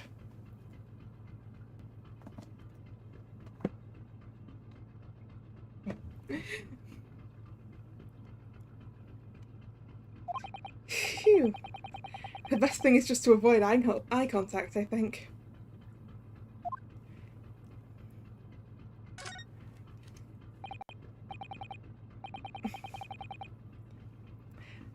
Also, Firewall, I feel I should tell you that judo does not involve kicks of any kind. And I should know that, considering that I'm 9th Mon. Although I haven't done it in very many years. I did get to 9th Mon. It's throws and holds.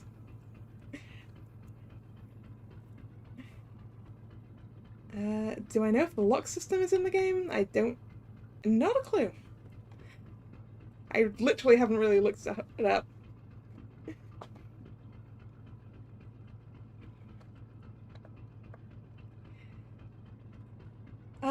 Mr. Stroganoff, about this first-class cabin area.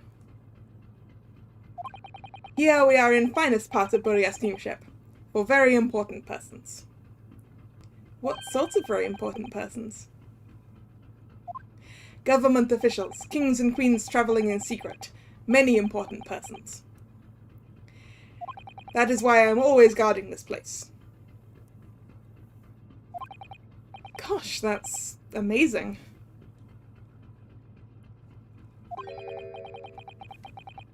But somehow I let stupid stowaway inside. I want to pick you up and throw you in ocean, but Stroganov is not animal. Thank you? If I may, I was wondering, is the cabin next to Mr. Asogi's currently occupied? I'm gonna take a guess and go with da. Susato-san, did you understand that? It sounded... Yeah, I got it. It sounded like da. I think it's probably Russian for yes. Or no. It's Russian for yes. Because, as I said, I know 2 words in Russian, and that is da and нет.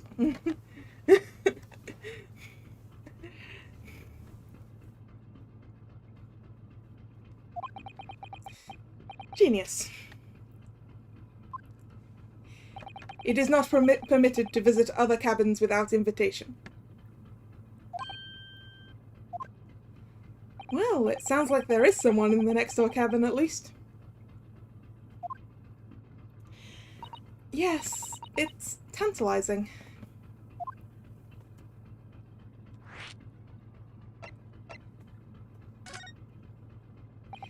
Could you tell us who's travelling in the cabin next to Mr. Asogi's? His name is Mr. Grimsby Roylott.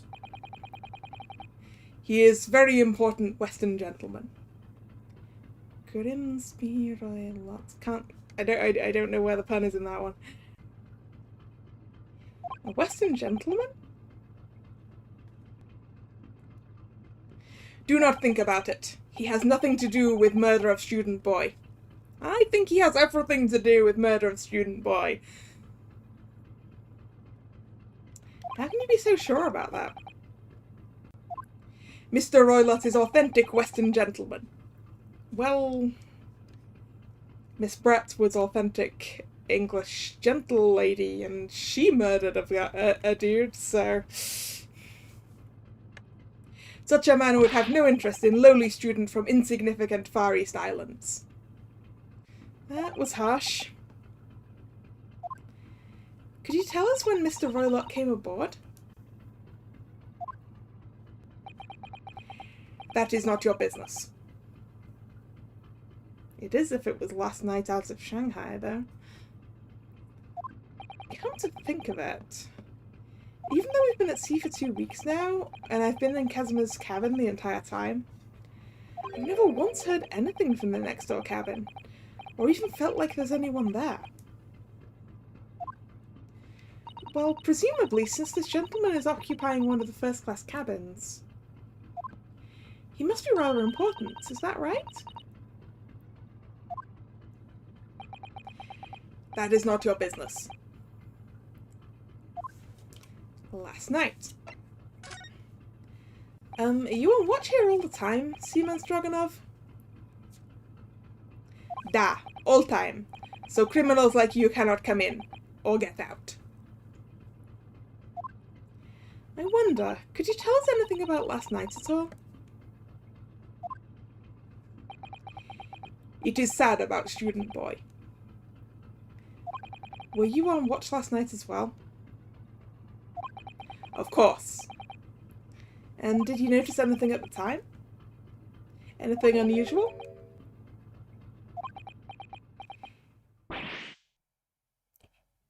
Is that going to be het? Suzato-san, did you understand that? It was clearly... Oh, so that's niet. I see. It was clearly a no. I saw nothing unusual. Nothing at all. And you didn't hear any strange noises or sense anything was wrong in some way? I said no! Sorry. I'm not so sure. I could have sworn that he wouldn't catch my eye for a moment there.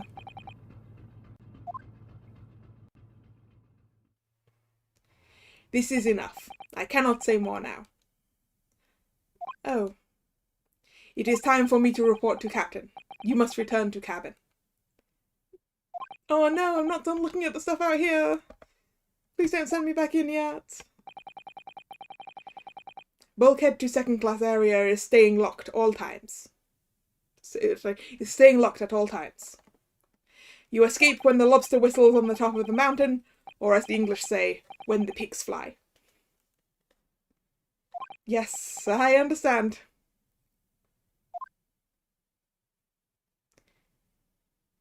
Good, now we can investigate this area properly. Shall we? Definitely. Examine. Okay, is there anything? Let's examine the door. That's the way to the second class area of the ship. Is something wrong? I was thinking about making a run for it, just for a moment. Things aren't exactly going well for me. I might be wrong, but I imagine the moment you reach for the handle of the door, that burly seaman would surely shoot you dead.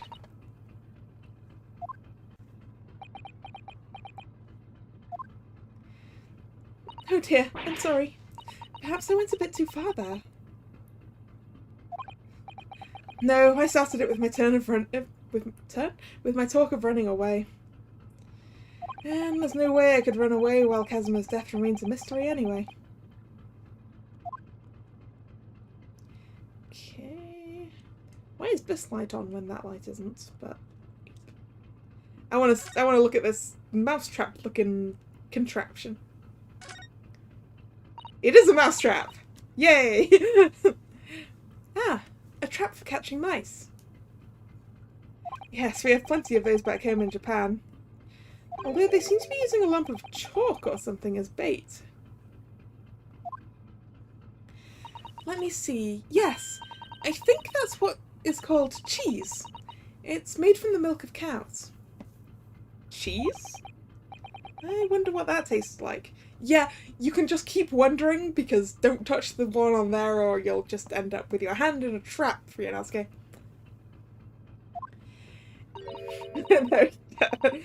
What I just said. You can't eat it, Naruhodo-san. The trap will snap shut on your fingers. Really? But... I suppose you're right. You weren't actually going to try it, were you? All I've had to eat for the past couple of weeks is Kazuma's leftovers. You don't know how hungry I've been in that wardrobe. Poor you. I'll find a little snack for you later. And actually, this might be an emergency bell rather than the summoning bell. Because actually, it's not going to be the summoning bell, is it? Because there isn't one for the other cabin. What do you think this is? It's a very pleasing shape, isn't it? That's the emergency alarm. It's probably best not to touch it. Oh, an alarm. It says, press only in times of emergency. It looks as though it sets alarm bells ringing all over the ship and brings the vessel to a complete stop. I mean, I doubt it directly leads to a complete stop, sorry. Oh, this I have to see. What are you doing, Naruhodo-san? You mustn't touch it. But this is an emergency situation. Just look at these handcuffs. You know full well that's not what this alarm is for. If you were to bring this vessel to a standstill for no good reason, you'd be in an even worse situation. I wish everything would just stop, this ship included. If you have to do something foolish, at least make it something that doesn't affect anyone else. Okay. This is the door to the cabin we were in, right? First class cabin number 1. Yes, that's our cabin. Not our cabin, it's Kazuma-sama's. Sorry? Your accommodation is confined to the wardrobe inside the cabin. You know how to make a stowaway feel small, don't you? As small as the wardrobe I've been calling home. These cabins are the finest on the ship. My own cabin in steerage is number 539, by the way. Do you think someone stopped the ship earlier? So that... You mean the way it looks like everything fell over? But still, you'd think the alarms would have... You'd think... But it would have set up alarms if they did it that way. 500 and... How many cabins are there?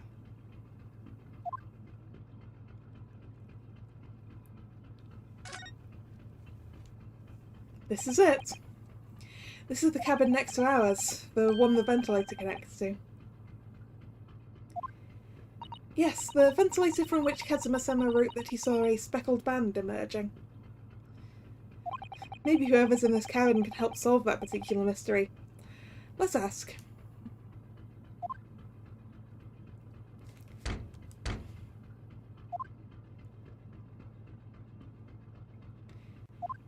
No answer. We're out of luck, it seems. There's no one in there to help with our inquiries.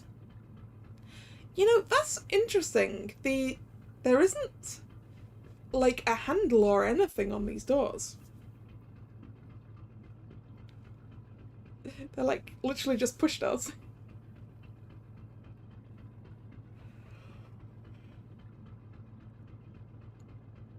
How annoying. Ah! What was that? It came from inside the cabin. Oh, sorry. Ah! There we go. Such a high-pitched scream. It must have been a woman. Stand aside. I'm about to break the door down. Mr. Sholmes. I shan't be stopped. When the fit is on me, I revel in kicking doors off their hinges. Please, wait, Mr. Sholmes. The door doesn't appear to be bolted. It doesn't? Then how the deuce can I dispatch this muscular urge? What, pray, can I kick? The wall? I think we should go in. There's no time to think about stress relief.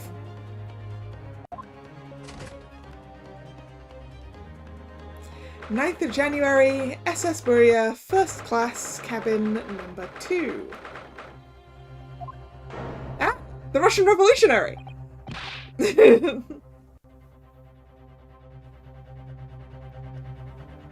need a Russian Revolutionary voice. Who are you? No, that's not right. A Western gentleman? This man looks Russian to me. Yeah, I mean, it's the hat. The hat makes him look Russian. We heard a woman scream? A woman? Don't be absurd. Why are you threatening me with scissors? As you can see, there's no one but me in this cabin.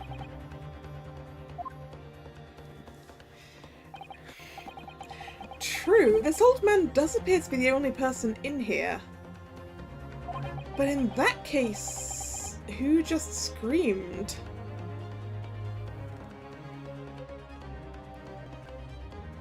Get out, all of you, now!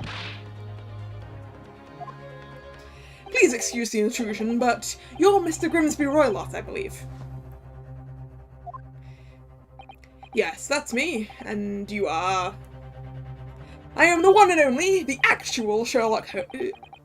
I said Sherlock Holmes. No, I am the one and only, the actual Sherlock Holmes. You've heard of me, no doubt. No.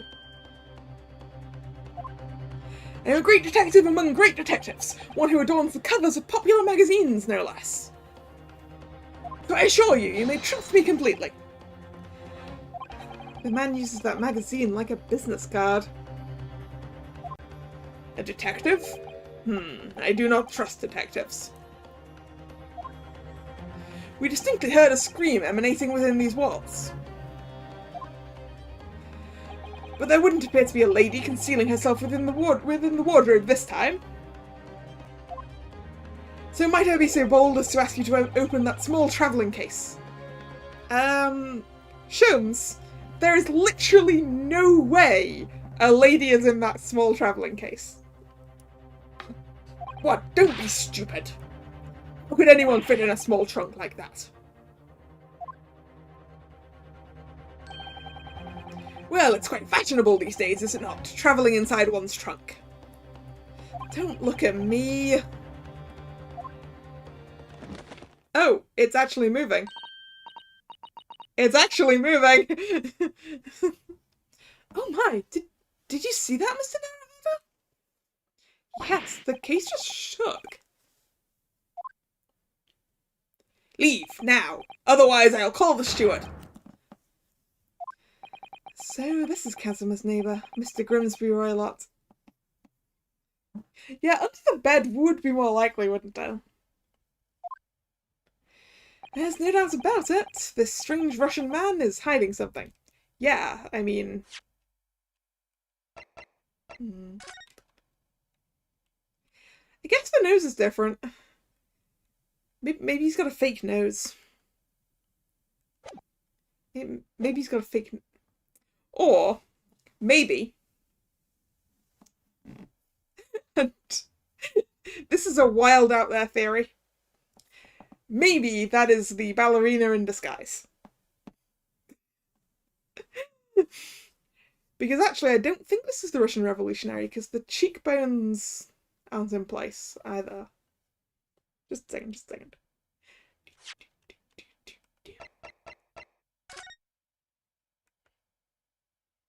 I mean, it could be the ballerina. I couldn't agree more. Let's see if we can find some clues before that burly sailor returns.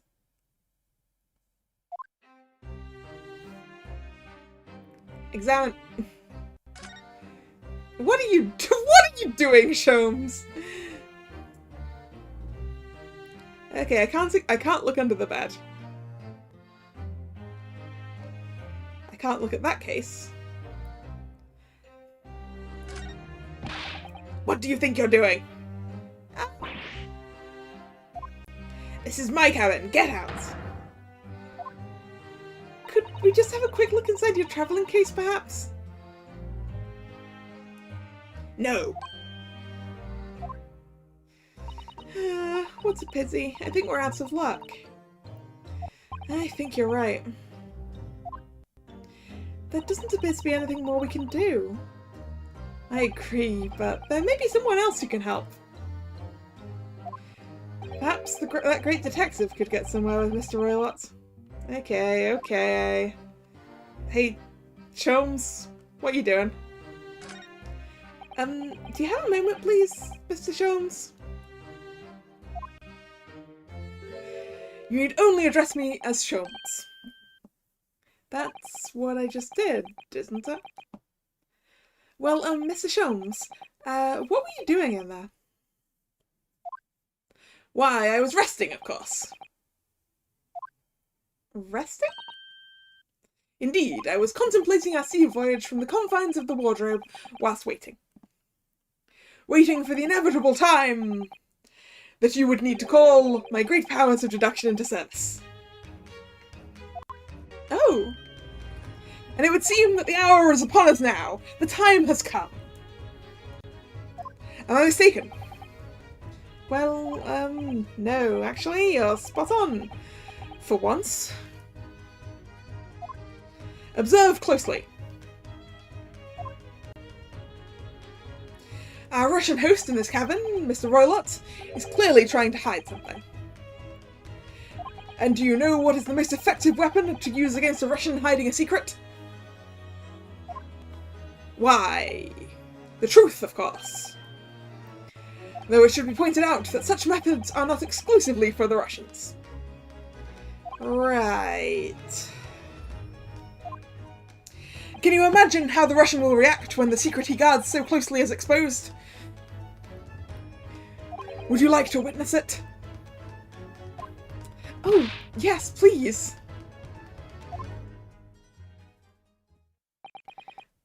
Well then, what you're about to see may well astound you. For I am about to apply my great detective's greatly admired great deduction to the case. Man, Sholmes is real fun to voice. Could this be a more hackneyed portrayal of a dubious Russian, I ask you? What?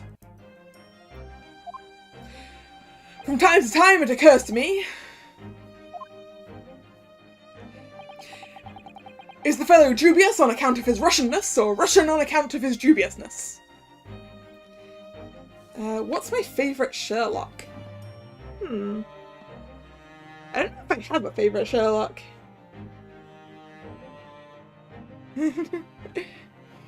Sholmes is just insane and I love him for that.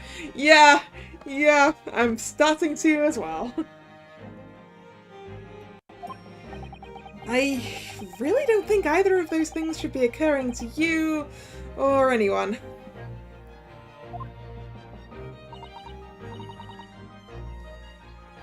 Reminds you of who? That's right, Mr. Sholmes. I know this man's beard and dark glasses are hard to ignore, especially on first meeting, but I once read, it is a capital mistake to theorize before you have all of the evidence. It biases the judgment. Shush! I must have complete silence.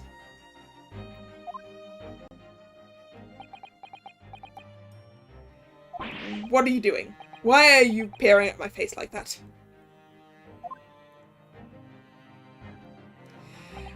Ah, just as I thought. Yes, I have quite made up my mind now.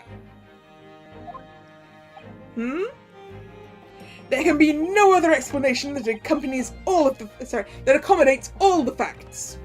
Mr. Roylott, I have reached two incontrovertible conclusions. What do you mean? Number one, your true identity is that of a villain. Using those shears, you're about to end the existence of something most dear. Are you not? Huh? And number two, the other conclusion I have drawn. You are, at this very moment no less, in the midst of committing a most grievous crime. Oh, someone from Guilty Gear. I'm not that familiar with Guilty Gear. Like I've seen it played maybe a couple of times, and I mean Tales of the Rays had a crossover with it last month, so I'm sort of familiar with the two characters. Well, in terms of looks, by the two characters that were added to that game, which was Soul Bad Guy and oh no, what was her name? I don't remember what her name was. Never mind. It might come to me later. Beneath that beard, your mouth quivers with nervous tension as you realize you have been discovered. Does it not? Ah. Oh, Naruhodo-san! I never imagined I would witness one of Mr. Sholmes' great deductions with my own eyes. That was a great deduction. Nothing can deceive Mr. Sholmes. In a single glance he can deduce all there is to know about a person. The Russian sure is shifty, isn't he? What? What's ineffable twaddle? Oh, yes! I've read about it countless times in the adventures of Sherlock Sholmes.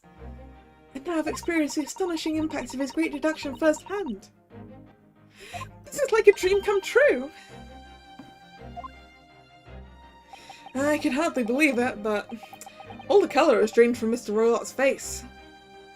It looks like somehow both of Mr. Sholmes' conclusions were right. How could you? How could I possibly know such things, you wish to say? Very well then. I shall elucidate. I shall explain how it is that I arrived at this pair of conclusions. So I do cordially invite you on a journey of logical discovery. Let us board the train of reasoning. Put plainly, let us work through my deductions together. Ooh! Fancy! The Great Deduction. Topic 1. Old Man's Identity. So, the dubious-looking Russian, Mr. Roylott, obviously what captures the eye in the first place, is the enormous pair of shears in your hand. Now we ask ourselves, what could you possibly want with such an implement? The answer, of course, is staring us in the face. You are on the verge of using the shears to cut away that copious beard you sport. Now, moving on. Fancy, like, click and the spotlight. Like, this man is a showman, first and foremost.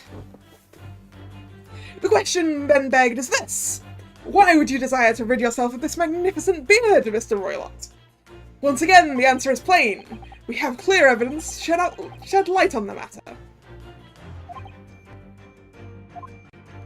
Regard, if you will, this morning's newspaper, in particular the fascinating front page article. Which it would appear you have read also, Mr. Roylott. I'm sure it needs no further clarification. The evidence that reveals your true identity is the article about the revolutionary. That little question mark there, I think I might be right, and about it being the ballerina instead.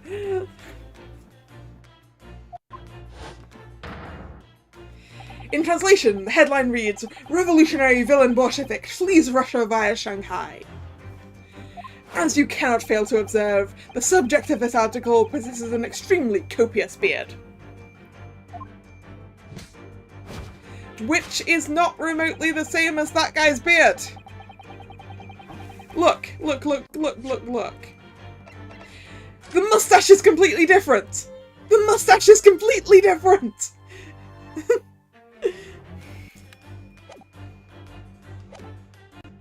Having noted the article yourself, you decided to remove your incriminating facial hair before it gave you away. In short, your true identity is beyond doubt. You are the fearsome Russian revolutionary himself, Villain Bolshevik. Not that I've heard of you myself, you understand.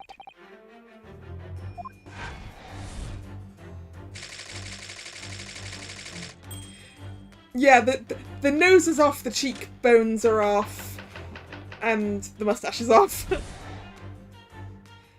Now, as for my second conclusion. You are, at this very moment, on the brink of committing a most grievous crime. And the proof of this crime? Over there. Oh, yes, Mr. Roylott. Taken unawares, people have a propensity to let their eyes stray, you see. Ah! And I assure you, the eyes speak so much more eloquently and honestly than the mouth. The answer we seek lies where the furtive gaze falls. The proof of your crime sits before our very eyes. Yes, that travelling case. You know what, just a second. Because it...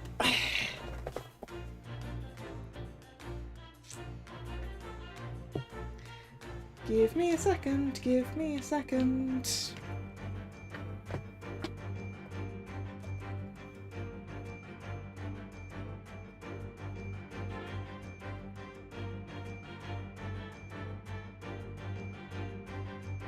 Yeah, but the suitcase moved. Clearly there's something in it. It occurs to me that... Why am I doing all of this? When you can't see it.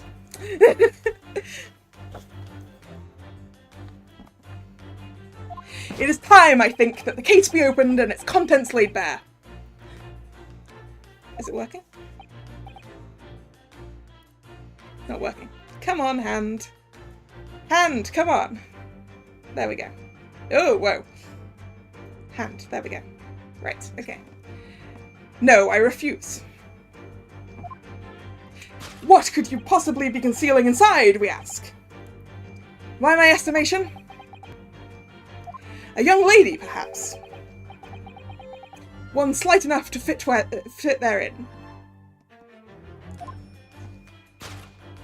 Don't be absurd. And what, pray, would the identity of this young lady in the And what, pray, would be the identity of this young lady in the travelling case?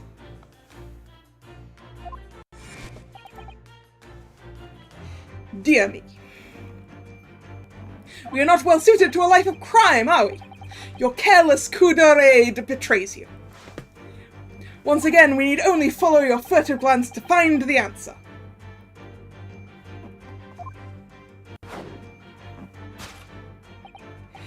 Yes, the reason you refuse to open your travelling case can be equally found in the pages of the newspaper.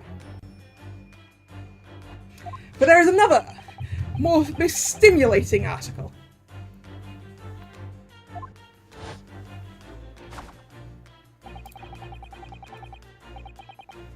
If we turn from the fleeing revolutionary to the back page.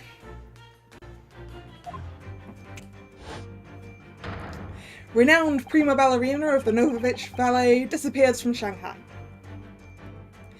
Such a headline can lead us to but one conclusion. Your crime is that of abduction. And according to the article, the young lady's name is Nikolina Pavlova.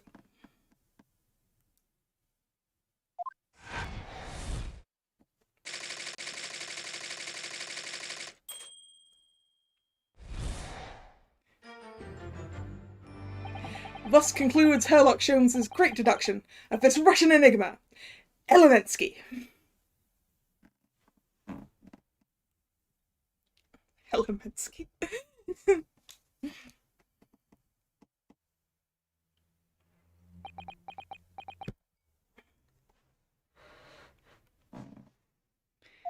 Suzato-san? That wasn't one of the great deductions I've been hearing so much about, was it? Well, the stories are full of Mr. Sholmes's brilliant deductions, you see. But that did seem a little different somehow. Excuse me, Mr. Sholmes, could you come over here a minute? A moment, even. Pray, what can I do for you? It's about your deductions. Would you mind? Not at all, go on. Well, to start with, there's the newspaper article. I think we had the same discussion before, but these two men look nothing like each other. Ah, yes, I recall our discussion earlier, and at that time I believe I told you that the man is a revolutionary, well able to revolutionize his own appearance.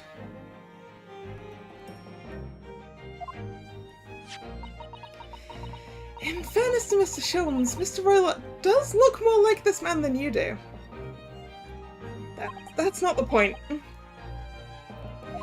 And another thing, the part about him abducting the ballerina? Indeed, a truly startling revelation. At first glance, the case would appear too small to accommodate a young woman. Just at first glance, it is too small, clearly. You'd be lucky to fit a 5-year-old child into that case, even if you pushed really hard.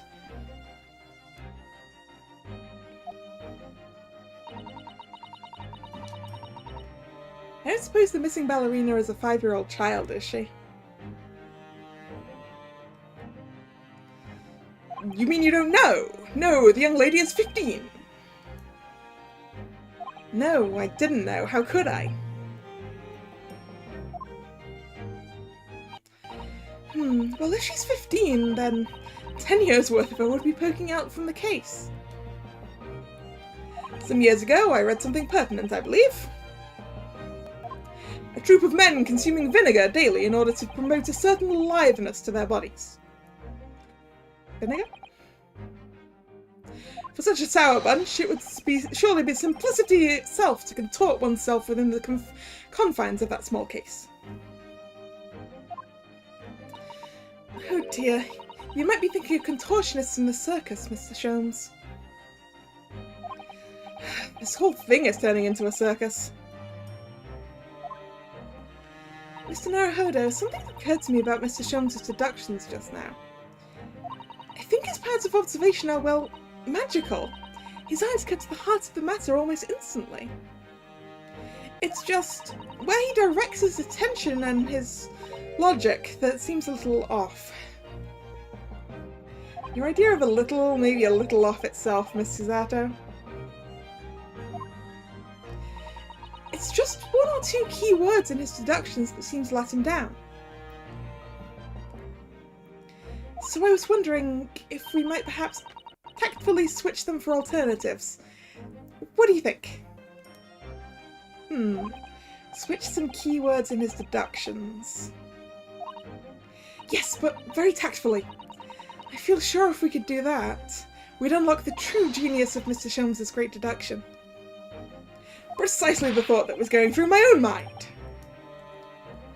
This man is a lot of work. At times, I wonder how anyone puts up with me! Ha ha ha ha ha! It's not that funny. Ah, and you, my good fellow. Sorry? Take a moment to look at your wrists. My wrists?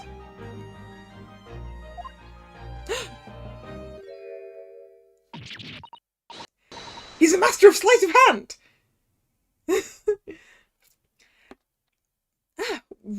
Where are your handcuffs? Huh? How did... I felt they may hinder your ability to follow me in our dance of deduction. I don't believe it! Am I the new Watson? Mr. Sholmes, you're a marvel!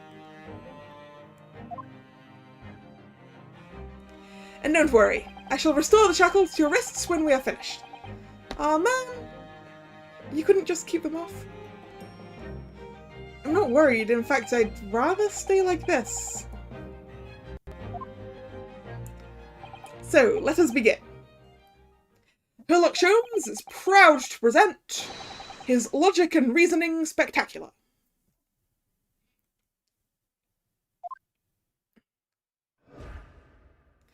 Course correction. Hold it, Mr. Sholmes. Old man's identity.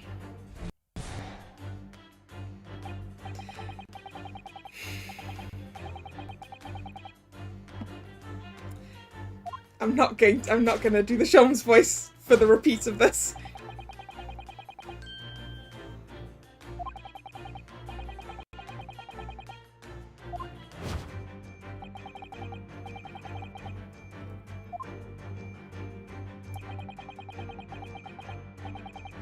Here. I'm not sure. Would you really use shears like that to cut off a beard? I doubt that's something I'll ever have to worry about. It doesn't quite sit right with me, though. It doesn't seem to be sitting right with Mr. Roylott either.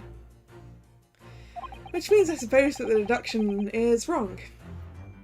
Let's try to switch a keyword here, Naruhodo-san, and see if it helps matters. Alright, but how? I think we should start by taking a long, hard look at Mr. Roylott. I wonder if it was really his beard that he intended to use those shears on. Exactly. If we do manage to find something that seems to fit the sense of Mr. Sholmes' deduction better, then what? Then I'll leave the rest in your capable hands, Naruhodo-san. Why am I the one to do something about this? Well, anyway, let's see if there's anything we could even use to switch around in that last sentence. What exactly was Mr. Roylott really going to use those enormous shears for?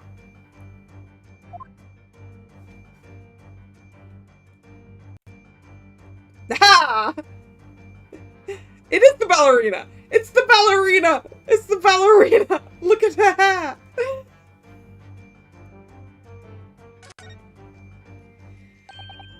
What's this? It looks like a cascade of stunning golden locks. No, the colour isn't the point. The point is, what's it doing on the back of Mr. Roylott's head? Actually, the colour is the point, because, like, that's not the same colour as his beard, and, I mean, sure, I know some people who This beard is a little bit of a different colour than their hair. Like, I know more than one person whose beard is, like, red, while their hair is brown. Which is kind of weird. But it happens. But still, golden blonde hair and a dark black beard. Actually, long, straight golden hair and a curly black beard do definitely not go together. How is it growing out from underneath his thick black hair? Well, yes, that's true. So it's stunningly beautiful and stunningly surprising. Something's definitely not right here. Present! Yes!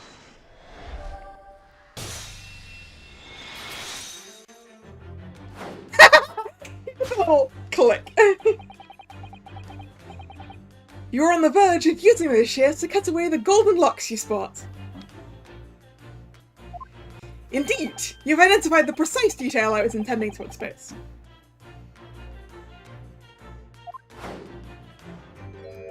Such lush golden hair certainly does not befit an old man. You're not a man at all, you're a woman, and judging from the length and sheen of your hair, one very much in her youth. Oh no! If only I'd managed to cut off my hair, no one would have suspected. The question then begged is this: why would you desire to rid yourself of these magnificent locks?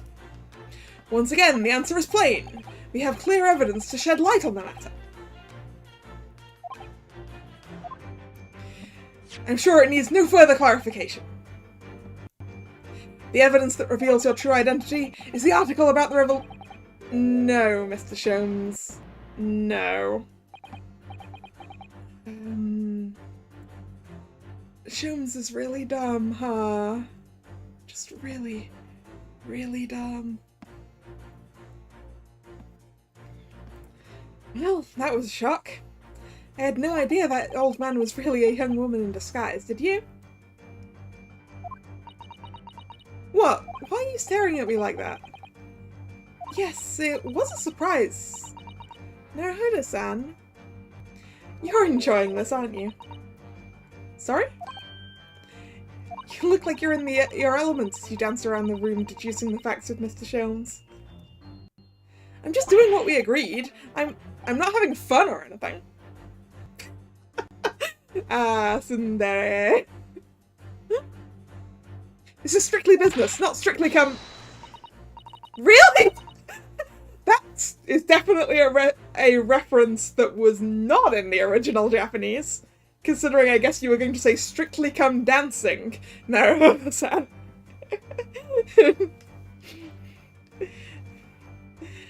Yes, I understand. Say no more. Well, anyway, let's focus on this next part of Mr. Sholmes' deduction, shall we? The evidence that he's picked out doesn't fit the facts at all now. No, that's true, given that Mr. Royless is actually a woman. Exactly, he, or rather she, can't possibly be this merciless revolutionary. I suppose it's because the deduction as a whole has taken a different direction now. Yes. Let's switch the evidence for something else. Something that fits the facts as we now understand them. For some reason, this woman needed to try and hide her true identity. I feel as though I've either read or heard about a young woman in a situation like that recently. Alright, I'll do my best. So, we want the article about the ballerina. Present. There we go. Yes!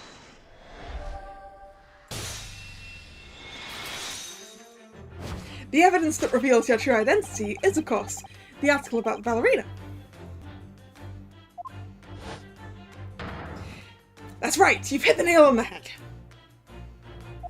Renowned prima ballerina of the Novovich Ballet disappears from Shanghai.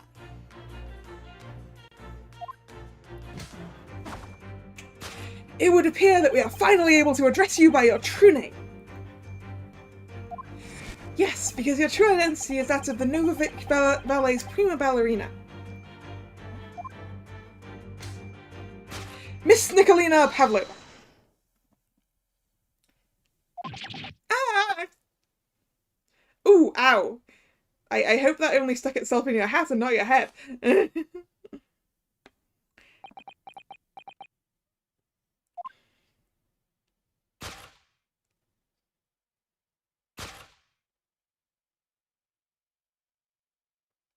I was right!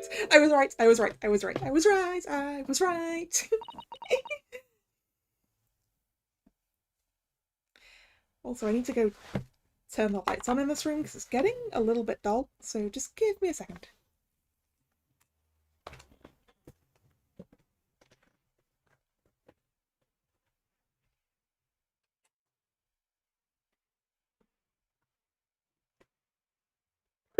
And back.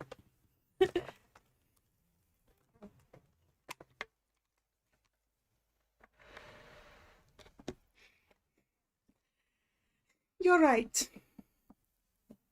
My real name is Nina. I mean, Nikolina Pavlova. But please, I beg you, don't tell anyone.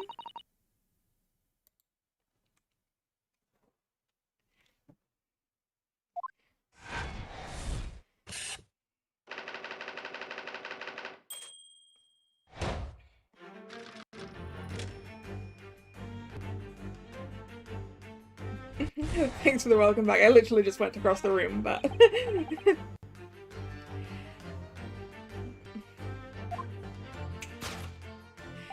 Great. I'm not gonna revoice this section. We're gonna wait.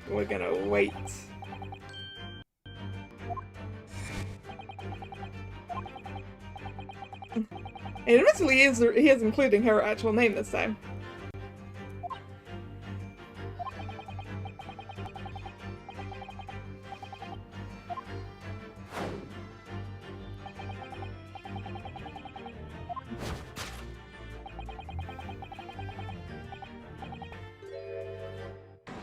Ooh, the proof of the crime is not in the traveling case. This woman is the ballerina, and she's right in front of our eyes. Though clearly she can't be inside that traveling case as well. No, that's right. It seems she wasn't abducted at all. In which case, what is the crime the young woman is apparently committing? And it's theft, right? It's theft of that tiara. I can see I'm going to have to step in and fix the great detective's mistake again. You seem to look pleased, Naruhodo-san. Do you like the idea of another chance to dance around with Mr. Sholmes?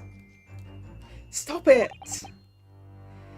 Anyway, there must be something else here that shows what this woman is up to.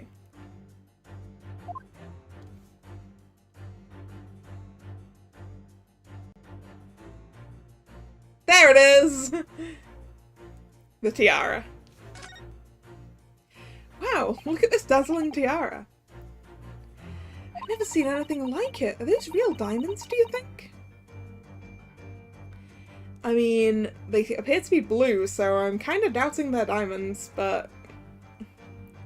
Unless you mean the smaller white ones? Hmm. Oh, Naruhodo-san, try it on! What? Me?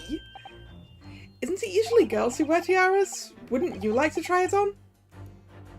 Oh, no, I couldn't possibly. It's far too beautiful. And yet you'd have me put it on my head. Why does this tiara look familiar? Yeah, it does look a little bit more like sapphire, right?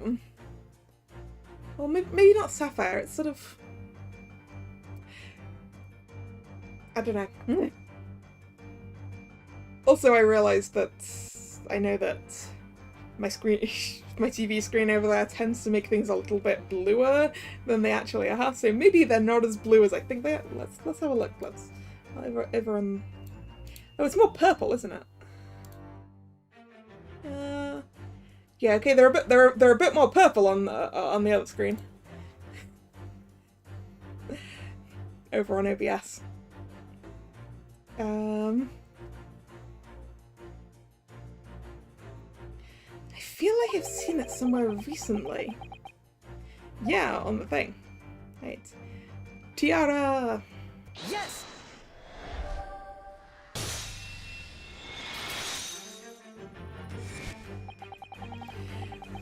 The proof of your crime is surely this tiara. Ah! I believe this tiara is worn on stage by dancers in the Novovich Ballet, is it not?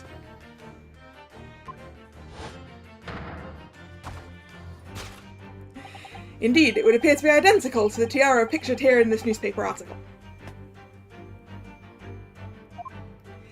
And if the reporting is to be believed, it is an item worth 20,000 rubles. In summary, the crime you have committed is theft. Oh no!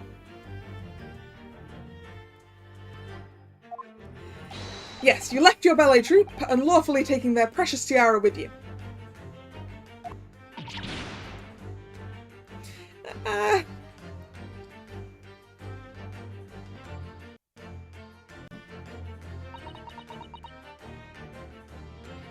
have no one, no family, no friends. I am all alone and I need money. But I did not steal the tiara. It was a present from, how do you say, an Earl of Prussia. It belongs to me. This girl is 15 years old and she's run away all by herself. She must have been extremely lonely.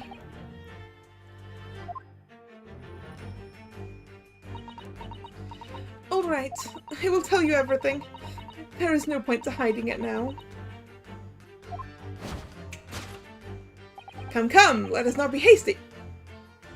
What? There remains one unsolved mystery about you.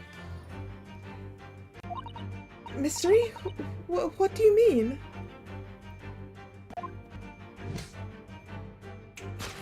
You have staunchly refused to open this travelling case of yours in our presence. It is reasonable to conclude, therefore, that there exists some reason why you wish it to remain closed. Is that not so, Miss Pavlova?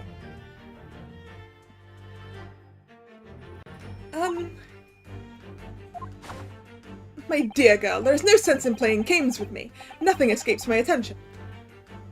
Indeed, I have a very good idea of the contents of your case before I have ever laid eyes on them.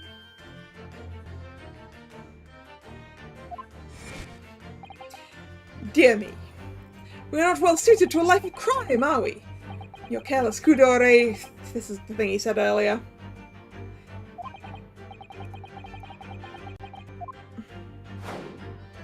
Only follow. No, we need to only follow you. Ah. The reason you refuse to open your case is written in the books on the shelf. Okay. He's completely changed his tack with this deduction now. Interestingly, all of those books are also fallen over. So clearly something like rocked the entire ship. Because those are the same angle as the others. I think the ones in our room. I mean Kazuma's room. He's completely changed tack with his deduction now. I think Mr. Sholmes is adapting his logic to the changing circumstances, don't you? Maybe, but why has he suddenly brought the bookshelf into all this? It's just a wild guess, surely. Oh, do you think so? Well, it doesn't seem likely that the reason why this young woman doesn't want to open her case would have been written in a book that doesn't even belong to her. Yes, that's true, but still. Miss Pavlova certainly did cast her eye in this direction. I noticed it myself. Then there has to be another reason why she won't open her case. And it must be somewhere in the same area if that's where her gaze is involuntarily drawn. I agree, that's the only answer. Whatever she has hidden inside that case should be revealed by following her gaze in the direction of the bookcase. Haha! You're right. Who said it was a pet? Who said it was a pet? Ethel! I think she's looking at that because there is the thing that says no pets. Oh, I should actually look at the other things. Small picture. This is a charming little picture, isn't it? What is it? Someone climbing a steep mountainside? Or descending one, it seems to me. When you've been in the flat sea for a while, maybe you start seeing hills and mountains and everything. Okay. Can I?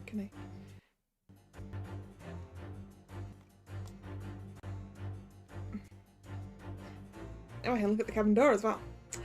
I wasn't looking at all the things before. I'm so sad. It's a metal door, the same as in Kazma's cabin.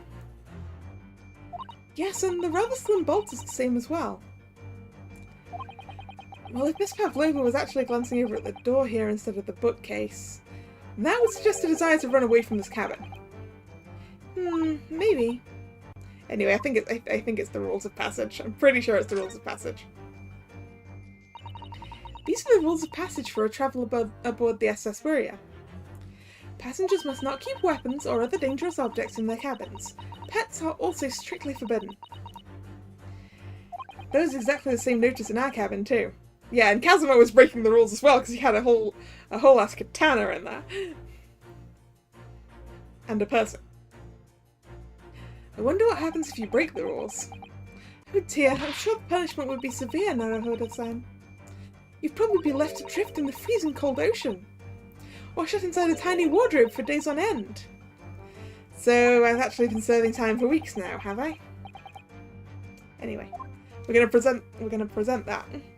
Yes!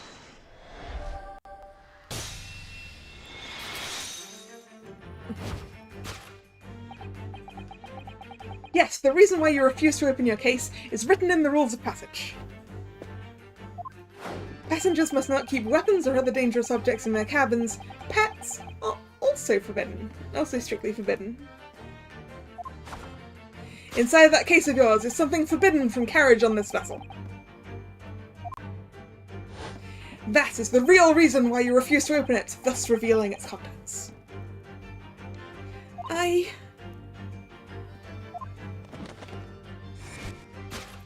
As we've seen, the trunk wobbles from time to time. But no weapon or other dangerous item would move of its own accord. Which leaves but one possibility, Miss Pavlova. Inside your travelling case.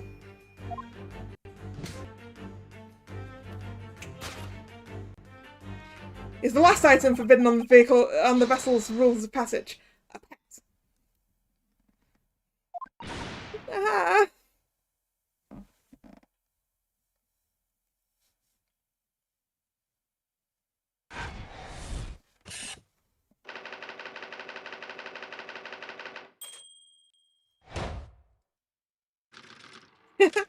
Deduction complete.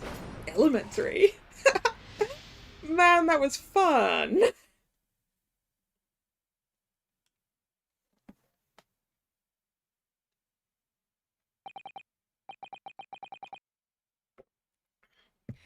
So clearly you aren't who you say you were.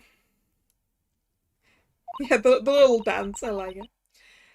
No, I am not Grimsby Roylott.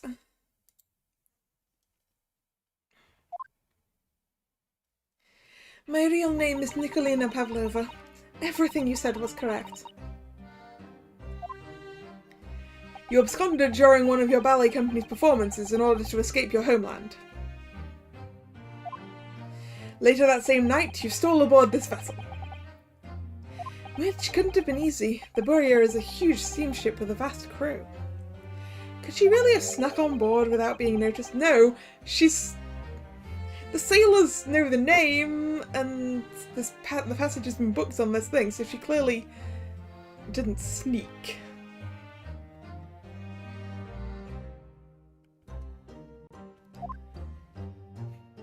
In order to obscure your true identity, you somewhat recklessly took the guise of an old gentleman. And you intended to sever all links with your past by severing your long hair. Yet to a woman, hair is no trifling matter. My personal recommendation is to leave well alone. So if it was just you about to cut off your own hair, who was it that let out the scream we heard from outside your cabin? That veritable tinkling of a bell? Why, none other than this young lady, naturally. More like a full set of pipes, if you ask me. I was so scared when I ran away in Shanghai. I was sure they would come looking for me. That's why I decided to, how do you say, disgust myself, so no one would recognize me. As a result, you transformed yourself into that questionable old man? I see.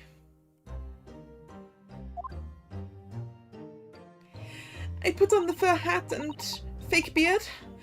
Then, just before you came in here, I saw in the newspaper. Right on the page, there was a picture of me. I was so frightened I couldn't stop from screaming. I knew that if I didn't change my appearance completely, they would find me. So I decided to cut all my hair as fast as possible. I picked up the scissors in my hand, and at that precise moment, we walked in through the annoyingly unlocked cabin door. Things happen like that sometimes, don't they? Things do indeed happen like that from time to time. Are those two even talking about the same thing? There's just one more thing I'd like to know. What exactly do you have inside your travelling case? You were right. It is my dear friend inside. My only friend in the whole world. Please, don't tell anyone. If the captain finds out, if you say to any of the crew. Your secret is safe with us, I assure you. But in return, you must tell us, in as much detail as you can muster, about the events of last night.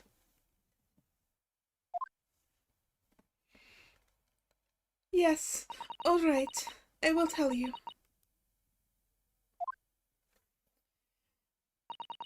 Well, Mr. Naruhodo, wasn't it something, Mr. Sholmes' great deduction? Well, it was once I'd fixed it. It was certainly something, yes. I'm just not entirely sure what. But at least Miss Pavlova has agreed to tell us what she knows. That's incredible. Indeed, it is incredible. Ah, and one more thing. Oh, yes? What? Observe your wrists. Oh, he's put the handcuffs back on, hasn't he? He is a master of sleight of hand! Ah, your hands are cuffed again. What? But how? True to my word, I have restored your shackles. When? And why?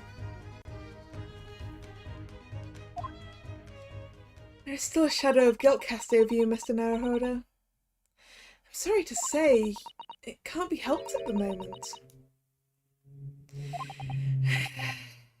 Can't it? Really?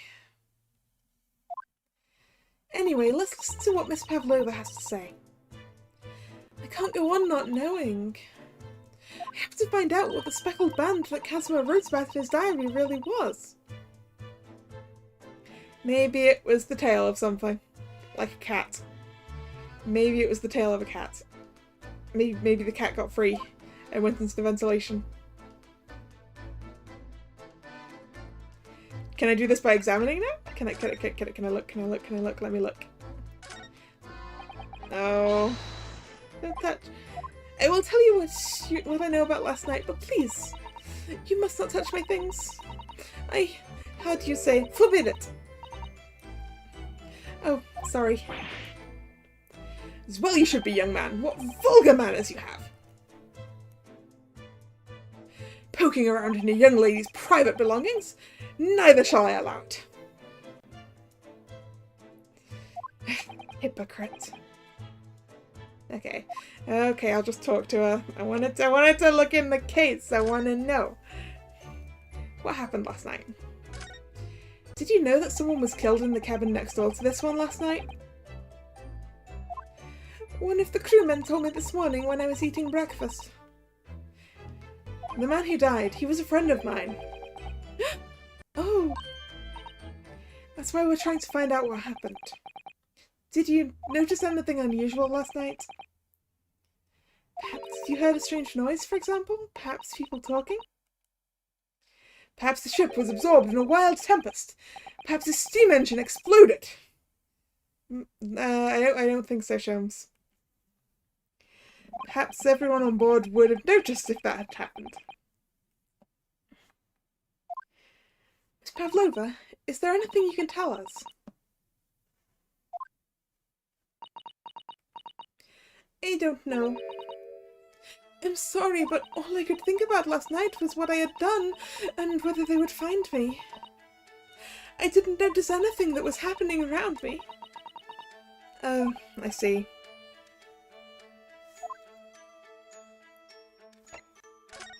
You've run away from your ballet company, haven't you? The Novovich Ballet? Yes. I am travelling to Great Britain, and from there, I want to go to America. I will never dance again. I want to forget everything about the ballet. I will start a new life. You wish to forget? A challenging proposition. When you have that striking tiara as a reminder. But the tiara is mine! I need it to live!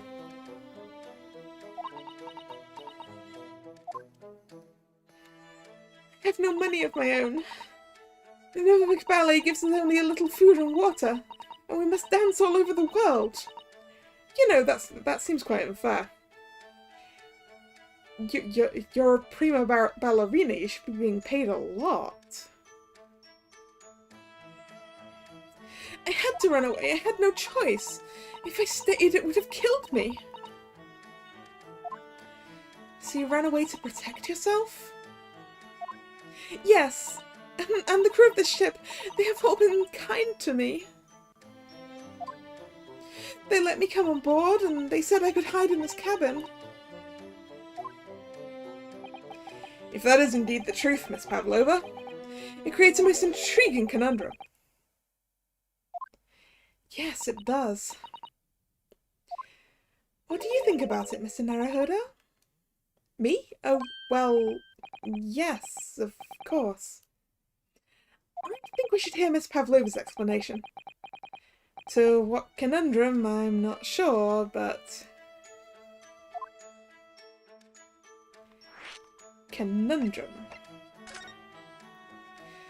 Miss Pavlova, allow me to pose you a riddle.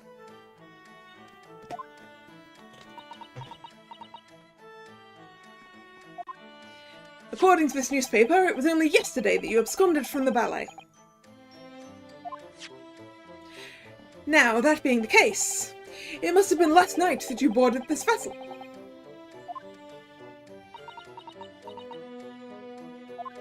However, the SS Buria stopped at no port last night. Ah, that's it, of course. So how is it, pray, that you come to be aboard?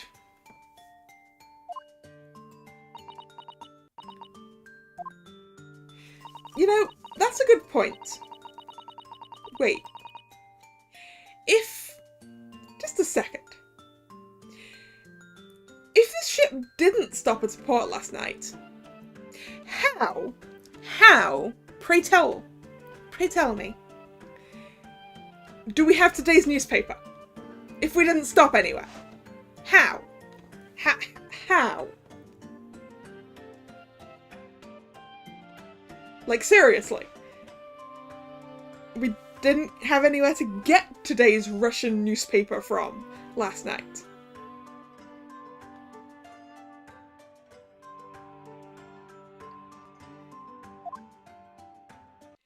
It was just after we had... Oh, sorry, I forgot to say the first one. Now that I think about it, the crewman outside the cabin acted very strangely when we mentioned that. It was just after we asked him about when the occupants of this cabin came aboard.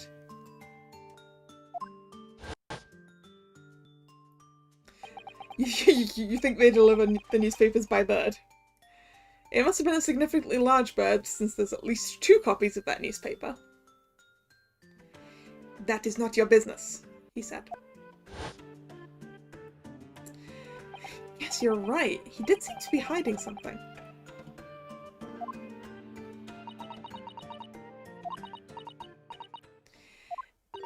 An angel descended from the heavens, bringing grace and beauty to the stage. Sorry, what was that? It is how the Russian newspapers described one of my performances. And that is how I came here too. I descended from the heavens, because I am an angel.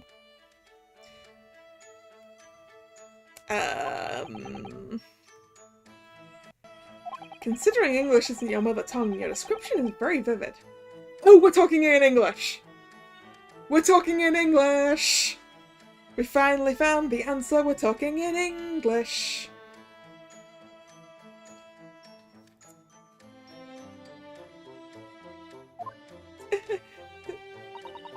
I say that, but maybe, I guess maybe in the, no, maybe in the original Japanese it says Japanese.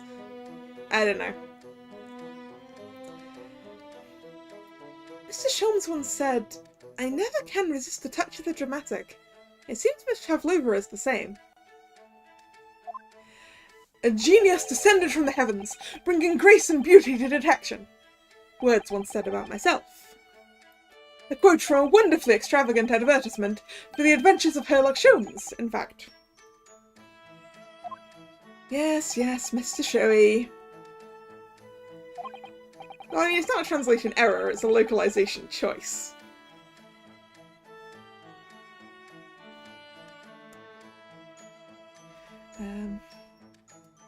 Anyway, it doesn't look like Miss Pavlova is going to tell us what really happened. Friend! So the friend you mentioned is inside your travelling case, is that right? I don't think animals are allowed on board according to the rules of passage. Oh, please, don't tell. Don't tell any of the crew. If they found my precious... Then the burly Russians would bestir themselves in unison to throw you and your case overboard, no doubt. So reassuring, Mr. Sholmes. But what sort of pet is your friend? A little puppy? It is, isn't it? I don't think it's a puppy. She says no. Maybe an adorable little rabbit? No, I'm thinking cat or monkey. Or snake? You credit Russia as a land with small rabbits, do you? It probably does have small rabbits. And seriously, Sholmes, if you're going to suggest that she's got a bear in there, then someone needs to check your eyesight. Oh, don't they have small rabbits there then? You may well ask. I have no idea.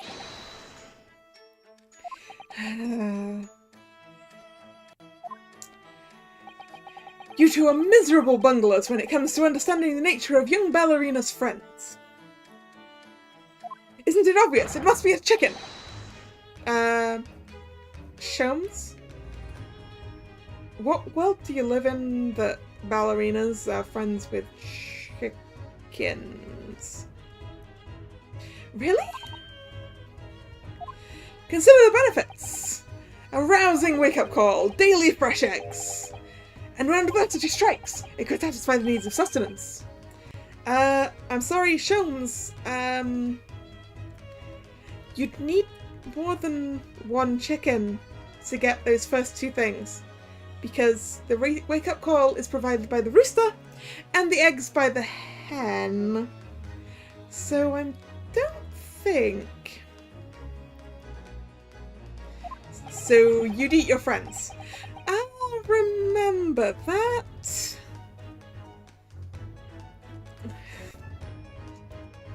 Yes, let's put this in our memory.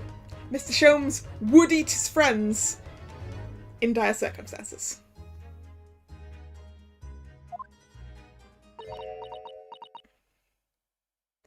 Well, it would appear this friend's identity is a closely guarded secret not to be revealed.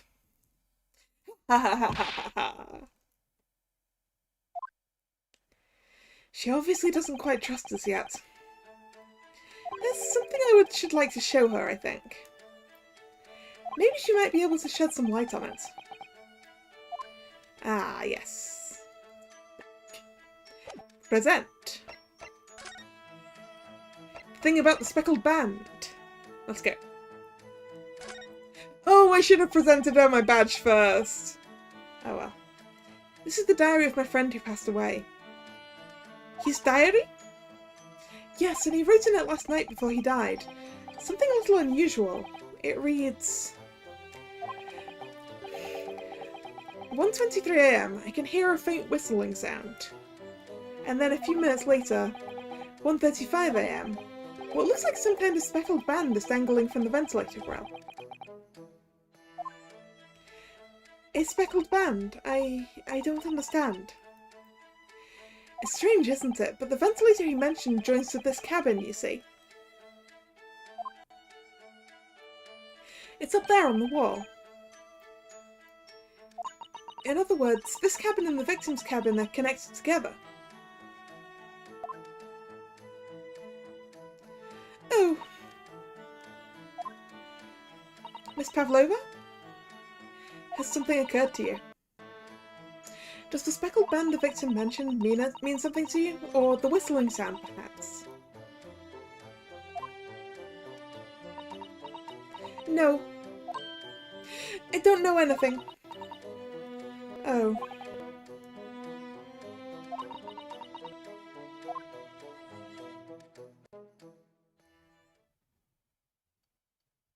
Knock, knock.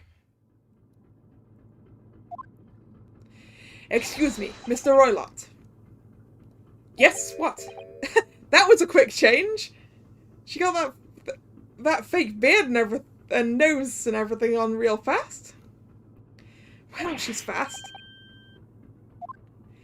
Captain would like to speak to you. No, sorry, Russian accent. Captain would like Captain would no. I lost my Russian sailor voice. Captain would like to speak to you. That's better. That's close. You must come to Captain's quarters at once. Please. Alright, I will come now.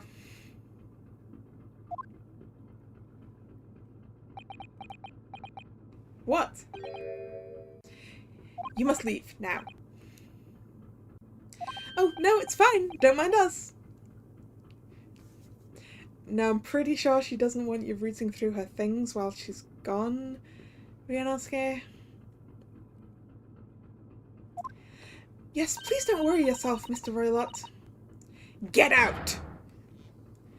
The passenger said out, or do you want me to throw you out? It looks like we'll have to leave investigating this cabin until later. What a pity.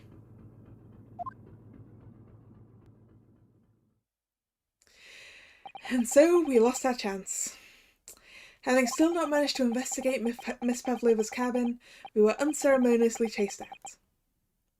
That is to say, we were quite literally picked up and thrown into the passageway outside. To be continued. Dun dun dun. To be continued. And it's a good point where it's a good thing we're at a safe point because my stomach has started complaining and I really need my dinner. So this is where I will be ending for today. So, thank you very much for coming and spending time with me. It's been fun. If you're new here, please consider subscribing to the channel. The button is down there. Or consider following my Twitter, to which the link is also down in the description. on my Twitter in a pinned tweet, you will find the schedule for the week, or you will once I post the one for this week, for the next week, because this is the last scheduled stream of this week. I can tell you that the next scheduled stream is Monday, 7 p.m, and that is Utuaramono Zan. Utuaramono Mondays continuing. So, once again, thanks for coming. Oh, you actually follow my Twitter, Ethel. Thank you. Once again, thanks for coming. It's been fun. And this is Kalla signing out. See ya. Bye bye.